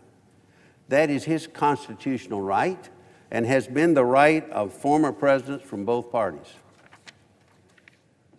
The president's mere assertion of privileges and immunities is not impeachable. It's not an impeachable offense. Endorsing otherwise would be unprecedented and would ignore the past practices of administrations of both parties. Adopting otherwise would drastically undermine the separation of powers enshrined in our Constitution. This was not what our framers intended. Mr. President, nowhere in the Constitution, as you know, or in the federal statute is abuse of power or obstruction of Congress listed as a crime. Nowhere. What constitutes an impeachable offense is not left to the discretion of the Congress. We cannot expand, I believe, on the scope of actions that could be deemed impeachable beyond that which the framers intended. What we really have here, I believe, is nothing more than the abuse of the power of impeachment itself by the Democratic House. Doesn't our country deserve better? The president certainly deserves better. And today I'm proud to stand and repudiate those very weak impeachment efforts, and I will accordingly vote to acquit the president on both sides, both articles. Mr. President, my hope is that in the future Congress will reject this episode and instead choose to be guided by the Constitution and the words of our framers. Mr. President, basically I believe it's a time to move on. We know that the American economy is booming. The United States is projecting strength and promoting peace abroad, and the president is unbowed. And I believe the American people see all of this. At the end of the day, Mr. President, the ultimate judgment rests in their hands. In my judgment, that is just as it should be. With that, I yield the floor.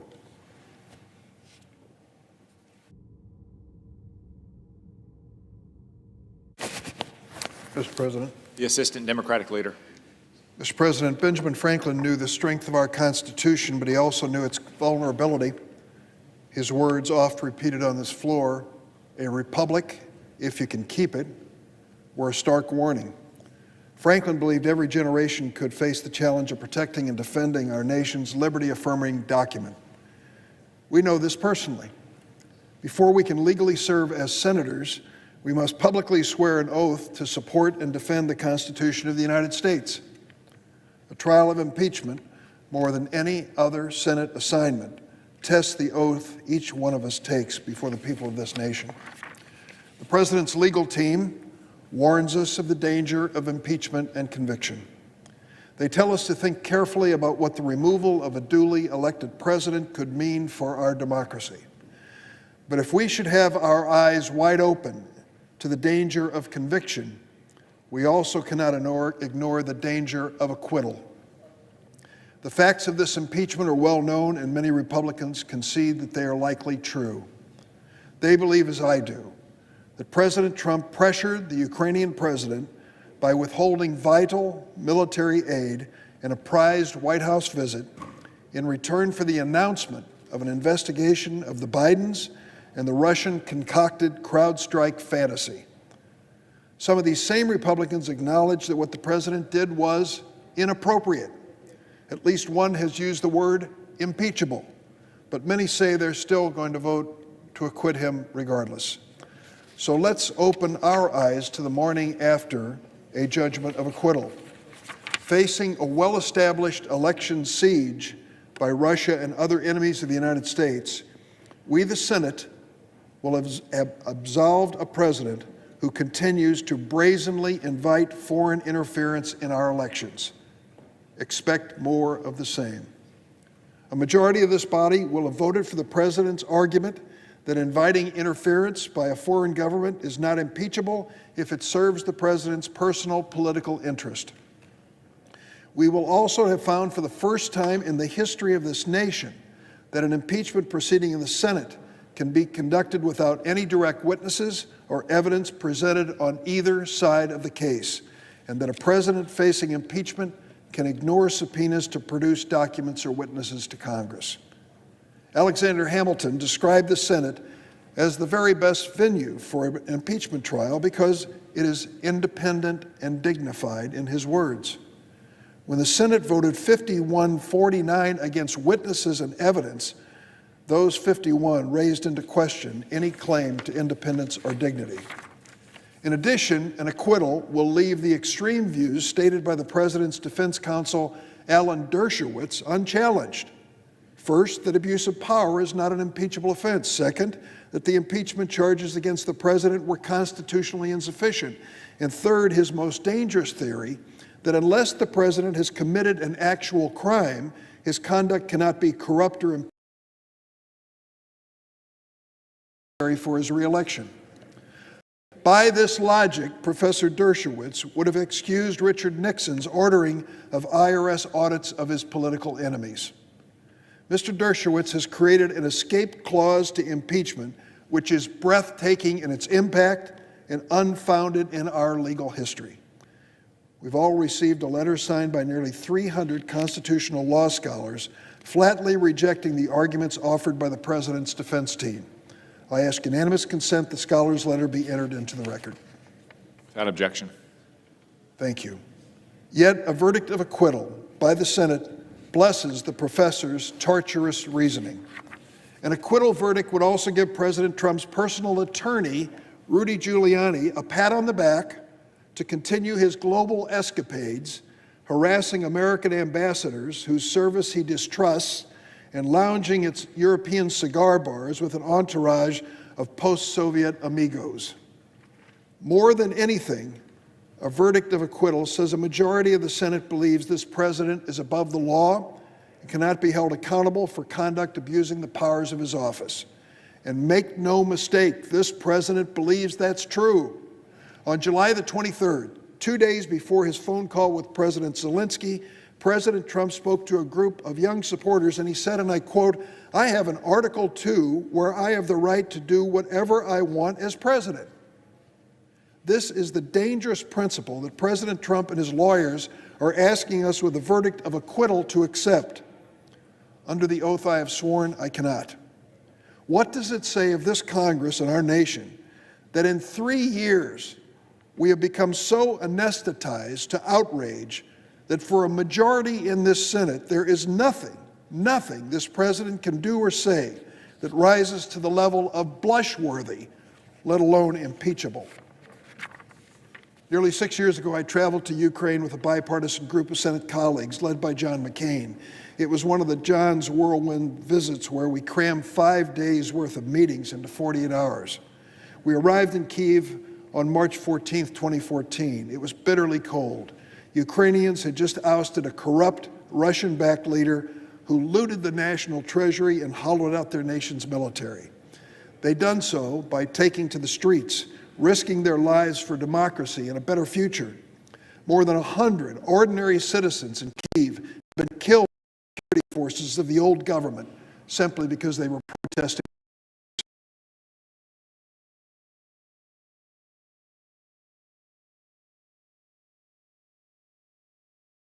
Crimea. Putin and his thinly disguised Russian thugs were on the verge of seizing Donetsk in the east. I asked the Prime Minister what Ukraine needed to defend itself. He said, everything. We don't have anything that floats, flies, or runs. Many may not appreciate how devastating Russia's war on Ukraine has been to that struggling young democracy. Their costly battle with Russia was for a principle that is really basic to America's national security as well. In a country with 1/8 of our population, more Ukrainian troops have died defending Ukraine from Russia than American troops have perished in Afghanistan. During the months President Trump illegally withheld military aid, as many as 24 Ukrainian soldiers were killed in battle. By withholding security aid from Ukraine for President Trump's personal political benefit, he endangered the security of a fragile democracy. Can there be any deeper betrayal of a president's responsibility than to endanger our national security and the security of an ally for his own personal political gain? And to those of my colleagues who describe the president's conduct as merely inappropriate, I disagree.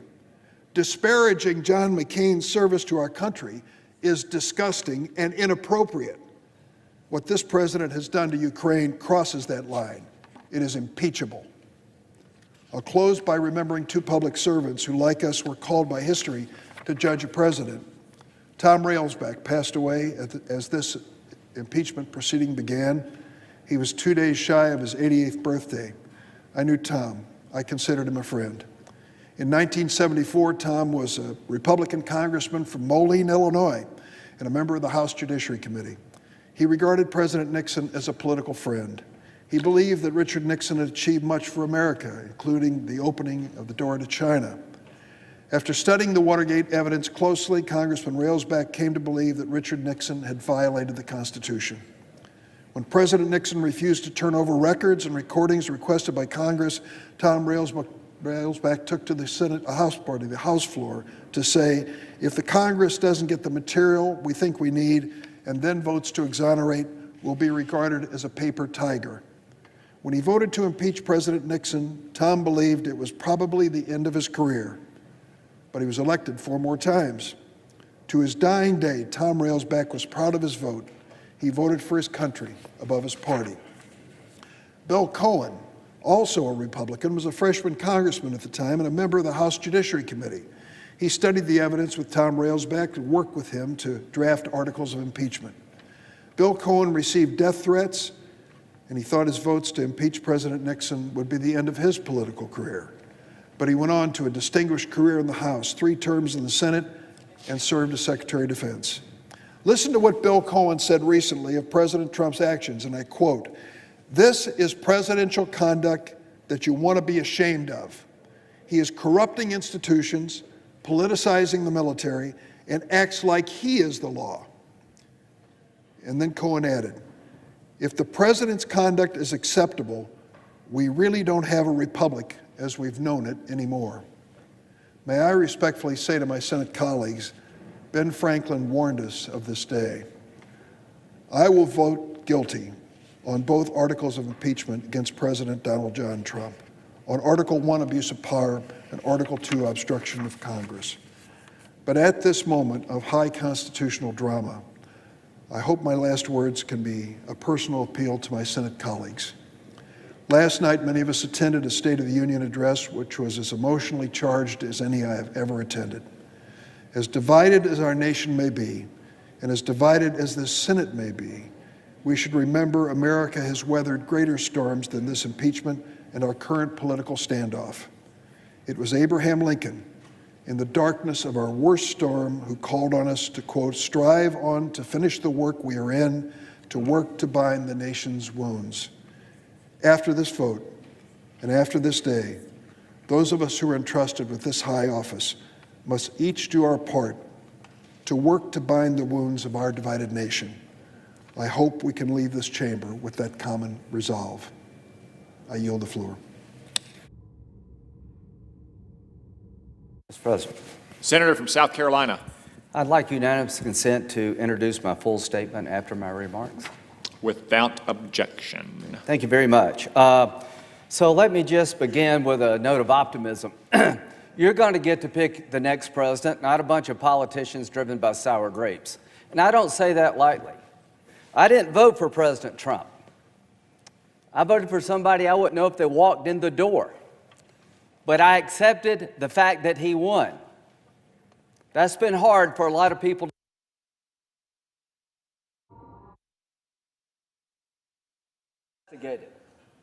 I supported the Mueller investigation.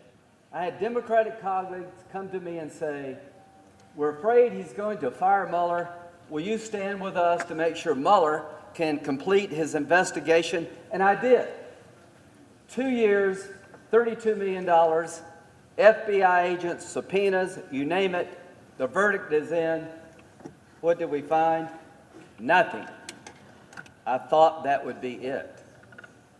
But it's never enough when it comes to Trump. Sorry. It's never enough when it comes to President Trump. This sham process is the low point in the Senate for me. If you think you've done the country a good service by legitimizing this impeachment process, what you have done is unleash the partisan forces of hell. This is sour grapes. They impeached the President of the United States in 78 days. You could not get a parking ticket if you contested it in 78 days. They gave out souvenir pins when it was over. If you can't see through that, your hatred of Donald Trump has blinded you to the obvious. This is not about protecting the country. This is about destroying the president. There are no rules when it comes to Donald Trump. Everybody in America can confront the witnesses against them except Donald Trump. Everybody in America can call witnesses on their behalf except President Trump. Everybody in America can introduce evidence except for President Trump. He's not above the law, but you put him below the law. In the process of impeaching this president, you've made it almost impossible for future presidents to do their job. In 78 days, you took due process, as we've come to know it in America, and threw it in the garbage can. This is the first impeachment in the history of the country driven by politicians. The Nixon impeachment had outside counsel, Watergate prosecutors. The Clinton impeachment had Ken Starr, who looked at President Clinton for years before he brought it to Congress. The Mueller investigation went on for 2 years. I trusted Bob Mueller. And when he rendered his verdict, it broke your heart. And you can't let it go. The only way this is going to end permanently is for the president to get reelected. And he will. So as to abuse of Congress, it is a wholesale assault on the presidency. It is abandoning every sense of fairness that every American has come to expect in their own lives. It's driven by blind partisanship and hatred of the man himself. And they wanted to do it in 78 days. Why? because they wanted to impeach him before the election. I am not making this up. They said that. The reason the president never was allowed to go to court and challenge the subpoenas that were never issued is because the House managers understood it might take time. President Clinton and President Nixon were allowed to go to Article III court and contest the House's action. That was denied this president because it would get in the way of impeaching him before the election. And you send this crap over here, and you're okay with it, my Democratic colleagues. You're okay with the idea that the president was denied his day in court, and you were going to rule on executive privilege as a political body. You're willing to deal out the Article III courts because you hate Trump that much. What you've done is you've weakened the institution of the presidency. And be careful what you wish for, because it's going to come back your way. So abuse of Congress should be entitled abuse of power by the Congress. If you think Adam Schiff is trying to get to the truth, I got a bridge I want to sell you. These people hate Trump's guts. They rammed it through the House in a way you couldn't get a parking ticket, and they achieved their goal of impeaching him before the election. Well, the Senate's going to achieve its goal of acquitting him in February. And the American people are going to get to decide in November who they want to be their president. So acquittal will happen in about 2 hours. Exoneration comes when President Trump gets reelected, because the people of the United States are fed up with this crap. But the damage you have done will be long-lasting. Abuse of power. You're impeaching the President of the United States for suspending foreign aid for a short period of time that they eventually received ahead of schedule to leverage an investigation that never happened. You're going to remove the President of the United States for suspending foreign aid to leverage an investigation of a political opponent that never occurred. The Ukrainians did not know the suspension until September. They didn't feel any pressure. And if you're okay with Joe Biden and Hunter Biden doing what they did, it says more about you than it does anything else. The point of the abuse of power article is that you've made it almost impossible now for any president to pick up the phone if all of us can assume the worst and impeach somebody based on a subjective standard. He was talking about corruption in the Ukraine with a past president. And the Biden's conduct in the Ukraine undercut our ability to effectively deal with corruption by allowing his son to receive $3 million from the most corrupt gas company in the Ukraine. Can you imagine how the Ukrainian parliament must have felt to be lectured by Joe Biden about ending sweetheart deals? What you have done is impeach the President of the United States and willing to remove him because he suspended foreign aid for 40 days to leverage an investigation that never occurred. And to my good friend Dick Durbin, Donald Trump has done more to help the Ukrainian people than Barack Obama did in his entire 8 years. If you're looking for somebody to help the Ukrainian people fight the Russians, how about giving them some weapons? This is a sham. This is a farce. This is disgusting. This is an injustice to President Trump as a person. It's a threat to the office. It will end soon. It's going to be an overwhelming rejection of both articles. We're going to pick up the pieces and try to go forward, but I can say this without any hesitation. I worry about the future of the presidency after what's happened here. Ladies and gentlemen, you will come to regret this whole process. And to those who have these pens, I hope you will understand history will judge those pens as a souvenir of shame. I yield.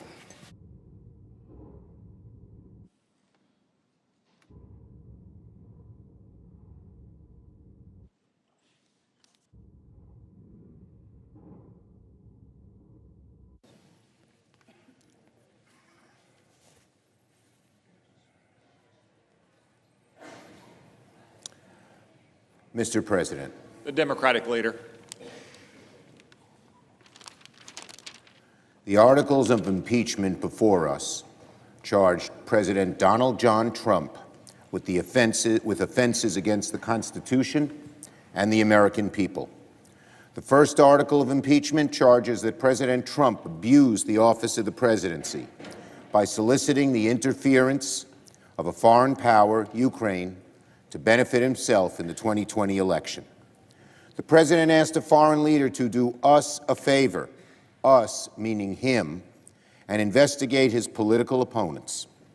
In order to elicit these political investigations, President Trump withheld a White House meeting and hundreds of millions of dollars in military assistance from an ally at war with Russia.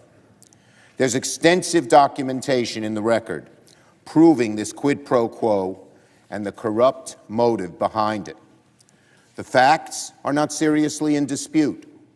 In fact, several Republican senators admitted they believe the president committed this offense with varying degrees of opprobrium: inappropriate, wrong, shameful.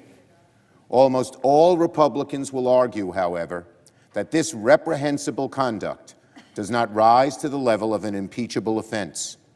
The founders could not have been clearer.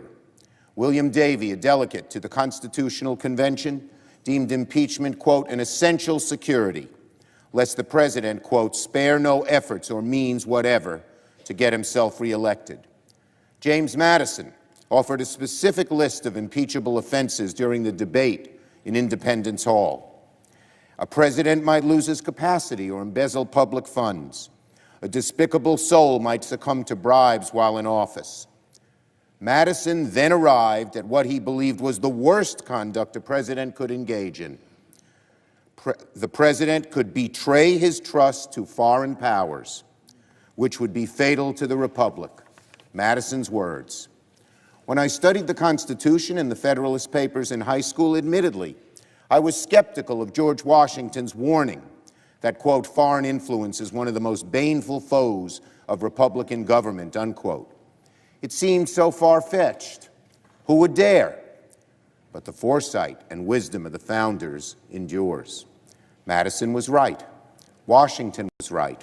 There is no greater subversion of our democracy than for powers outside of our borders to determine elections within them. If Americans believe that they don't determine their senator, their governor, their president, but rather some foreign potentate does, that's the beginning of the end of democracy. For a foreign country to attempt such a thing on its own is contemptible. For an American president to deliberately solicit such a thing, to blackmail a foreign country into helping him win an election, is unforgivable. Now, does this rise to the level of impeachable offense? Of course it does. Of course it does. The term high crimes derives from English law. Crimes were committed between subjects of the monarchy. High crimes were committed against the crown itself. The framers did not design a monarchy. They designed a democracy, a nation, where the people were king. High crimes are those committed against the entire people of the United States. The president sought to cheat the people out of a free and fair election. How could such an offense not be deemed a high crime, a crime against the people?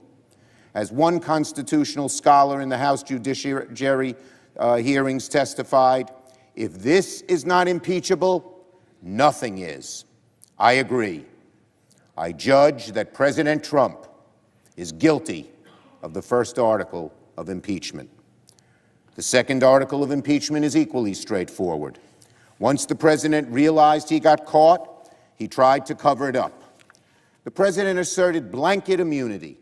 He categorically defied congressional subpoenas, ordered his aides not to testify, and withheld the production of relevant documents. Even President Nixon, author of the most infamous presidential cover-up in history, permitted his aides to testify in Congress in the Watergate investigation. The idea that the Trump administration was properly invoking the various rights and privileges of the presidency is nonsense. At each stage of the House inquiry, the administration conjured up a different bad faith justification for evading accountability. There is no circumstance under which the administration would have complied. When I asked the President's counsel twice to name one document or one witness the President provided to Congress, they could not answer. It cannot be that the President, by dint of legal shamelessness, can escape scrutiny entirely. Once again, the facts are not in dispute, but some have sought to portray the second article of impeachment as somehow less important than the first. It is not. The second article of impeachment is necessary if Congress is to ever hold a president accountable again, Democrat or Republican. The consequences of sanctioning such categorical obstruction of Congress would be far-reaching, and they will be irreparable. I judge that President Trump is guilty of the second article of impeachment. The Senate should convict President Trump, remove him from the presidency, and disqualify him from holding future office. The guilt of the President on these charges is so obvious that here again, several Republican senators admit that the House has proved its case. So instead of maintaining the President's innocence, the President's counsel ultimately told the Senate that even if the President did what he was accused of, it's not impeachable. This has taken the form of an escalating series of Dershowitzian arguments, including, quote, abuse of power is not an impeachable offense. Quote, the President can't be impeached for non-criminal conduct, but he also can't be indicted for criminal conduct. Quote, if a president believes his own re-election is essential to the nation, then a quid pro quo is not corrupt. These are the excuses of a child caught in a lie, each explanation more outlandish and desperate than the last. It would be laughable if not for the fact that the cumulative effect of these arguments would render not just this president, but all presidents immune from impeachment and therefore above the law. Now, several members of this chamber said that even if the president is guilty, and even if it's impeachable, the Senate still shouldn't convict the president because there's an election coming up. As if the framers forgot about elections when they wrote the impeachment clause. If the founders believed that even when a president is guilty of an impeachable offense, that the next election should decide his fate, they never would have included an impeachment clause in the Constitution. That much is obvious. Alone, each of the defenses advanced by the President's counsel comes close to being preposterous. Together, they are as dangerous to the Republic as this president, a fig leaf so large as to excuse any presidential misconduct. Unable to defend the president, arguments were found to make him a king. Let future generations know that only a fraction of the Senate swallowed these fantasies. The rest of us condemn them to the ash heap of history and the derision of first-year law students everywhere. We are only the third Senate in history to sit as a court of impeachment for the president. The task we were given was not easy, but the framers gave the Senate this responsibility because they could not imagine any other body capable of it. They considered others, but they entrusted us to us, and the Senate failed. The Republican caucus trained its outrage not on the conduct of the president, but on the impeachment process in the House, deriding falsely an alleged lack of fairness and thoroughness. The conjured outrage was so blinding that the Republican majority ended up guilty of the very sins it falsely accused the House of committing. It conducted the least fair, least thorough, most rushed impeachment trial in the history of this country. A simple majority of senators denied the Senate's right to examine relevant evidence, to call witnesses, to review documents, and to properly try the impeachment of the president, making this the first impeachment trial in history that heard from no witnesses.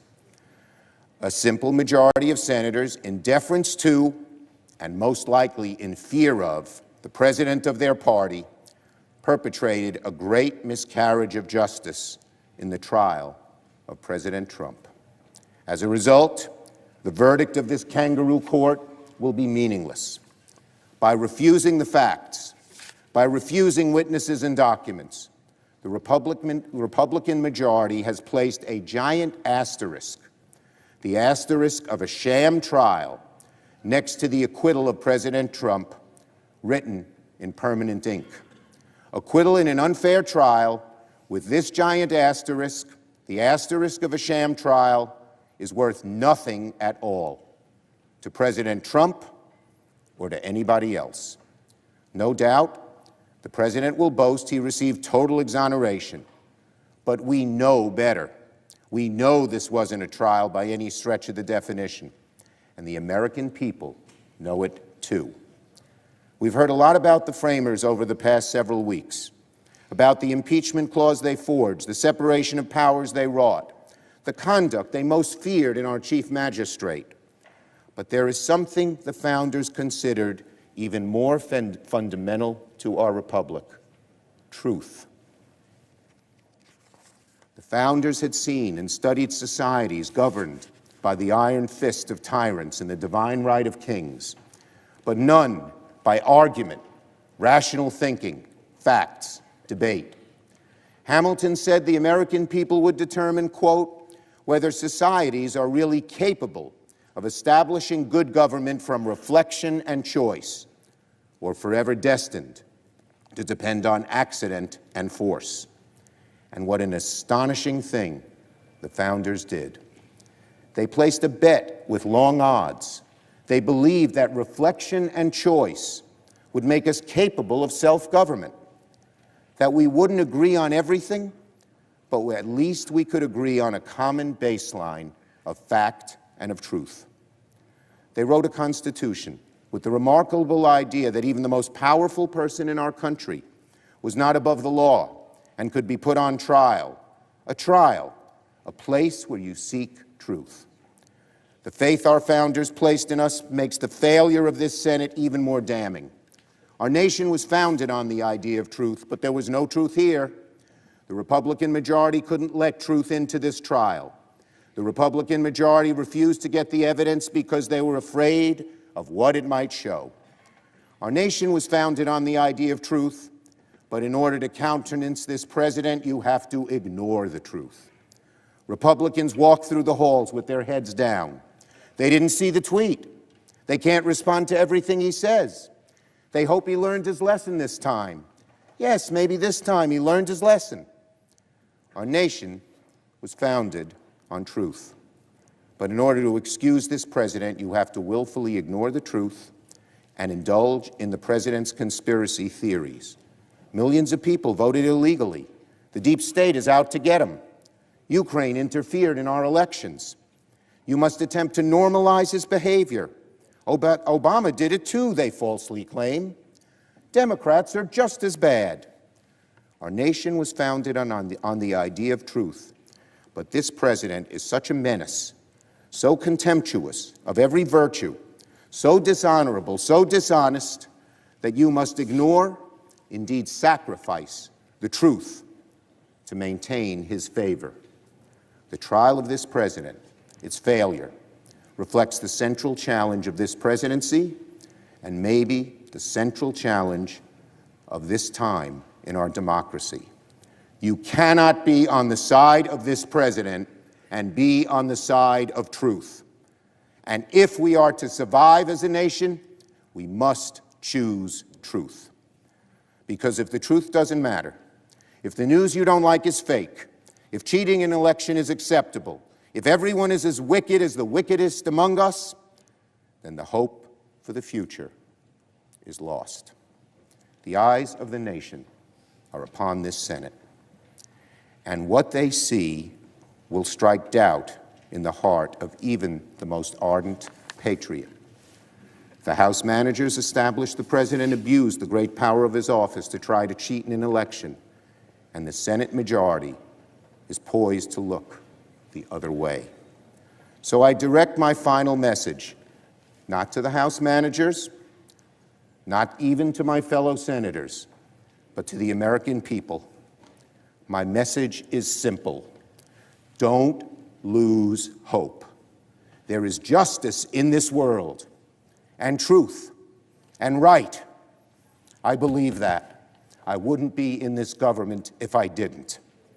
Somehow, in ways we can't predict, with God's mysterious hand guiding us, truth and right will prevail. There have been dark periods in our history, but we always overcome. The Senate's opening prayer yesterday was Amos 5:24. Let justice roll down like water, righteousness like an ever-flowing stream. The long arc of the moral universe, my fellow Americans, does bend towards justice. America does change for the better, but not on its own. It took millions of Americans hundreds of years to make this country what it is today. Americans of every age and color and creed who marched and protested, who stood up and sat in. Americans who defended this democracy, this beautiful democracy, in its darkest hours. On Memorial Day in 1884, Oliver Wendell Holmes told his war-weary audience that, quote, whether one accepts from fortune her spade and will look downward and dig, or from aspiration her axe and cord and will scale the ice, the one and only success which is yours to command is to bring to your work a mighty heart. I have confidence that Americans of a different generation, our generation, will bring to our work a mighty heart to fight for what's right, to fight for the truth, and never, never lose faith. I yield the floor.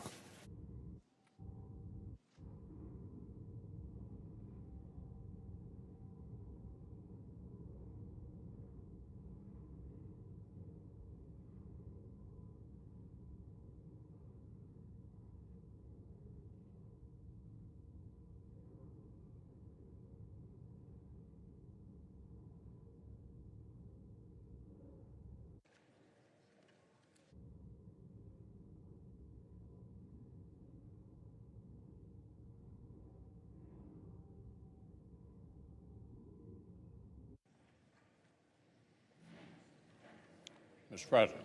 The Majority Leader. The United States Senate was made for moments like this. The framers predicted that factional fever might dominate House majorities from time to time. They knew the country would need a firewall to keep partisan flames from scorching our republic. So they created the Senate. Out of necessity, James Madison wrote, of some stable institution in the government. Of some stable institution in the government. Today, we will fulfill this founding purpose. We will reject this incoherent case that comes nowhere near justifying the first presidential removal in history. This partisan impeachment will end today.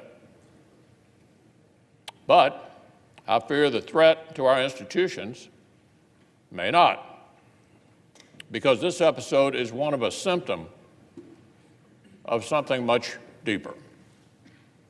In the last 3 years, the opposition to this president has come to revolve around a truly dangerous concept. Leaders in the opposite party increasingly argue that if our institutions don't produce the outcomes they like, our institutions themselves must be broken. One side has decided that defeat simply means the whole system is broken, that we literally tear up the rules. and write new ones. Normally, when a party loses an election, it accepts defeat. It reflects and retools.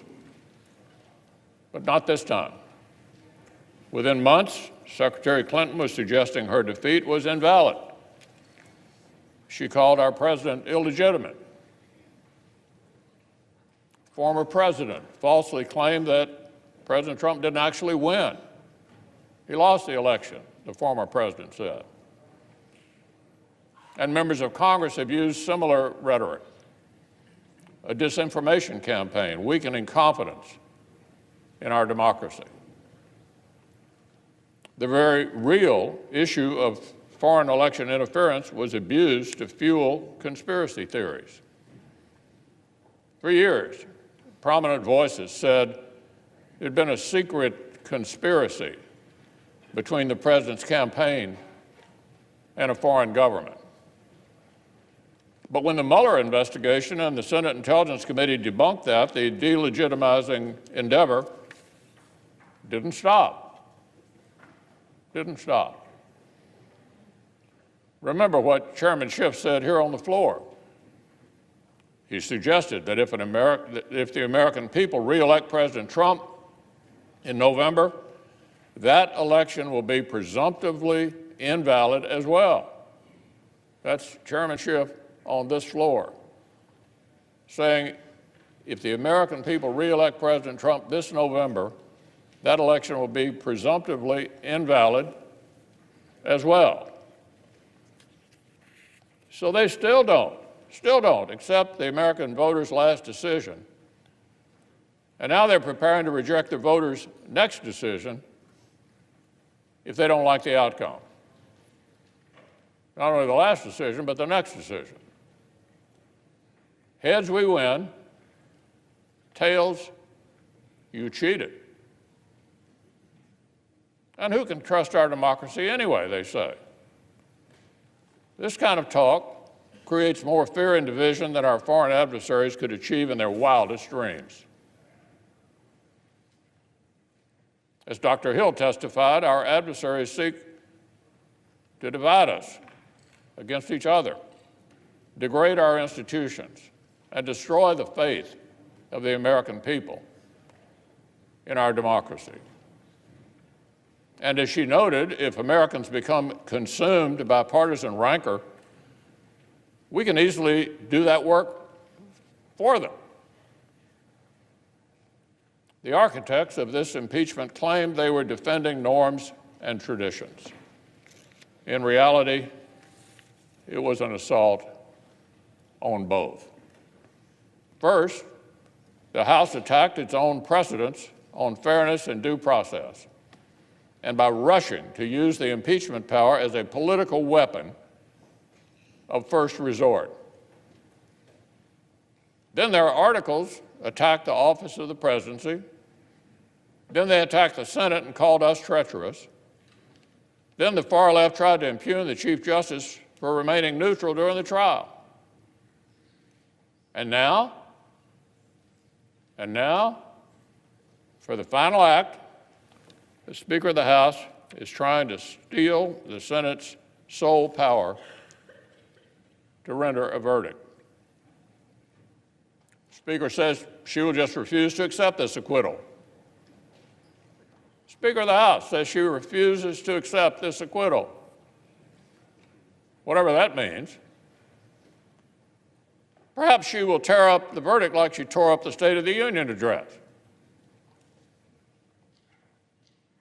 So I would ask my distinguished colleagues across the aisle, is this really where you want to go? The president isn't the president. An acquittal isn't an acquittal. Attack institutions until they get their way. Even my colleagues who may not agree with this president must see the insanity of this logic. It's like saying you're so worried about a bull in a china shop that you want to bulldoze the china shop to chase it out. And here's the most troubling part. the most troubling part. There is no sign this attack on our institutions will end here. In recent months, Democratic presidential candidates and Senate leaders have toyed with killing a filibuster so the Senate could approve radical changes with less deliberation and less persuasion. Several of our colleagues sent an extraordinary brief to the Supreme Court threatening political retribution if the justices did not decide a case the way they wanted. We've seen proposals to turn the FEC, the regulator of elections and political speech, into a partisan body for the first time ever. All these things, Mr. President, all these things, a toxic temptation to stop debating policy within our great American governing traditions and instead declare a war on the traditions themselves. A war on the traditions themselves. So, colleagues, whatever policy differences we may have, we should all agree this is precisely the kind of recklessness the Senate was created to stop. The response to losing one election cannot be to attack the office of the presidency. The response to losing several elections cannot be to threaten the Electoral College. The response to losing a court case cannot be to threaten the judiciary. The response to losing a vote cannot be to threaten the Senate. We simply cannot let factional fever break our institutions. It must work the other way, as Madison and Hamilton intended. The institutions must break the fever, rather than the other way around. The framers built the Senate to keep temporary rage from doing permanent damage to our republic. The framers built the Senate to keep temporary rage from doing permanent damage to our republic. That, Mr. President, is what we will do when we end this precedent-breaking impeachment. I hope we will look back on this vote and say, this was the day the fever began to break. I hope we will not say, this was just the beginning. I ask unanimous consent the Senate stand in recess subject to the call of the chair. Without objection, the Senate stands in recess subject to the call of the chair.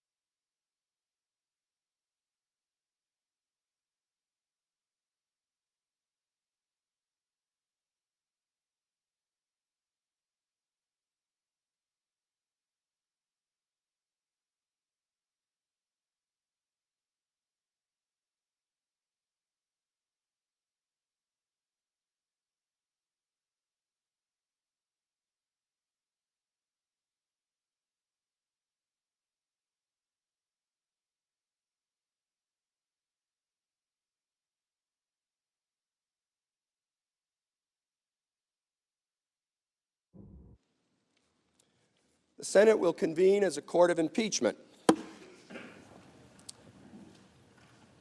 If there's no objection, the journal of proceedings of the trial are approved to date. The Deputy Sergeant at Arms will make the proclamation. Hear ye, hear ye. All persons are commanded to keep silence on pain of imprisonment while the Senate of the United States is sitting for the trial of the articles of impeachment exhibited by the House of Representatives against Donald John Trump, President of the United States. As a reminder to everyone in the chamber, as well as those in the galleries, demonstrations of approval or disapproval are prohibited. The Majority Leader is recognized. Mr. Chief Justice, the Senate is now ready to vote on the articles of impeachment, and after that is done, we will adjourn the court of impeachment. The clerk will now read the first article of impeachment. Article 1, Abuse of Power. The Constitution provides that the House of Representatives, quote, shall have the sole power of impeachment, unquote, and that the President, quote, shall be removed from office on impeachment for and conviction of treason, bribery, or other high crimes and misdemeanors, close quote. In his conduct of the office of President of the United States, and in violation of his constitutional oath faithfully to execute the office of President of the United States, and, to the best of his ability, preserve, protect, and defend the Constitution of the United States, and in violation of his constitutional duty to take care that the laws be faithfully executed, Donald J. Trump has abused the powers of the presidency in that, using the powers of his office, President Trump solicited the interference of a foreign government, Ukraine, in the 2020 United States presidential election. He did so through a scheme or course of conduct that included soliciting the government of Ukraine to publicly announce investigations that would benefit his re-election, harm the election prospects of a political opponent, and influence the 2020 United States presidential election to his advantage. President Trump also sought to pressure the government of Ukraine to take these steps by conditioning official United States government acts of significant value to Ukraine on its public announcement of the investigations. President Trump engaged in this scheme or course of conduct for corrupt purposes in pursuit of personal political benefit. In doing so, President Trump used the powers of the presidency in a manner that compromised the national security of the United States and undermined the integrity of the United States democratic process. He thus ignored and injured the interests of the nation. President Trump engaged in this scheme or course of conduct through the following means. 1.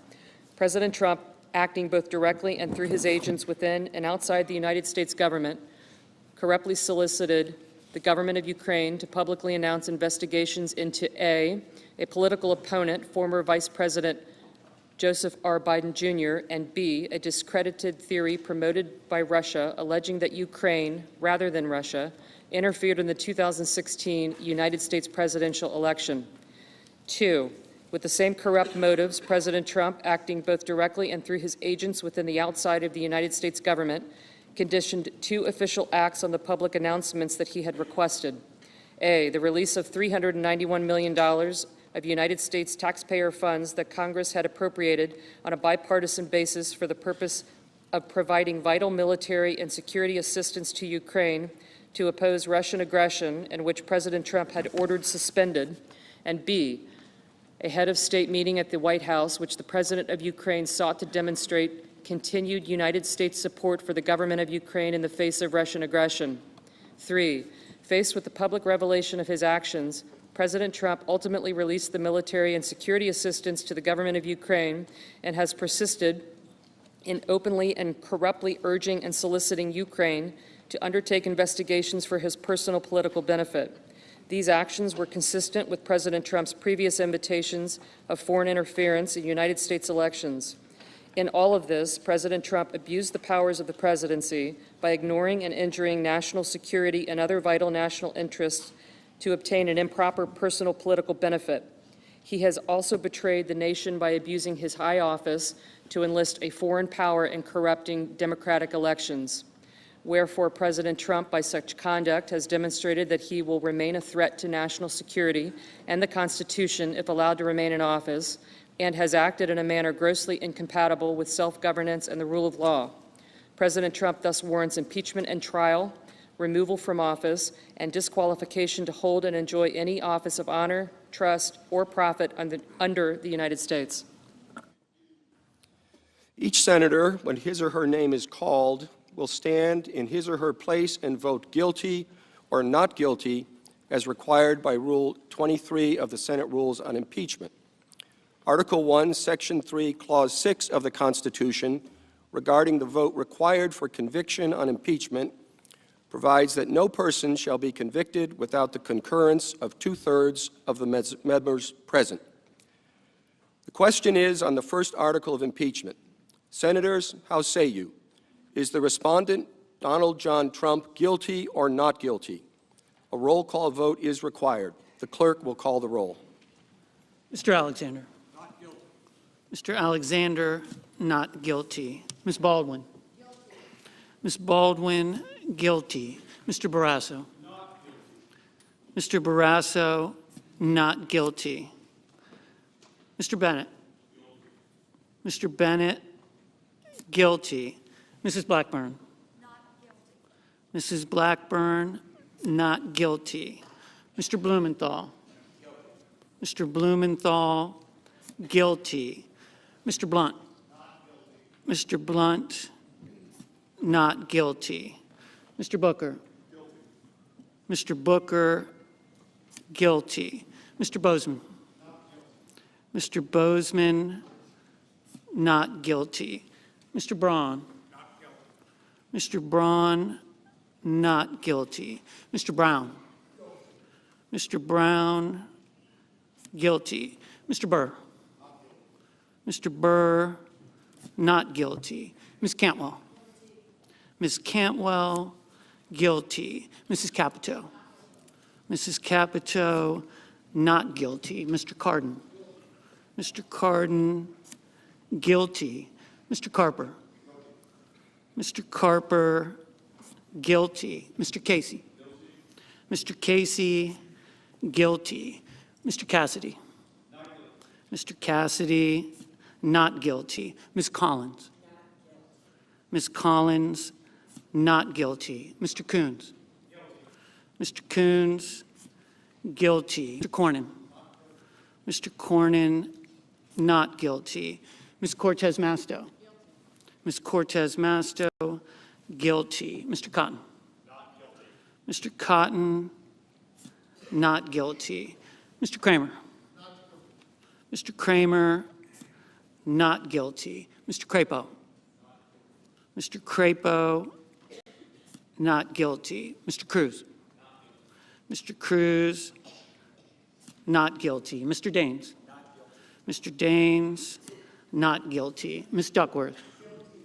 Ms. Duckworth, guilty. Mr. Durbin.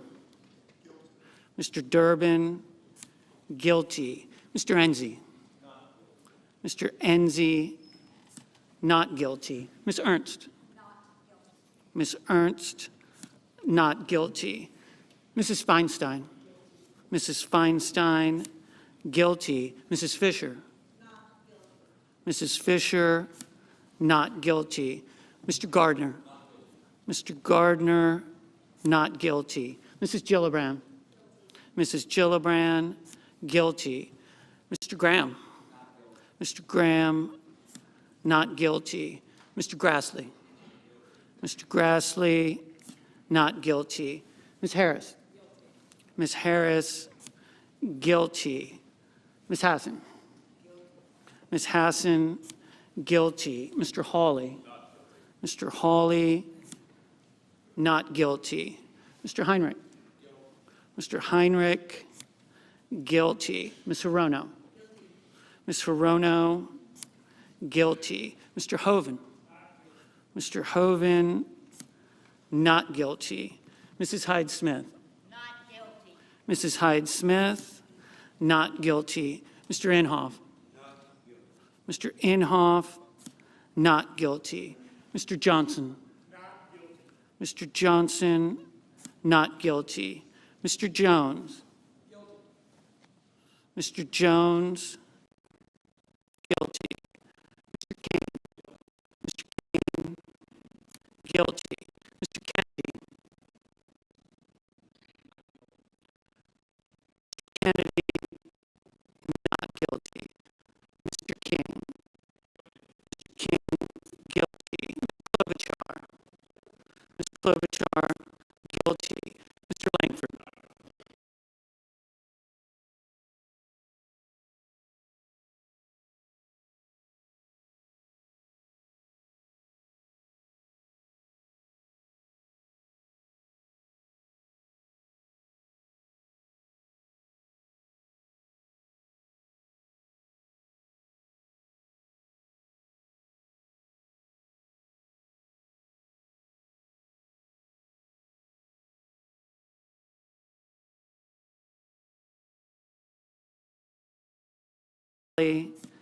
Not guilty.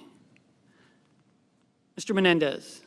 Mr. Menendez, guilty. Mr. Merkley. Mr. Merkley, guilty. Mr. Moran.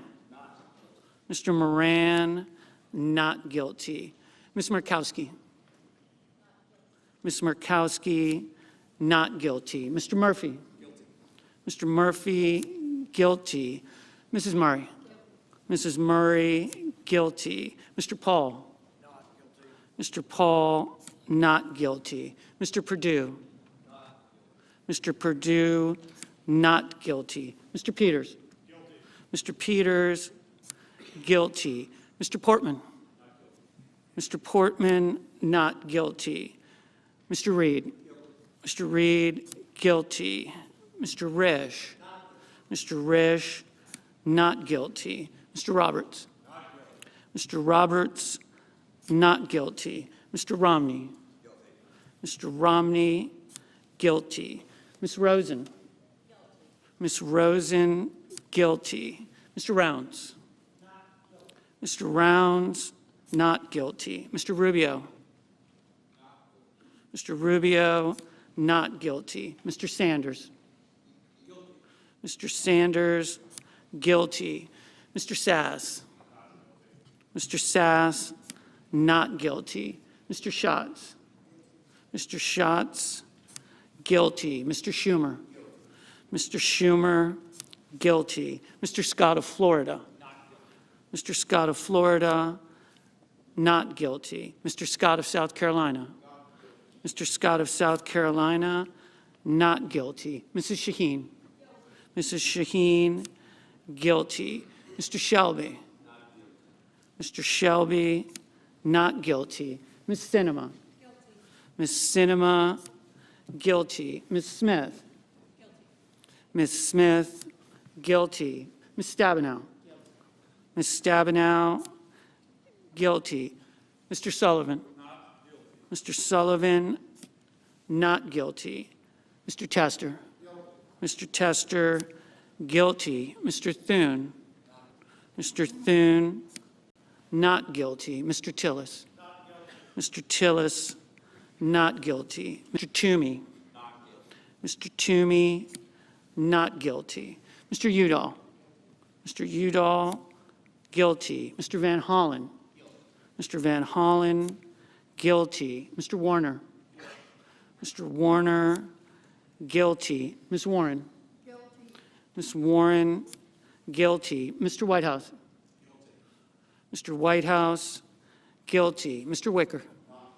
Mr. Wicker, not guilty. Mr. Wyden. Mr. Wyden, guilty. Mr. Young. Mr. Young, not guilty.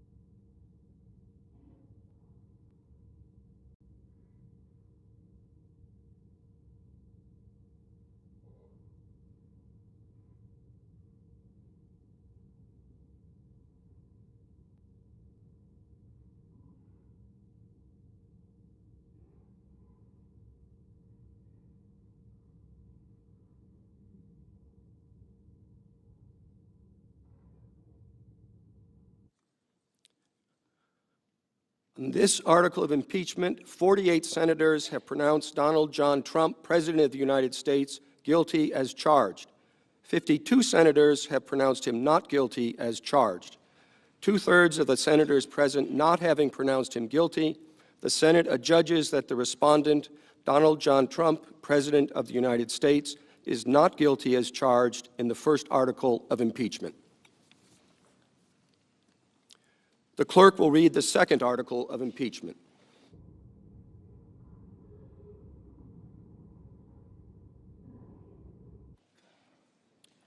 Article 2, obstruction of Congress. The Constitution provides that the House of Representatives shall have the sole power of impeachment and that the President shall be removed from office on impeachment for and conviction of treason, bribery, or other high crimes and misdemeanors. In his conduct of the office of the President of the United States and in violation of his constitutional oath faithfully to execute the office of President of the United States and, to the best of his ability, preserve, protect, and defend the Constitution of the United States, and in violation of his constitutional duty to take care that the laws be faithfully executed, Donald J. Trump has directed the unprecedented, categorical, and indiscriminate defiance of subpoenas issued by the House of Representatives pursuant to its sole power of impeachment.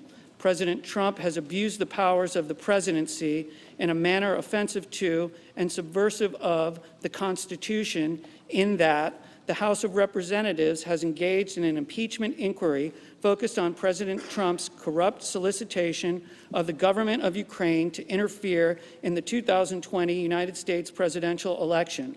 As part of this impeachment inquiry, the committees undertaking the investigation served subpoenas seeking documents and testimony deemed vital to the inquiry from various executive branch agencies and offices and current and former officials. In response, without lawful cause or excuse, President Trump directed executive branch agencies, offices, and officials not to comply with those subpoenas. President Trump thus interposed the powers of the presidency against the lawful subpoenas of the House of Representatives and assumed to himself functions and judgments necessary to the exercise of the sole power of impeachment vested by the Constitution in the House of Representatives. President Trump abused the powers of his high office through the following means. 1, directing the White House to defy a lawful subpoena by withholding the production of documents sought therein by the committees. 2, directing other executive branch agencies and offices to defy lawful subpoenas and withhold the production of documents and records from the committees, in response to which the Department of State, Office of Management and Budget, Department of Energy, and Department of Defense refused to produce a single document or record. 3, directing current and former executive branch officials not to cooperate with the committees, in response to which 9 administration officials defied subpoenas for testimony, namely John Michael Mick Mulvaney, Robert B. Blair, John A. Eisenberg, Michael Ellis, Kristen Wells Griffith, Russell T. Vaught, Michael Duffy, Brian McCormick, and T. Ulrich Breckbull. These actions were consistent with President Trump's previous efforts to undermine United States government investigations into foreign interference in United States elections. Through these actions, President Trump sought to arrogate to himself the right to determine the propriety, scope, and nature of an impeachment inquiry into his own conduct, as well as the unilateral prerogative to deny any and all information to the House of Representatives in the exercise of its sole power of impeachment. In the history of the Republic, no president has ever ordered the complete defiance of an impeachment inquiry or sought to obstruct and impede so comprehensively the ability of the House of Representatives to investigate high crimes and misdemeanors. This abuse of office served to cover up the president's own repeated misconduct and to seize and control the power of impeachment, and thus to nullify a vital constitutional safeguard vested solely in the House of Representatives. In all of this, President Trump has acted in a manner contrary to his trust as president and subversive of the constitutional government, to the great prejudice of the cause of law and justice, and to the manifest injury of the people of the United States. Wherefore, President Trump, by such conduct, has demonstrated that he will remain a threat to the Constitution if allowed to remain in office, and has acted in a manner grossly incompatible with self-governance and the rule of law. President Trump thus warrants impeachment and trial, removal from office, and disqualification to hold and enjoy any office of honor, trust, or profit under the United States. The question is on the second article of impeachment. Senators, how say you? Is the respondent, Donald John Trump, guilty or not guilty? The clerk will call the roll. Mr. Alexander. Not guilty. Not guilty. Ms. Baldwin. Guilty. Mr. Barrasso. Not guilty. Mr. Bennett. Guilty. Mrs. Blackburn. Not guilty. Mr. Blumenthal. Guilty. Mr. Blunt. Not guilty. Mr. Booker. Guilty. Mr. Bozeman. Not guilty. Mr. Braun. Not guilty. Mr. Brown. Guilty. Mr. Burr. Not guilty. Ms. Cantwell. Guilty. Mrs. Capito. Not guilty. Mr. Cardin. Guilty. Mr. Carper. Guilty. Mr. Casey. Guilty. Mr. Cassidy. Not guilty. Ms. Collins. Not guilty. Mr. Coons. Guilty. Mr. Cornyn. Not guilty. Ms. Cortez Masto. Guilty. Mr. Cotton. Not guilty. Mr. Kramer. Not guilty. Mr. Crapo. Not guilty. Mr. Cruz. Not guilty. Mr. Daines. Not guilty. Ms. Duckworth. Guilty. Mr. Durbin. Guilty. Mr. Enzi. Not guilty. Ms. Ernst. Not guilty. Mrs. Feinstein. Guilty. Mrs. Fisher. Not guilty. Mr. Gardner. Not guilty. Mrs. Gillibrand. Guilty. Mr. Graham. Not guilty. Mr. Grassley. Not guilty. Ms. Harris. Guilty. Ms. Hassan. Guilty.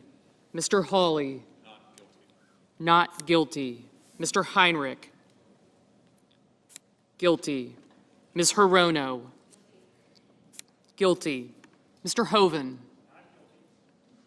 Not guilty. Mrs. Hyde-Smith. Not guilty. Mr. Inhofe. Not guilty. Mr. Johnson. Not guilty. Mr. Jones. Guilty. Mr. Kane. Guilty. Mr. Kennedy. Not guilty. Mr. King. Guilty. Ms. Klobuchar. Guilty. Mr. Langford. Not guilty. Mr. Leahy. Guilty. Mr. Lee. Not guilty. Mrs. Loeffler. Not guilty. Mr. Manchin. Guilty. Mr. Markey. Guilty. Mr. McConnell.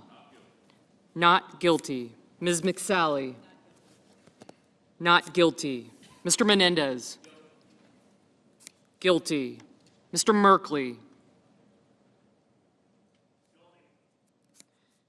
Guilty. Mr. Moran. Not guilty. Ms. Murkowski? Not guilty. Mr. Murphy? Guilty. Mrs. Murray? Guilty. Mr. Paul? Not guilty. Not guilty. Mr. Perdue? Not guilty. Mr. Peters? Guilty. Mr. Portman? Not guilty. Mr. Reed? Guilty. Mr. Risch? Not guilty. Mr. Roberts? Not guilty. Mr. Romney? Not guilty. Ms. Rosen? Guilty. Mr. Rounds? Not guilty. Mr. Rubio? Not guilty. Mr. Sanders? Guilty. Mr. Sass? Not guilty. Mr. Schatz? Guilty. Mr. Schumer? Guilty. Mr. Scott of Florida? Not guilty. Mr. Scott of South Carolina? Not guilty. Mrs. Shaheen? Guilty. Mr. Shelby? Not guilty. Ms. Sinema? Guilty. Ms. Smith? Guilty. Ms. Stabenow? Guilty. Mr. Sullivan? Not guilty. Mr. Tester? Guilty. Mr. Thune? Not guilty. Mr. Tillis? Not guilty. Mr. Toomey? Not guilty. Mr. Udall? Guilty. Mr. Van Hollen? Guilty. Mr. Warner? Guilty. Ms. Warren? Guilty. Mr. Whitehouse? Guilty. Mr. Wicker? Not guilty. Mr. Wyden? Guilty. Mr. Young? Not guilty.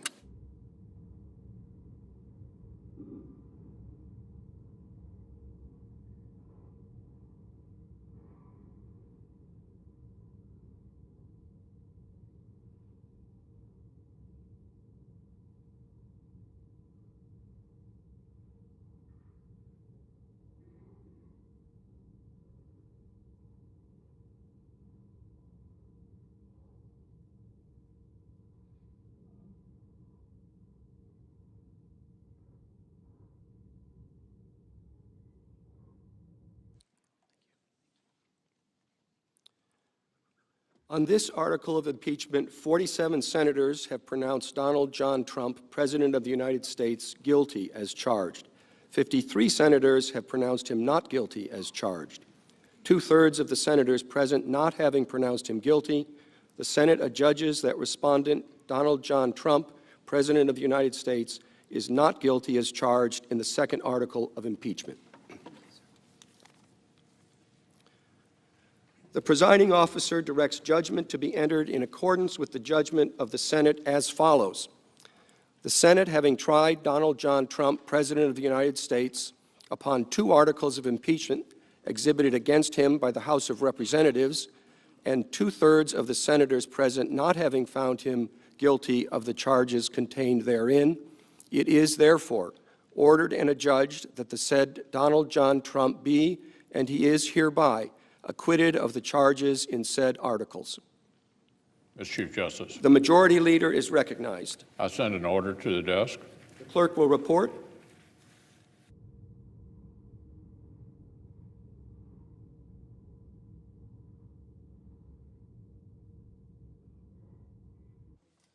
Ordered that the Secretary be directed to communicate to the Secretary of State as provided by Rule 23 of the Rules of Procedure and Practice in the Senate when sitting on impeachment trials, and also to the House of Representatives, the judgment of the Senate in the case of Donald John Trump, and transmit a certified copy of the judgment to each.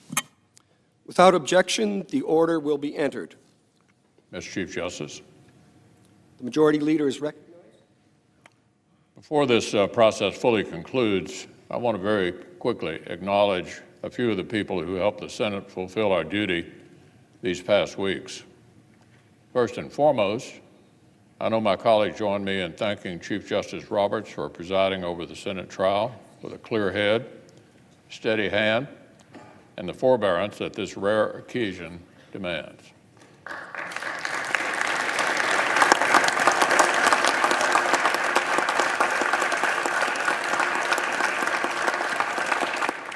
We know full well that his presence as our presiding officer came in addition to, not instead of, his day job across the street. So the Senate thanks the Chief Justice and his staff who helped him perform this unique role.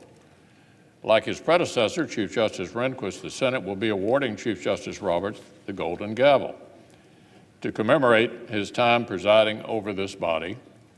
We typically award this to new senators after about 100 hours in the chair, but I think we can agree the Chief Justice has put in his due and then some. The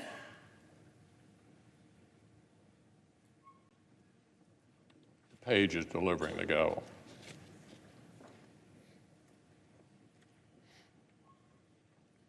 Thank you very much. Of course, there are countless Senate professionals whose efforts were essential. I'll have more thorough thanks to offer next week to all of those teams, from the Secretary of the Senate's office to the parliamentarians, to the Sergeant at Arms team, and beyond. But there are two more groups I'd like to single out now. First, the two different classes of Senate pages who participated in this trial. Their footwork and cool under pressure literally kept the floor running. Our current class came on board right in the middle of the third presidential impeachment trial in American history and quickly found themselves hand-delivering 180 question cards from senators' desks to the dais. No pressure, right, guys?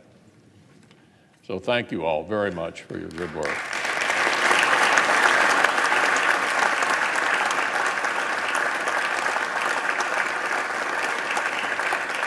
And second, the fine men and women of the Capitol Police, we know that the safety of our democracy literally rests in their hands every single day, but the heightened measures surrounding the trial meant even more hours and even more work and even more vigilance. Thank you all very much for your service to this body and to the country.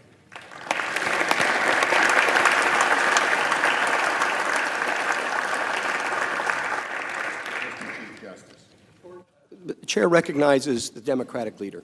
I join the Republican leader in thanking the personnel who aided the Senate over the past several weeks. Capitol Police do an outstanding job day in, day out to protect the members of this chamber, their staffs, the press, and everyone who works in and visits this Capitol. They were asked to work extra shifts and in greater numbers to provide additional security over the past 3 weeks. Thank you to every one of them.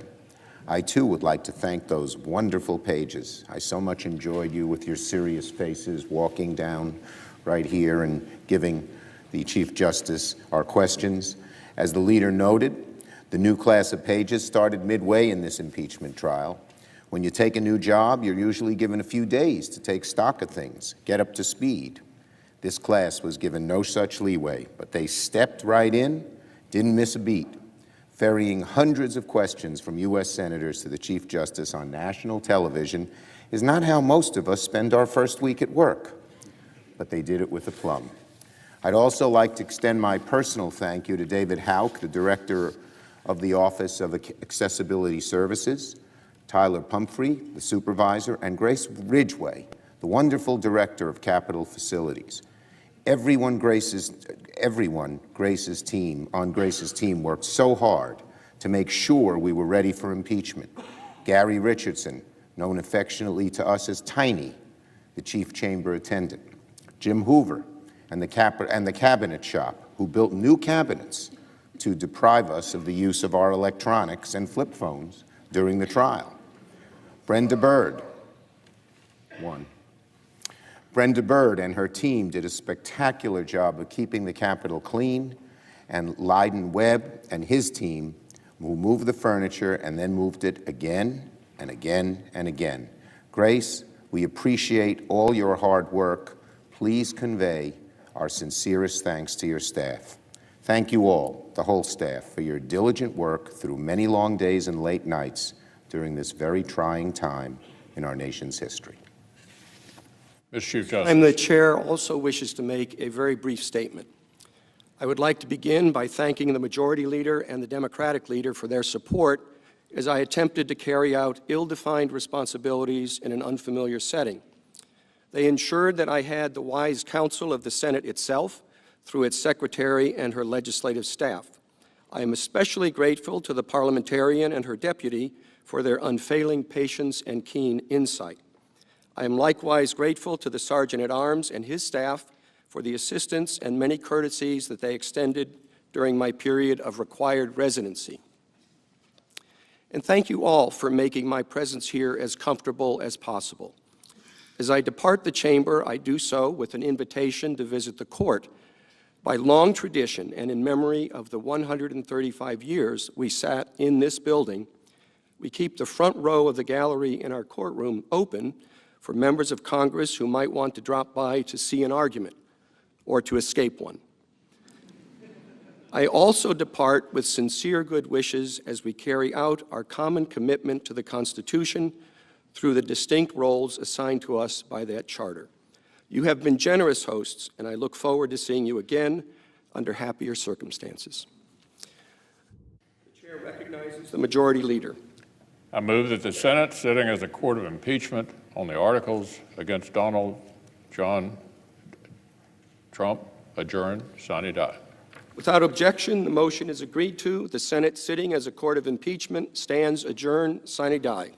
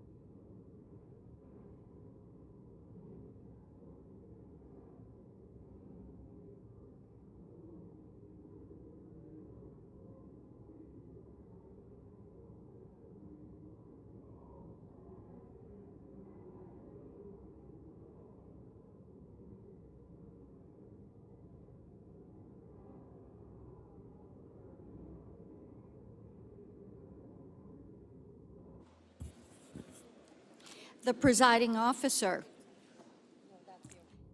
The Deputy Sergeant at Arms will escort the House managers out of the Senate chamber.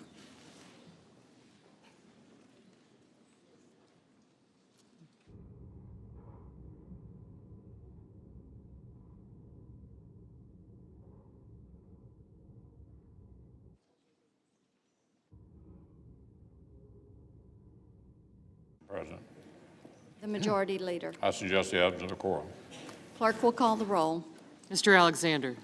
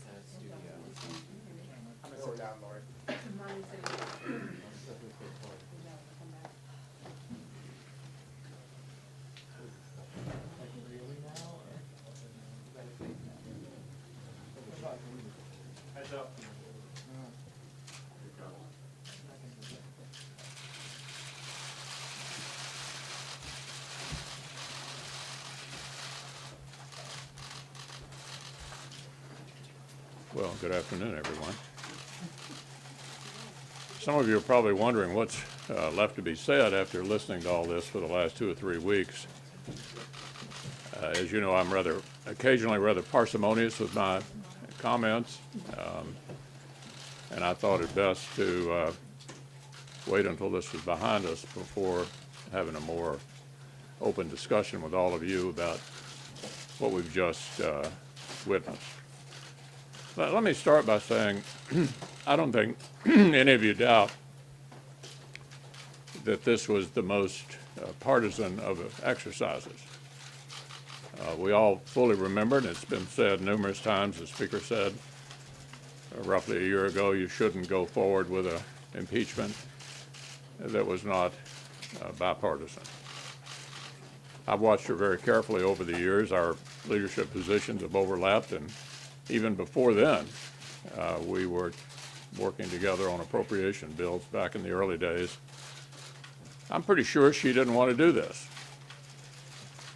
But the fact that she was pulled into this direction against what appeared to be her political instincts a year ago underscores that this was a purely political exercise. Now, having been dragged into something she instinctively felt was a mistake, then the second impulse was, let's get this over with as quickly as possible. Get it out of here, get it over in the other body, and let them deal with it. So that's why you had an abbreviated, truncated rush job over in the House.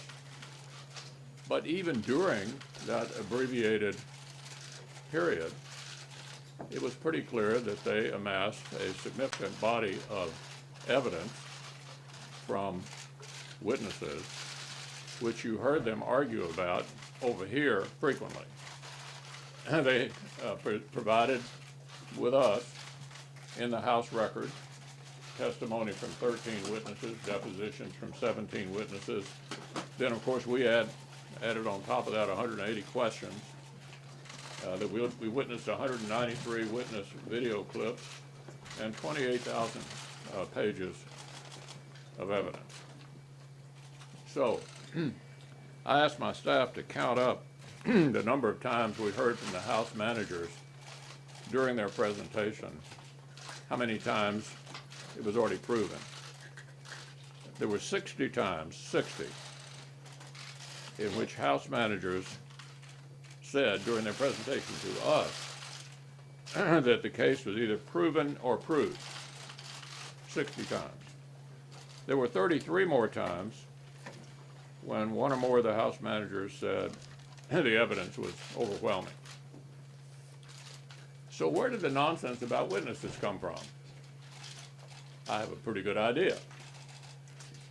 After this thoroughly political exercise left the House and came over to the Senate, there was a lot of poll data taken. How are we going to sell this to senators? how we're going to sell it to the American people. Even though we already have all of this testimony and all of these witnesses, what polls well? Why, of course, if you ask the average citizen whether they think there ought to be witnesses in a trial, well, you're going to get an answer that you want. So the Speaker, I gathered, decided to sit on the impeachment papers after arguing that this is a matter of great urgency and the President needed to be removed from office as soon as possible. Sit on them for a month to laughably think that that somehow gave me leverage to concede their principal political argument, which was this was all about witnesses over here on our side. Well, that brought one of those rare smiles to my face, which I was perplexed by the strategy that was being employed. Finally, when it became obvious to everyone, it was an absurd position. Democratic senators were saying, why don't you send the papers over? Some of our own members were saying it before they got slapped back into line.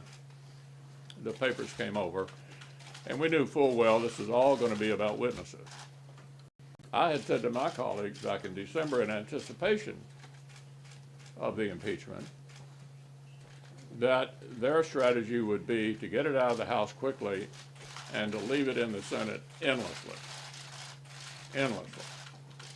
so that we'd have that wrapped around our axle indefinitely.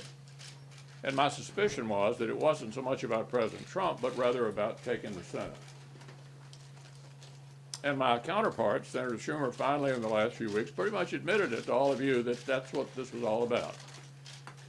It was about taking the Senate and about trying to bog us down in this and to try to get my guys to have a lot of tough votes. So I'm proud of my colleagues for seeing through that, for knowing that even though if you ask witnesses in a trial, they'd say, sure, of course there ought to be witnesses, that it was really about not the president, we all knew he was not going to be removed from office, but about the Senate. And so I'm proud of my members for resisting the temptation down that path, for also preventing what the second strategy was. It was pretty clear the Democrats, if they couldn't win this, wanted to embarrass the Chief Justice, try to drag him into this maelstrom. And the way that could have been done, obviously, not, which of course, I can't imagine,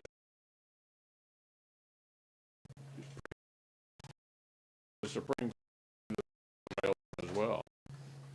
So we've reached the conclusion, I think this was from the beginning to the end. And the final irony of it all is the Speaker was right in the beginning. Because here we are today in a position to judge the political impact of this. Since it all started about politics, how did it end about politics? The President has his highest approval rating since he's been in office.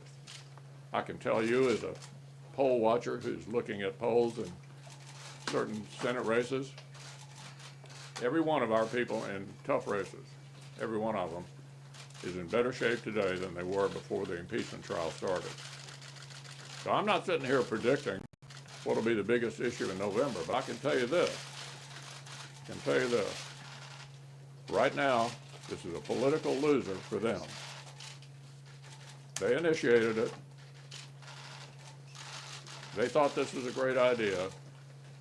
And at least for the short term, it has been a colossal political mistake.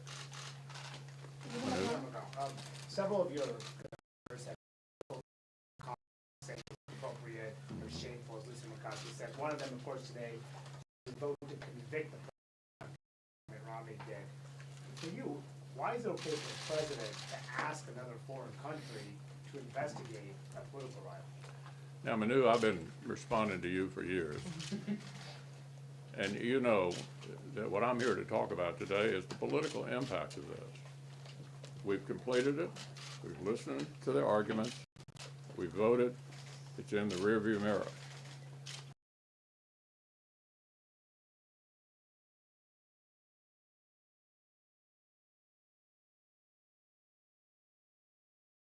clear what I've already said is where we are right now. Rob, is there room in the Republican Party for someone who votes for the president's conviction? Well, I was surprised and disappointed, but I still think that we had a great teamwork on this, and I think we're in a good position going into our Senate races and the presidential race with regard to this issue. There may be plenty of other issues between now and November, but I think we're in pretty good shape right now. Yeah.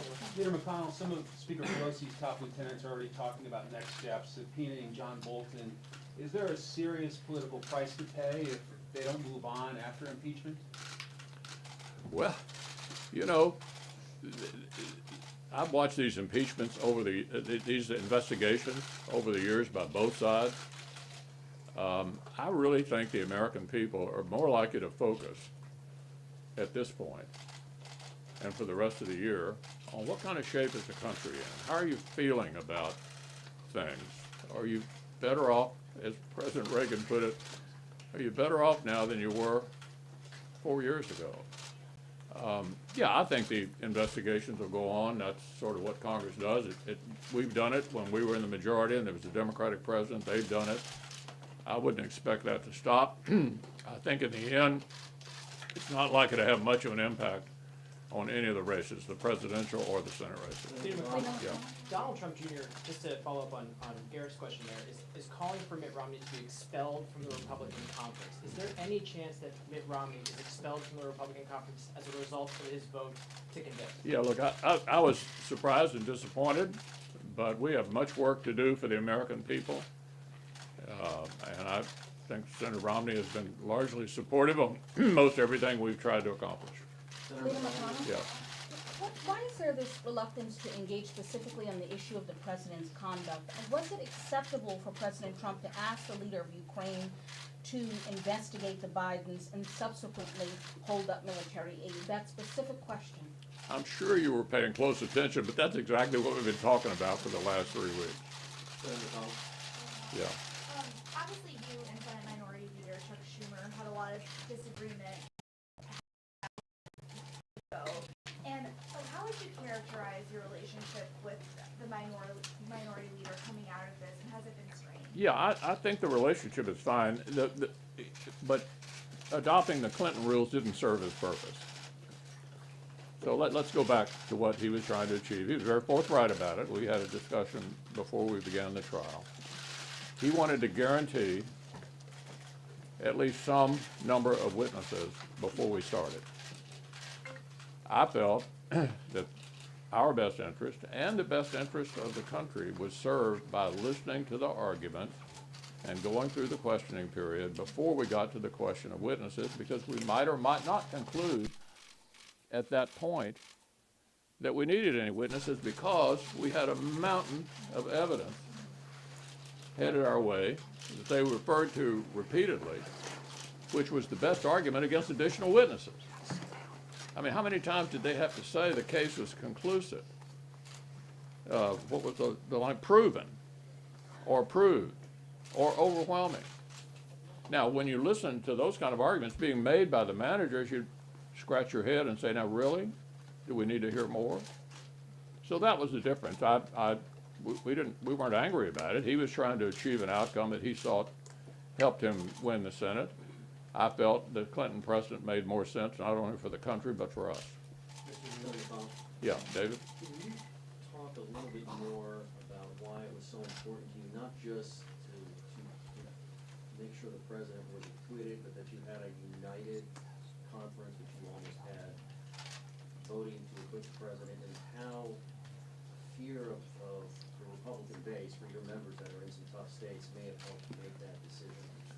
Well, first, I obviously hoped that the result in the Senate would be similar or exactly the same as the result in the House. And I think the message there is don't do partisan impeachment, which, remember, is what the Speaker said, and she was initially correct about it, what she said sometime back.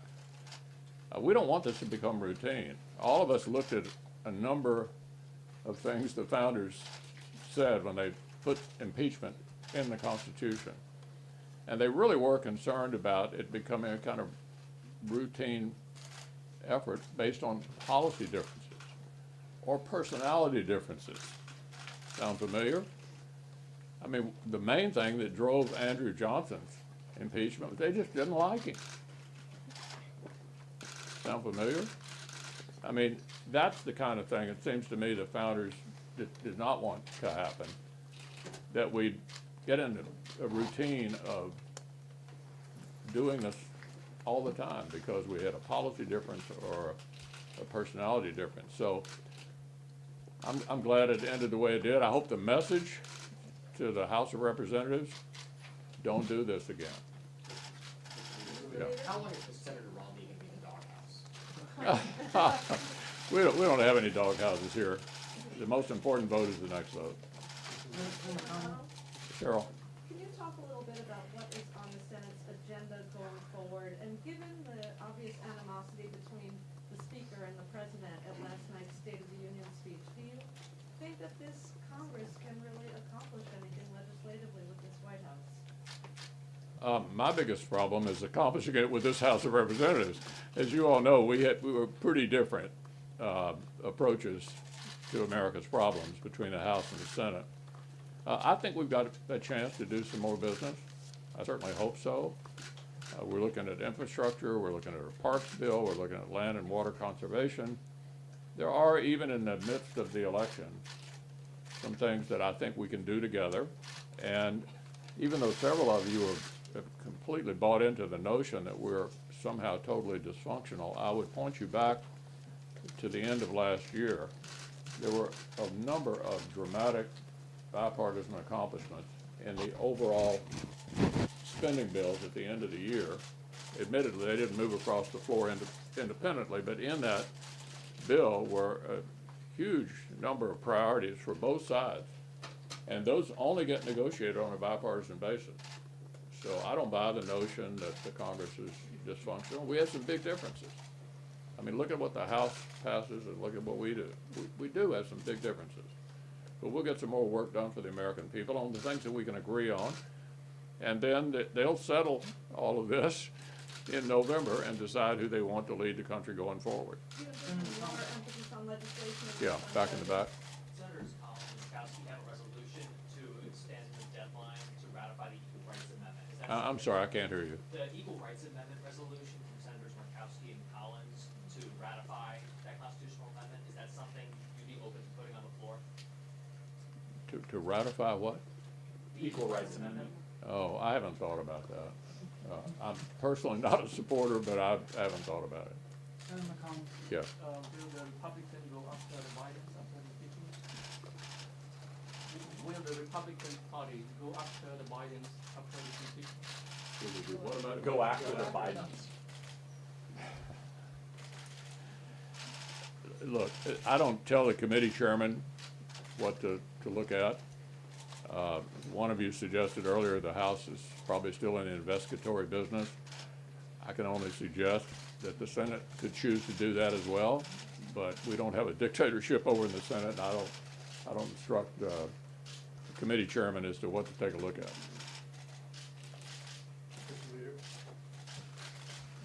Yeah. So you have avoided answering the question that Manu asked several times, including twice today. Would you like to make it the third time? Well, you just praised your members for taking difficult votes in a political environment. It's a perfectly reasonable question to ask whether or not the president's actions were appropriate. Yeah, I think that's what we've just dealt with for 3 weeks. 3 weeks. We've listened, we've voted, we've had a number of internal meetings to discuss all of this, which you all ended up knowing a good deal about and writing about.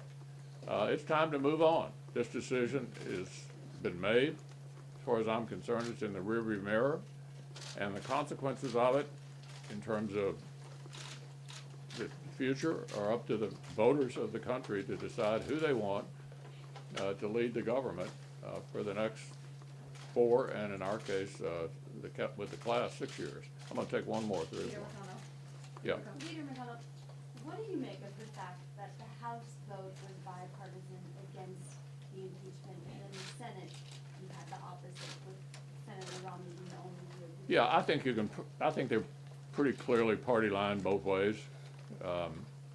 I think that's what you can take out of it. Pretty much party line in both chambers. Thanks a lot, everybody.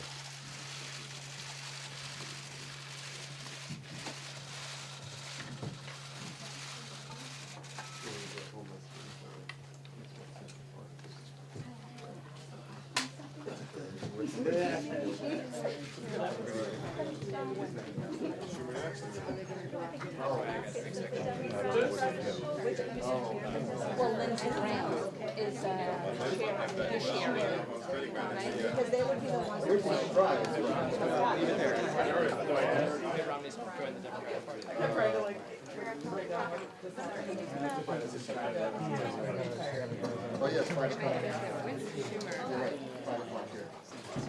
Yeah, Schumer's.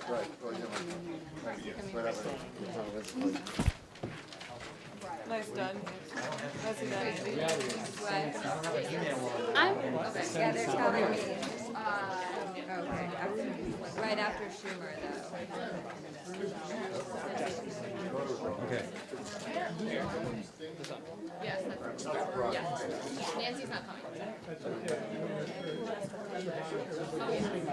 Blue one? Yeah, blue, Frank. Sorry? Schumer.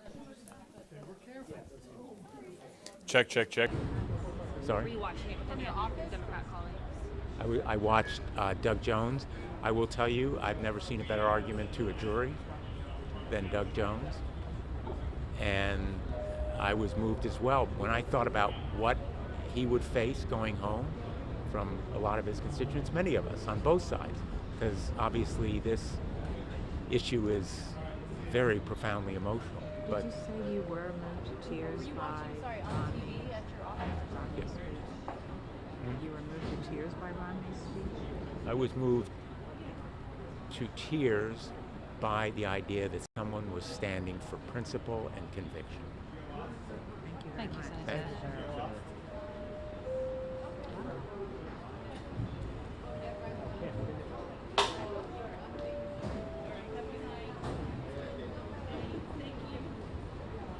I figure that's about it.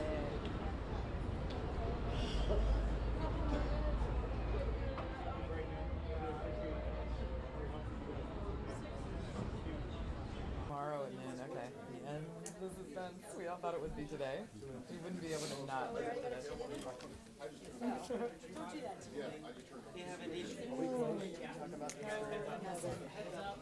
I guess it is.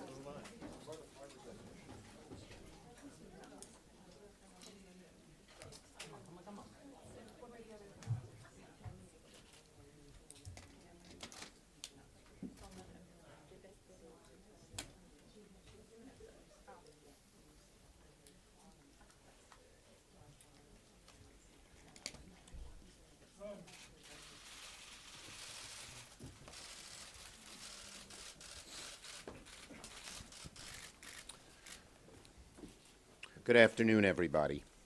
This is clearly not a happy day for the nation or the Senate. The Senate turned its back on the truth, on a fair trial, on doing what the Founding Fathers would have wanted us to do. But Democrats walked out of the Senate chamber with their heads held high because we sought the truth. We did everything we could to get the truth. The American people believed that and knew we were fighting for the truth, and know it to this day. I'm very proud of my caucus. Every member voted his or her conscience. Every member cared about the fundamental here, what I tried to talk about in my speech, the truth, the facts. It was a day, a week, 2 weeks, where the crucible of the nation was tested. A lot of people, including a Republican, passed the test. A lot of Republicans, Leader McConnell, failed that test. Failed to live up what this country is all about. Failed to live up to getting the truth. Early in the process, we defined what a fair trial was. witnesses, documents. We didn't know what the witnesses would say. We didn't try to have a long list of witnesses to be dilatory. We simply looked at the ones who were eyewitness to the account and what they would say. And now that our Republican colleagues have rejected a fair trial, truth, there's a giant asterisk next to the president's acquittal. The asterisk says he was acquitted without facts, he was acquitted without a fair trial, and it means that his acquittal is virtually valueless. So while Leader McConnell in the White House may be cheering this as a win, history will view this as a Pyrrhic victory for Senate Republicans and the Senate Republican Party, and the Republican Party, and for President Trump. Because there was a metaphor here. McConnell and I were each supposed to speak, me at 3:30, him at 3:45. While I was speaking, only 2 Republicans were in the chamber. They were hiding in the cloakroom. When McConnell spoke, they all came out. That's a metaphor. They were afraid to hear the other side. They were afraid to hear the truth. They were afraid to talk about what was right. Our members all sat and listened to McConnell, and what he said didn't really bother us. For one thing, he didn't address a single charge in the 2 articles of impeachment. All he could do was attack this, attack that, attack Democrats, attack the House. This is a sacred trial. Talk about the facts. But they couldn't. And I believe the American people will realize that this was one of the largest cover-ups in the history of our nation. I believe the American people will know who stood in the way of truth, who were afraid of the facts, who covered up. And make no mistake about it, the drip, drip, drip of evidence is going to keep coming out. With each new revelation, Republicans are going to have to answer for their votes. They chose to turn their back on the American people and stand for a cover-up. They chose to use ad hominem attacks and finger-pointing. Leader McConnell couldn't even bring himself to say what the president did was wrong when you asked him a few minutes ago. That's astounding. Maybe he believes what Dershowitz believes. This president can do anything he wants. So, as I said, we always knew it was an uphill fight. No one had illusions that the president would be convicted. But we made the fight for truth, and we made the fight for facts, and it created a bipartisan impeachment that can never be erased from history. Never. And by the way, the chart McConnell had was as deceptive as most of his arguments. How many of those witnesses were allowed by President Trump on that chart? 0. How many documents were allowed by President Trump in the impeachment trial? 0. He criticized the House, but he's claiming credit for their witnesses, which weren't all the witnesses they wanted. So I'll take some questions. Yes, Frank. How important will it be politically and historically that this was a bipartisan vote? And what was your reaction when you found out it was going to be? First, I do want to salute Mitt Romney. The pressure on every Republican was enormous. Every Republican knows that this president is vindictive, vengeful, vicious sometimes, and they don't want to oppose him. There are a whole lot of Republicans, I believe, who knew we were right, but said, I don't want the bother of being attacked relentlessly by the president and the hard right. And so the fact that this is bipartisan holds up a beacon as to what was right and what was wrong. And the fact that the Democrats were united in conviction of the president, and even more important, on witnesses and on documents, speaks legions. Why is that? Yes. Go ahead. Senator Schumer, can you speak a little bit Senator McConnell is making the argument that the polling numbers actually look better for his Republican incumbents than they did. The amazing thing about Leader McConnell is he says the House is being political, and all he does is talk politics. The bottom line is, if you believe that truth prevails, if you believe that the American people wanted the facts, we're happy to live with that verdict and see where it takes us. Plain and simple. Yes, Manu. President Trump's approval rating is now 49% according to the Gallup poll. Are you concerned at all that this effort was a political gift No. to the president? No, not at all. This was seeking the truth. History, if you believe that right prevails, and we know we were right, and we know they knew they were wrong, as evidenced by them sort of hiding, shaking in the cloakroom, and even being unwilling to listen to the other side, then you know that it's going to work out. And I believe it will work out. Poll numbers go up and down, up and down. That's not what motivated us here. In something as serious as this, you try to figure out what is the right thing to do, what is the truth, how do you get the truth, and you go forward. And the chips will fall where they may. But almost always, if American history is any indication, when you're right, the chips fall on your side. Go ahead, Cheryl. No, I learned of the vote just before they called the roll when someone told me he put out a statement. Joe Manchin wrestled with this and struggled with it, showed far more courage than every Republican other than Mitt Romney, and I didn't know where he'd come out. I told him that he should just wrestle with his conscience, he's a religious man with God, and come to the conclusion to do the right thing. And I told him we'd be friends no matter what. No, you always shout out, I'll get to you, but I want to get to people who don't, I try to go to the milder-mannered people occasionally.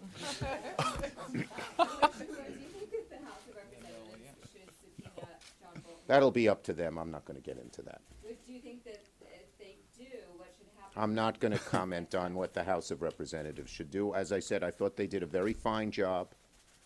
I don't have any second guessing of them. And the irony is they did a far finer job than the Senate did under Mitch McConnell's leadership. Mitch McConnell covered it all up. The House didn't. Nope. Yes, back there.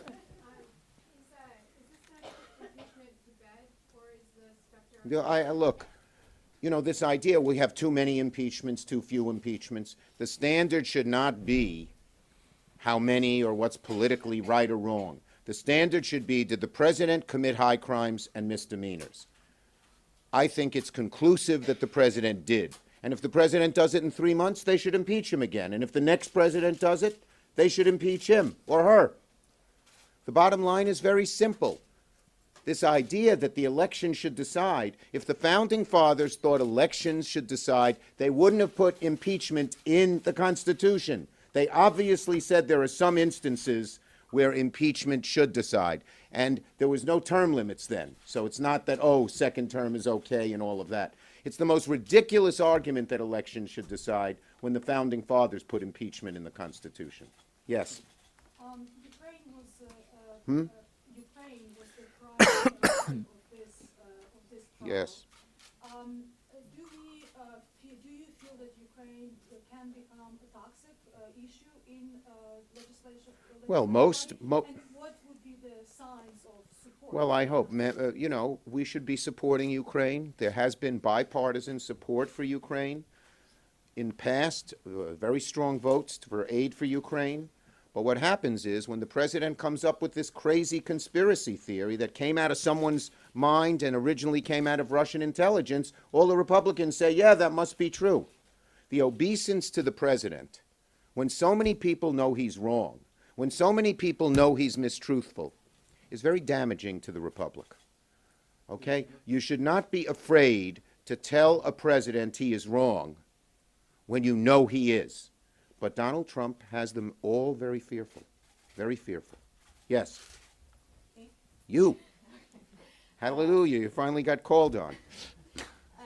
So Speaker Pelosi has been criticized by some Republicans for ripping up President Trump's State of the Union speech. Do you believe that was the appropriate? I think the greater criticism was the partisan nature of this speech, was the fact that it was untruthful in so many places. When the worst thing about this was the president made this a campaign rally, a reality TV show. He even sounded like a carnival barker. It was so demeaning for the presidency for this speech. That's what I'm aghast at. Yes. Leader Schumer, you made reference to Senator Manchin. Do you worry about your members from red or purple states who now own these votes to convict? I said truth will will out.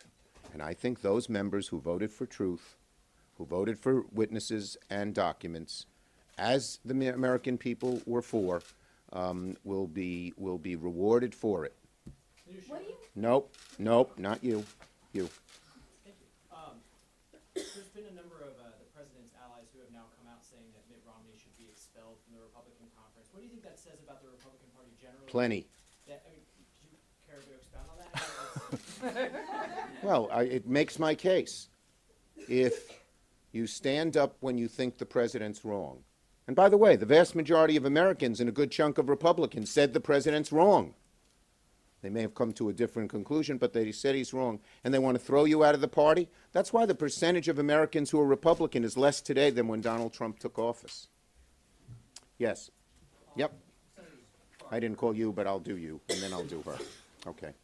Senator Gardner of McSally, Republicans voted against witnesses, against conviction. Do you think this plays into their You know, you're all asking these political questions. Go ask Mitch McConnell. He's interested in the politics in this. We're interested in finding out the right thing, the truth. Okay? Yes. Senator Lisa Murkowski said that the Senate had basically hit bottom with its partisanship. Do you agree? And if you agree, how do you expect the Senate to Well, I'm not going to tell you what she said, but I went to Murkowski last night, and I told her, because she said no one could come to an agreement. I said I went to McConnell 3 times before I sent the letter that asked for witnesses and documents and said, let's negotiate a bipartisan agreement, and he was not interested. Then after I sent the letter, I met with McConnell. I said, let's negotiate. He said, not if you have any witnesses or documents. He was unwilling to negotiate. That's what created the rift. We were willing to sit down and talk. Yes. Related to the rift that you're talking about, earlier Leader McConnell said that despite these partisan divides that have occurred, and despite the fact that it is an election year, he does still think that there are things that Congress can get done together. Do you agree with that? Well, I'd always want to try, but it's laughable. This is Leader McConnell. I think Dick Durbin mentions it. We've had 27 amendments on the floor, 6 of which were forced by Rand Paul. Leader McConnell has day after day, week after week, month after month refused to put things on the floor to debate. It was laughable that he said impeachment's getting in the way of getting things done. The only thing he's getting done is trying to put all of these right-wing judges on the floor that can pass with 50 votes. So it's laughable that they say they want to get things done, but we're always welcome. If he wants to sit down and try to bring things to the floor and allow amendments, hallelujah. We wait the day. Yeah, did you get one yet? No, I'm not doing it. Go ahead. You. Okay, thank you. Can you talk, do you have any advice for your caucus about taking the high road, moving on? We did take the high road. We're proud of it. As I said, I think we walk with our heads held high. I think the Republican caucus is ashamed, many of them, of what they did. And following up on that, you mentioned that Republicans were afraid of hearing the truth, afraid of hearing the other side. What do you think they have to be afraid of now? They're always afraid of Donald Trump. They're always afraid of Donald Trump. He brooks no dissension. And they look back to last year when the 2 senators who had the courage to oppose him, Senator Flake, a conservative, and Senator Corker, a more mainstream Republican, he hounded them out of the party. Thank you, everybody.